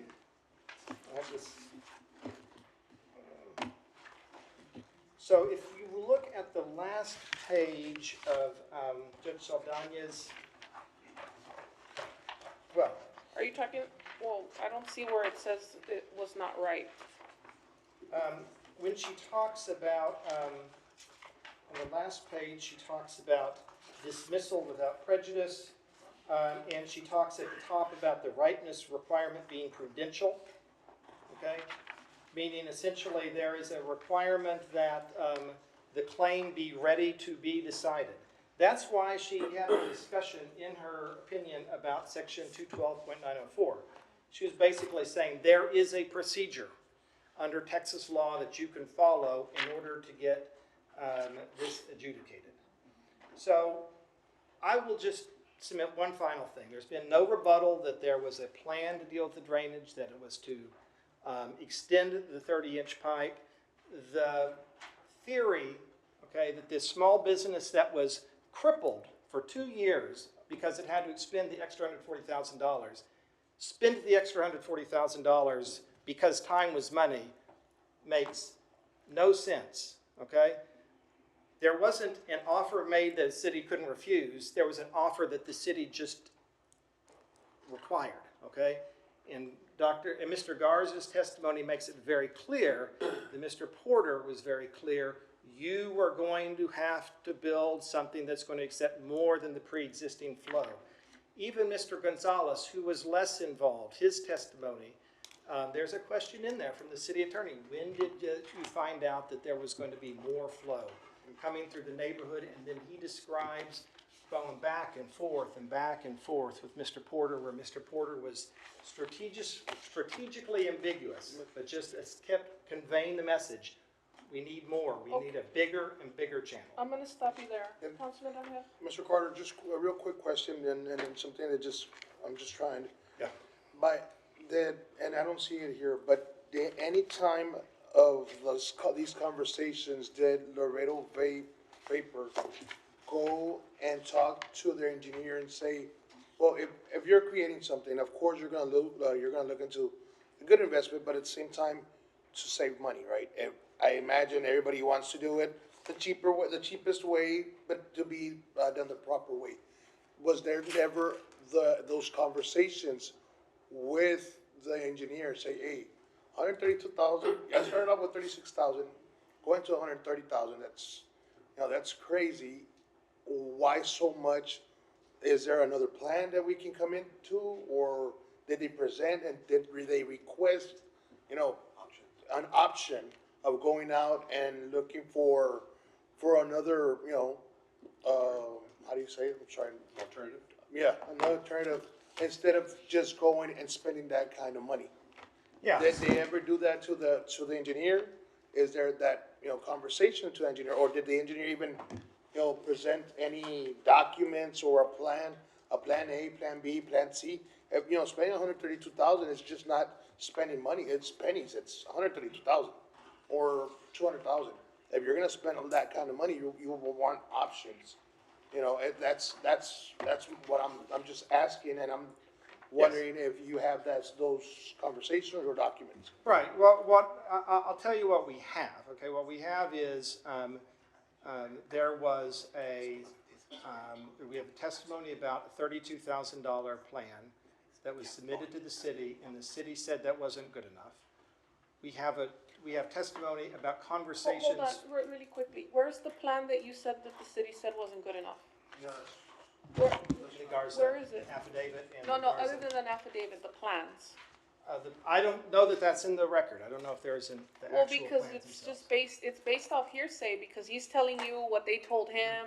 There's nothing in writing, there's no plans, there's nothing documented, other than just his hearsay testimony.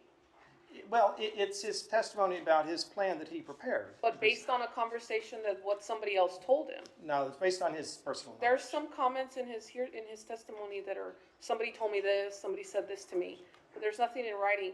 Usually, you know, I mean, there's no paperwork that says what we required him to build, other than the snapshot of the picture, but that wasn't emailed or wasn't sent, so that's what he's asking is what. Right. I think that was deliberate. I think that Mr. Porter knew that what he was doing was wrong. Okay, all right, well, does anybody have any other questions? One last question. Mayor. Okay, yes. What's your defense to, or what's your response to the idea that the engineer was just under pressure and it's the engineer's fault? And that's who you really should be focusing your grief with? Yeah, if you, the testimony from Mr. Gonzalez, who is the engineer, needs to be put with the testimony of Mr. Garza, who was the builder. Both of them describe an effort to implement initial plans that were more reasonable and an effort by the city to push them for more, all right? And so I don't think there's any support in the record at all for the notion that the engineer decided to do a gold-plated plan in order to rip off Laredo Vapor. And in fact, I think if you look at the overall context where you have multiple meetings, undisputed, with Mr. Porter, and you have Mr. Porter flagging and refusing, and there being a refusal to approve a 32-inch pipe. Where are they? The emails from Porter? Yes, Mr. What tab are those under? When we're, a lot of this is in Mr. Garza's testimony, okay, which is in tab 16. So Excerpts of 16 it are is in the 16. crux of the case. Yes. Most of this is So based off of 15 and his. 16 are the crux of the case, yes. Okay, so we can read that. And Councilmember Kim? just the last question is, Yeah. you know, what do you say to Judge Saranya, who came to the conclusion that based on the evidence, it's not clear to the court that the plaintiff made any effort pre-construction to define the limits of the drainage system the city was demanding of the plaintiff, and that the court is unconvinced that the plaintiff did not do enough to obtain a final decision from the city.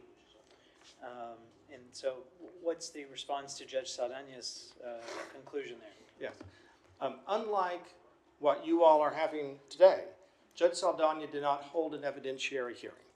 Judge Saldana decided as a matter of law that the issue was not ripe for consideration in her court.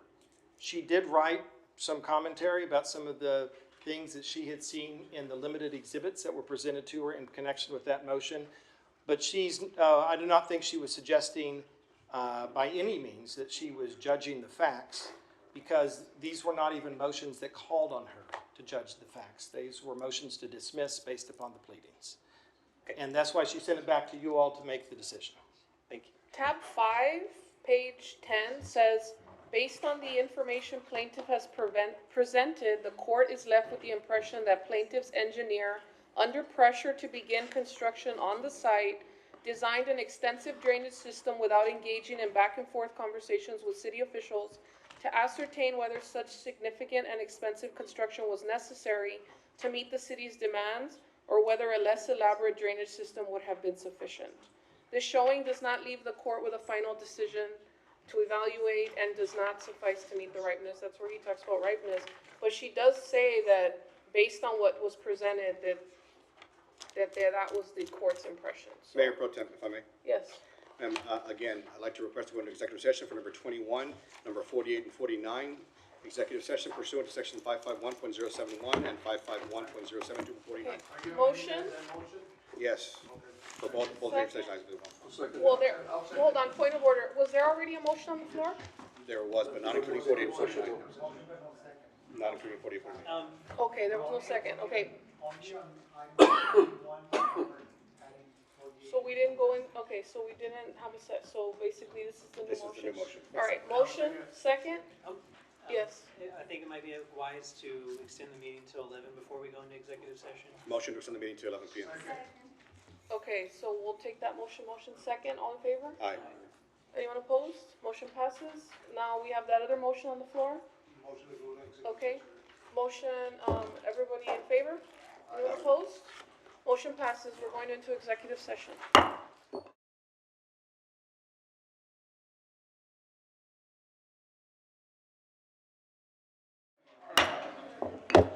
It's 10:26. We're back from executive session. There was no action taken in the back. Can I get a motion from council on how we're gonna proceed?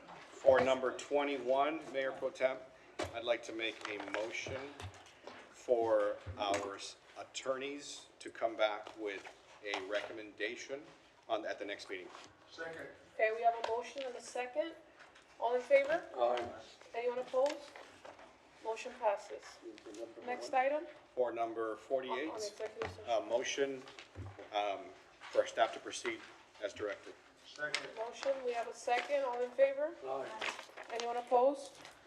Motion passes. And for number 49, for staff to proceed as directed and come back with a recommendation at the next meeting, October 6th. We have a motion. Do you have a second? Second. Motion, second. All in favor? Aye. Anyone opposed? Motion passes. Mayor Pro Tem, if I may make a motion to bring back the final reading of ordinances from the supplemental agenda, number 1. I need that read as well. What, hold on. Are we bringing up, all the executive session or just number 1? Okay. Motion to bring up number 1 from supplemental. Can I get a second? Second here. All in favor? Aye. Anyone opposed? We just Motion need passes. to read it. We need to read it to the record, Mayor. Okay, can we get it read into May I the proceed, record, Mayor Pro please? Tem? Yes, please. Thank you.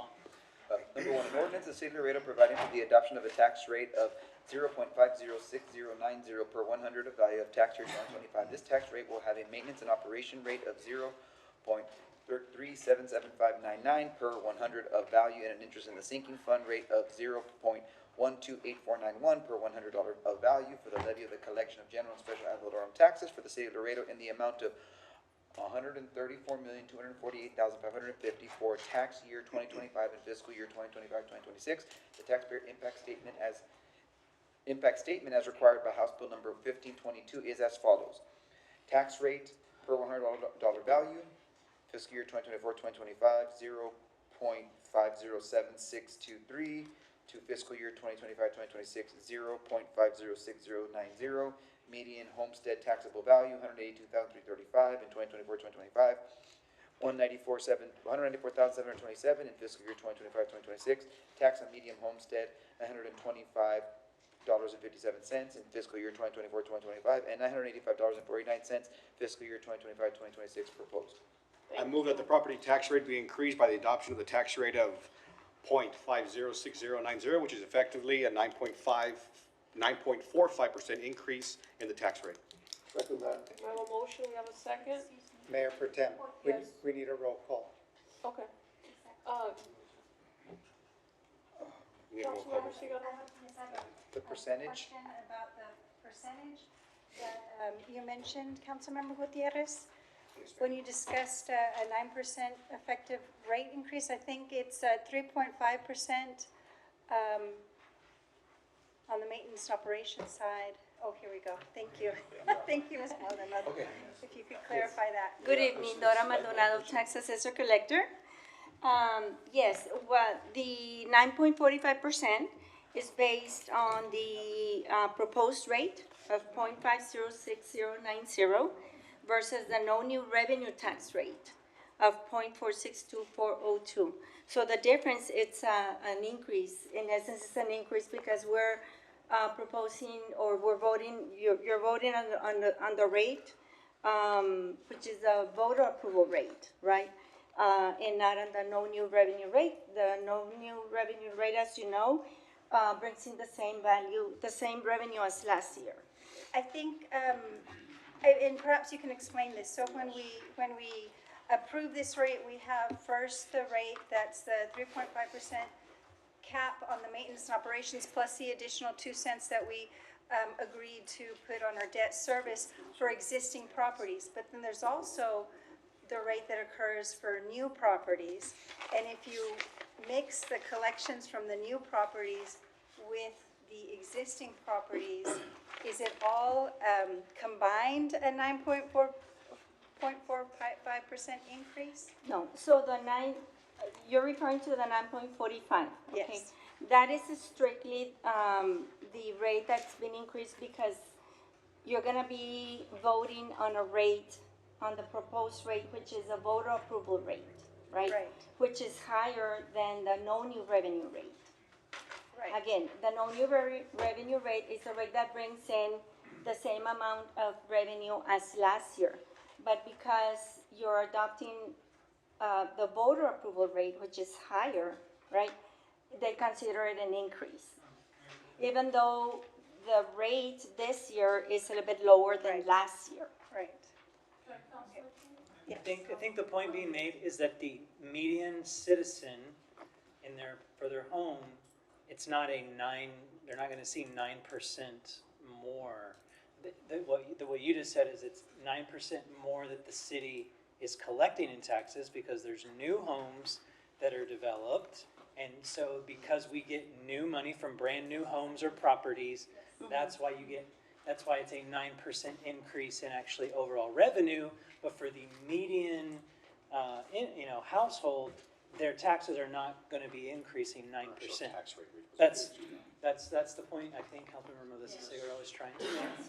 So it sounds like, because for the way we're reading it, it sounds like the average median household homeowner is gonna be paying 9% more, and that's not true. The 9% is referring to the new revenue that we're getting in overall, which includes new properties that did not exist last year.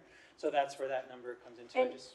And yes, you're correct, but in essence, it has to be worded this way as per statute because. This is for the public. We're saying right, this so they understand. Yes, Okay, correct. So the answer to whether or not it was correct, it is correct. It's correct, So, yes. Are we ready to vote? Yes. All in First and second. favor? Aye. Anyone Oh, we opposed? need a roll cap. call. We need a It roll needs to call. be a record vote. Okay, roll call. Oh, yes. Yes. Yes. Yes. Yes. Okay, motion passes. Thank you. Mayor, motion to approve the consent agenda, the supplemental, the city manager's office, Joe Neb, number 1. Okay, motion, second. Can I get a second? Second. Motion second, all in favor? Aye. Anyone opposed? Motion passes. We're back to the mass transit, I think. Mayor, Mayor Hold Pro on, Tem. hold on, wait. Mayor Pro Tem, we're number 25 of the consent agenda. Okay, 25, there we go. All right, there we go. 25 consent agenda. Did somebody pull this one out? There's a request to table by the finance department. Second. Motion to table, got a second? All in favor? Aye. Anyone opposed? Motion's table, motion passes to table, next? Number 43. Okay, 43. Mayor Pro Tem, Mayor? Oh, well, I was going to actually make the motion for Councilman Gonzalez to get it reappointed. I'll second. Okay, motion second. Any debate? All in favor? Aye. Aye. Anyone opposed? Motion passes. Councilman Gonzalez, would you like to say some words? No, just thank you, colleagues. I spoke to the director there, and he was also recommending, hopefully, I would get reappointed so we could get back to business at the appraisal district. Well, I want to thank you for doing that because I know that it is an additional task and it is a requirement, at least once a month meeting. And you represent the city well. I appreciate the colleagues' support and trust. Thank you. Anyone else want to make a comment? Yeah, Okay. Motion passes. Okay. You wanna say something, Councilman? Well, I'll just tell you, number 44. Okay, 44. 44 was fine. 44. Councilman Cigarro? Yes, I'm sorry to bring you up. I know we're I don't think we need to pressed read for the whole time. thing, but The consideration to award the annual service contract in the amount of $211,000 for a total contract value of $1 million and $1,055,000 to provide laboratory and analytical services for water and wastewater samples in accordance to the EPA approved standard methods. So my question here, Dr. Alzabet, is, and I did reference it to you earlier, is an explanation why we've decided to go out of our state, or not even out of our state, just out of our city, and contract these services, because we were led to believe that perhaps we could hold this in-house and do that sampling in-house. Correct. So my name is Tarek Al-Zabet. I'm the director of the Water Utility Department. I think we have been already doing this for the last year. So there is two types of water sampling. There is the water ones for the drinking, and they're all done at the health department, in-house, in the health department.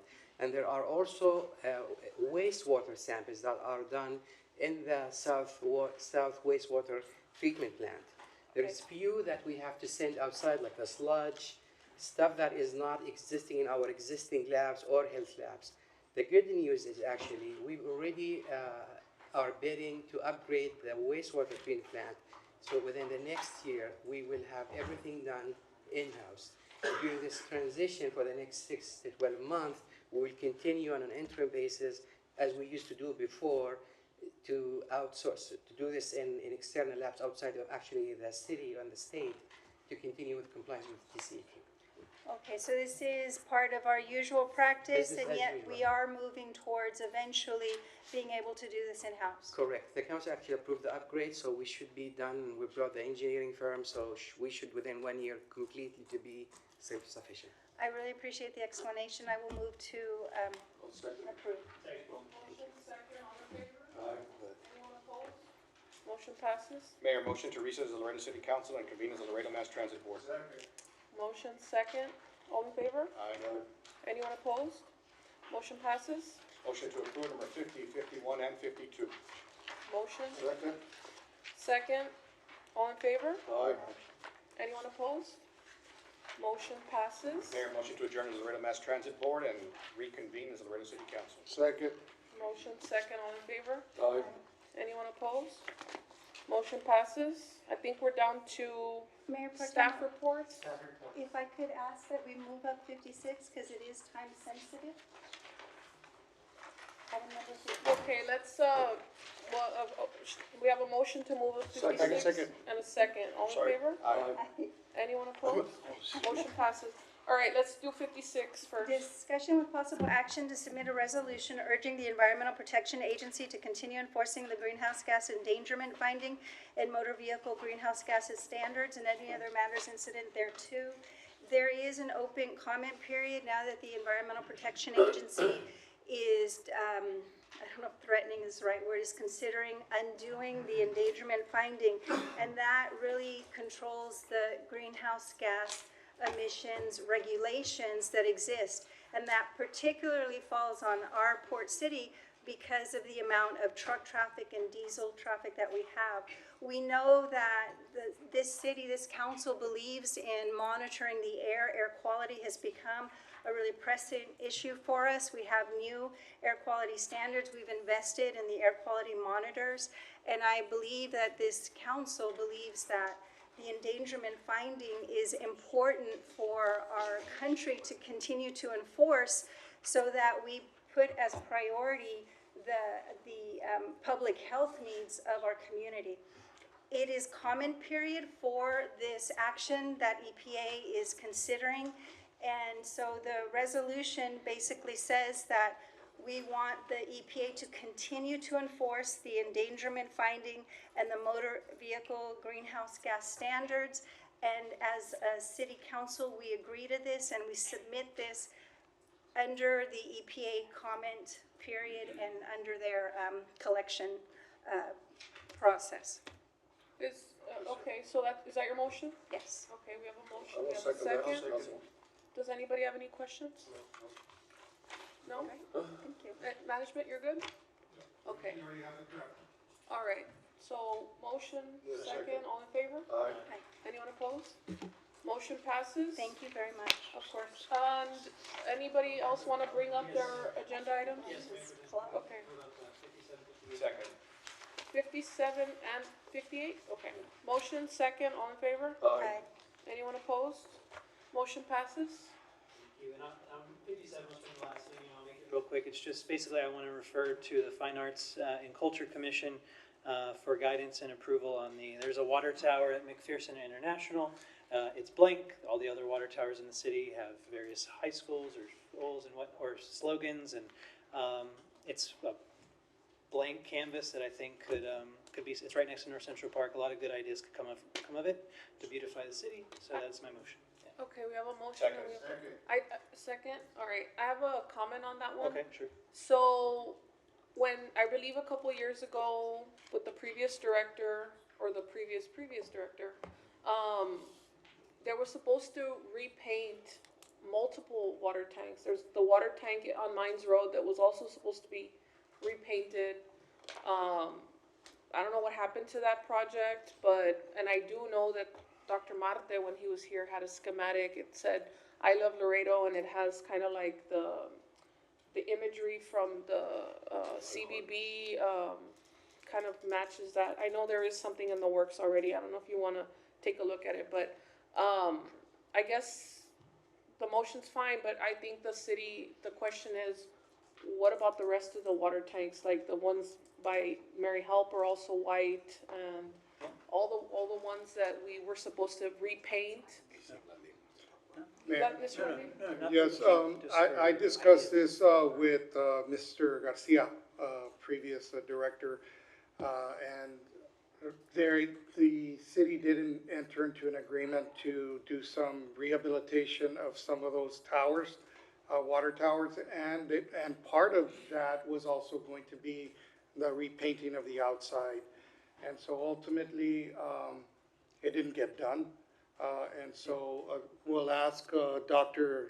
Turek to start moving in motion, because they were in the plans and they had already hired somebody. It just never happened. My understanding is that they did the rehabs and then they painted white, and then they were supposed to ask us for what we wanted, what was supposed to get painted. We'll take a look And at they did what get happened and why it fell apart, but it fell apart during Mr. Garcia's time, yes. So can we get answers, I guess, to that with the next? And yeah, that could be an amendment to the motion, just to, through utilities as well, because there could be funding through utilities perhaps instead of. I'd accept the amendment for the second. Okay, so motion as amended, second, all in favor? Aye. Anyone opposed? Motion passes. Next. Thank you very much. And then this is for Mr. Quintanilla, I believe, or for Mr. Chavez. But basically, I think Councilmember Gutierrez and I, probably one of the most common complaints that we get as we share Del Mar and Loop 20 intersection is the red light for people going eastbound, trying to turn left, going north onto Loop 20, especially in the mornings with Alexander High School and the 9th grade campus. It's just, I understand TxDOT, has its input on the priority of the loop, but over the last 2 years, what I've noticed is that when I ask the city about it, they say it's TxDOT's decision. When I ask TxDOT about it, they say it's the city's decision. And most recently, I believe the city still does control that red light, but soon it might be TxDOT. So it's very frustrating. The line is ridiculous. A double left turn lane would make sense. Basically, I'm tired of asking about it in an email, and I just want to understand why we can't address this. I mean, So make a motion for a directive so that it comes. I just want to hear from, Mr. Quintanilla, he stayed here till almost 11 anyway, might as well.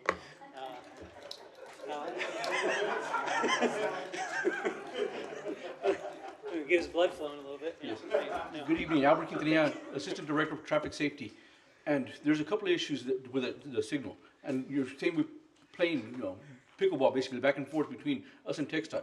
Part of the issue, one of the main issues is that Loop 20 is a TxDOT roadway. And the other issue is that it's under construction right now. And so we've already expressed to TxDOT, look, we want to do it, if we were to do improvements, how will this impact TxDOT operations, number one? And number two, how will it impact your contractor's operations? Because if we're making changes to the intersection there, and it impacts the contractor, he's going to start claiming delays or impacts to his construction operations, and he's gonna file a cost for claim, money for damages of some sort or another. And so we're telling him, we need you to tell us exactly how this is gonna impact both your operations and the contractor's operations before we can go do anything out there. That's one issue. The other issue is that we have, to do the improvement you're asking for, we need to change out the signal heads, all right? And so not only change out the signal heads, we gotta restripe the pavement underneath to make the dual less. It's the same operation we wanna do at McPherson International. At San Isidro and McPherson. Right. And so we have the equipment there in our yard to start doing that work and everything else. Right now, we're a little short on personnel because of some sick leave issues and stuff. So we're down to 3 people right now actually working, so we can't do that right now. But, so we have a situation, we do McPherson and San Isidro, or do we do Del Mar and Loop 20? The concern is if we do Del Mar and Loop 20, once a contractor takes over, they take down that equipment, it's contractor's equipment. So we lose that equipment. So we might get, if we're lucky, 12 months of use out of the dual left at that location with the signals heads and everything else. But if we put it at McPherson and San Isidro, we'll have years of service for that same equipment. So which do we want to do? Do we want to do McPherson and San Isidro where we can get years of service? Or do we want to do Del Mar and Loop 20 and lose it within a year? I take your point. Yes, but this is good, we come out swinging, okay. I'm saying. Well, he's mad that he stayed till 11. Should've brought it up earlier. Okay. The point is, the TxDOT project has 4 more years left on it, so waiting, but I take your point. But Councilman Gutierrez, did you have a comment? Or? I do, as a matter of fact.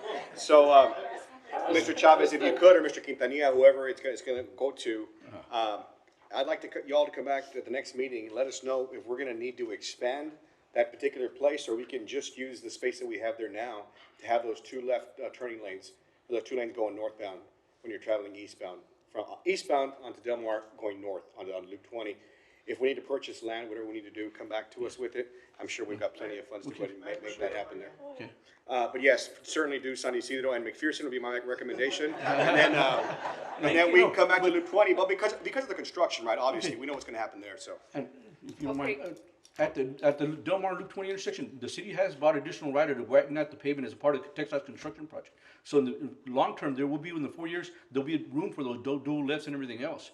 On Del Mar. On Del Mar, exactly. But as a part of the construction contractor that TxDOT has working on their project to do that expansion as well and everything else. Okay, Dealing with perfect. growing pains Thank you here. very much, appreciate it. That's it. So, Thank you, Ms. Q. this kind of reminds me of the Mines Road stuff. It's a growing pains, and when TxDOT is doing it, they don't allow us to manually control the lights, even though we normally have the authority. So you can have control of the lights, and then at that intersection, you won't have any control. And they have a tendency for the light to take extra long. Yes. No offense, TxDOT, but it During the happens a weekend. lot. And so I think this is probably one of those scenarios where the timing is off because of construction, and they will not allow the city to. So people Mayor- should know that Mayor, it's not for- our fault. Yes. But is there any way that we can come in to a compromise, saying, okay, from peak hours, I'm guessing from 3 to 5 or 3 to 7, change those lights and make them a little bit faster, and then change them back out? Because I know they're working at night. So if there's any conversation, is there any possibility you can come into a conversation and say, you know what, peak hours are from 3 to 7 while traffic is going? And then we can change it back up from 6 o'clock to 12. Can they program like that or something like that? It can be programmed, but the issue we have on Loop 20 is that the peak hours on Del Mar match with the peak hours on Loop 20 as well. So if we increase the time for Del Mar, we're gonna start creating a lot of backups on Loop 20. And we already see it now where recently with the construction going on at the university, there was backups from the university all the way up to Del Mar. So that's why we don't want to mess with the traffic timing on Loop 20. We want to keep the traffic flowing on Loop 20 since there's a lot more traffic on Loop 20. Ask and answer. Okay, any other questions? All right, thank you all very much. Thank you. All right, Mayor good Pro night. Tem? Just a housekeeping item, item number 55, it was skipped, if I could just ask to table that to next meeting. Okay, and I'd like to throw in that motion also, to table my items as well. Second. Okay, motion well, while we're at it, can we also table the staff report, 47? Yeah. So let's table everything that's pending and move it to the next meeting. Motion? Second. All in favor? Aye. Anyone opposed? Motion passes. Motion to adjourn. Motion second, all in favor? Aye. Anyone opposed? Motion passes. Meeting's adjourned.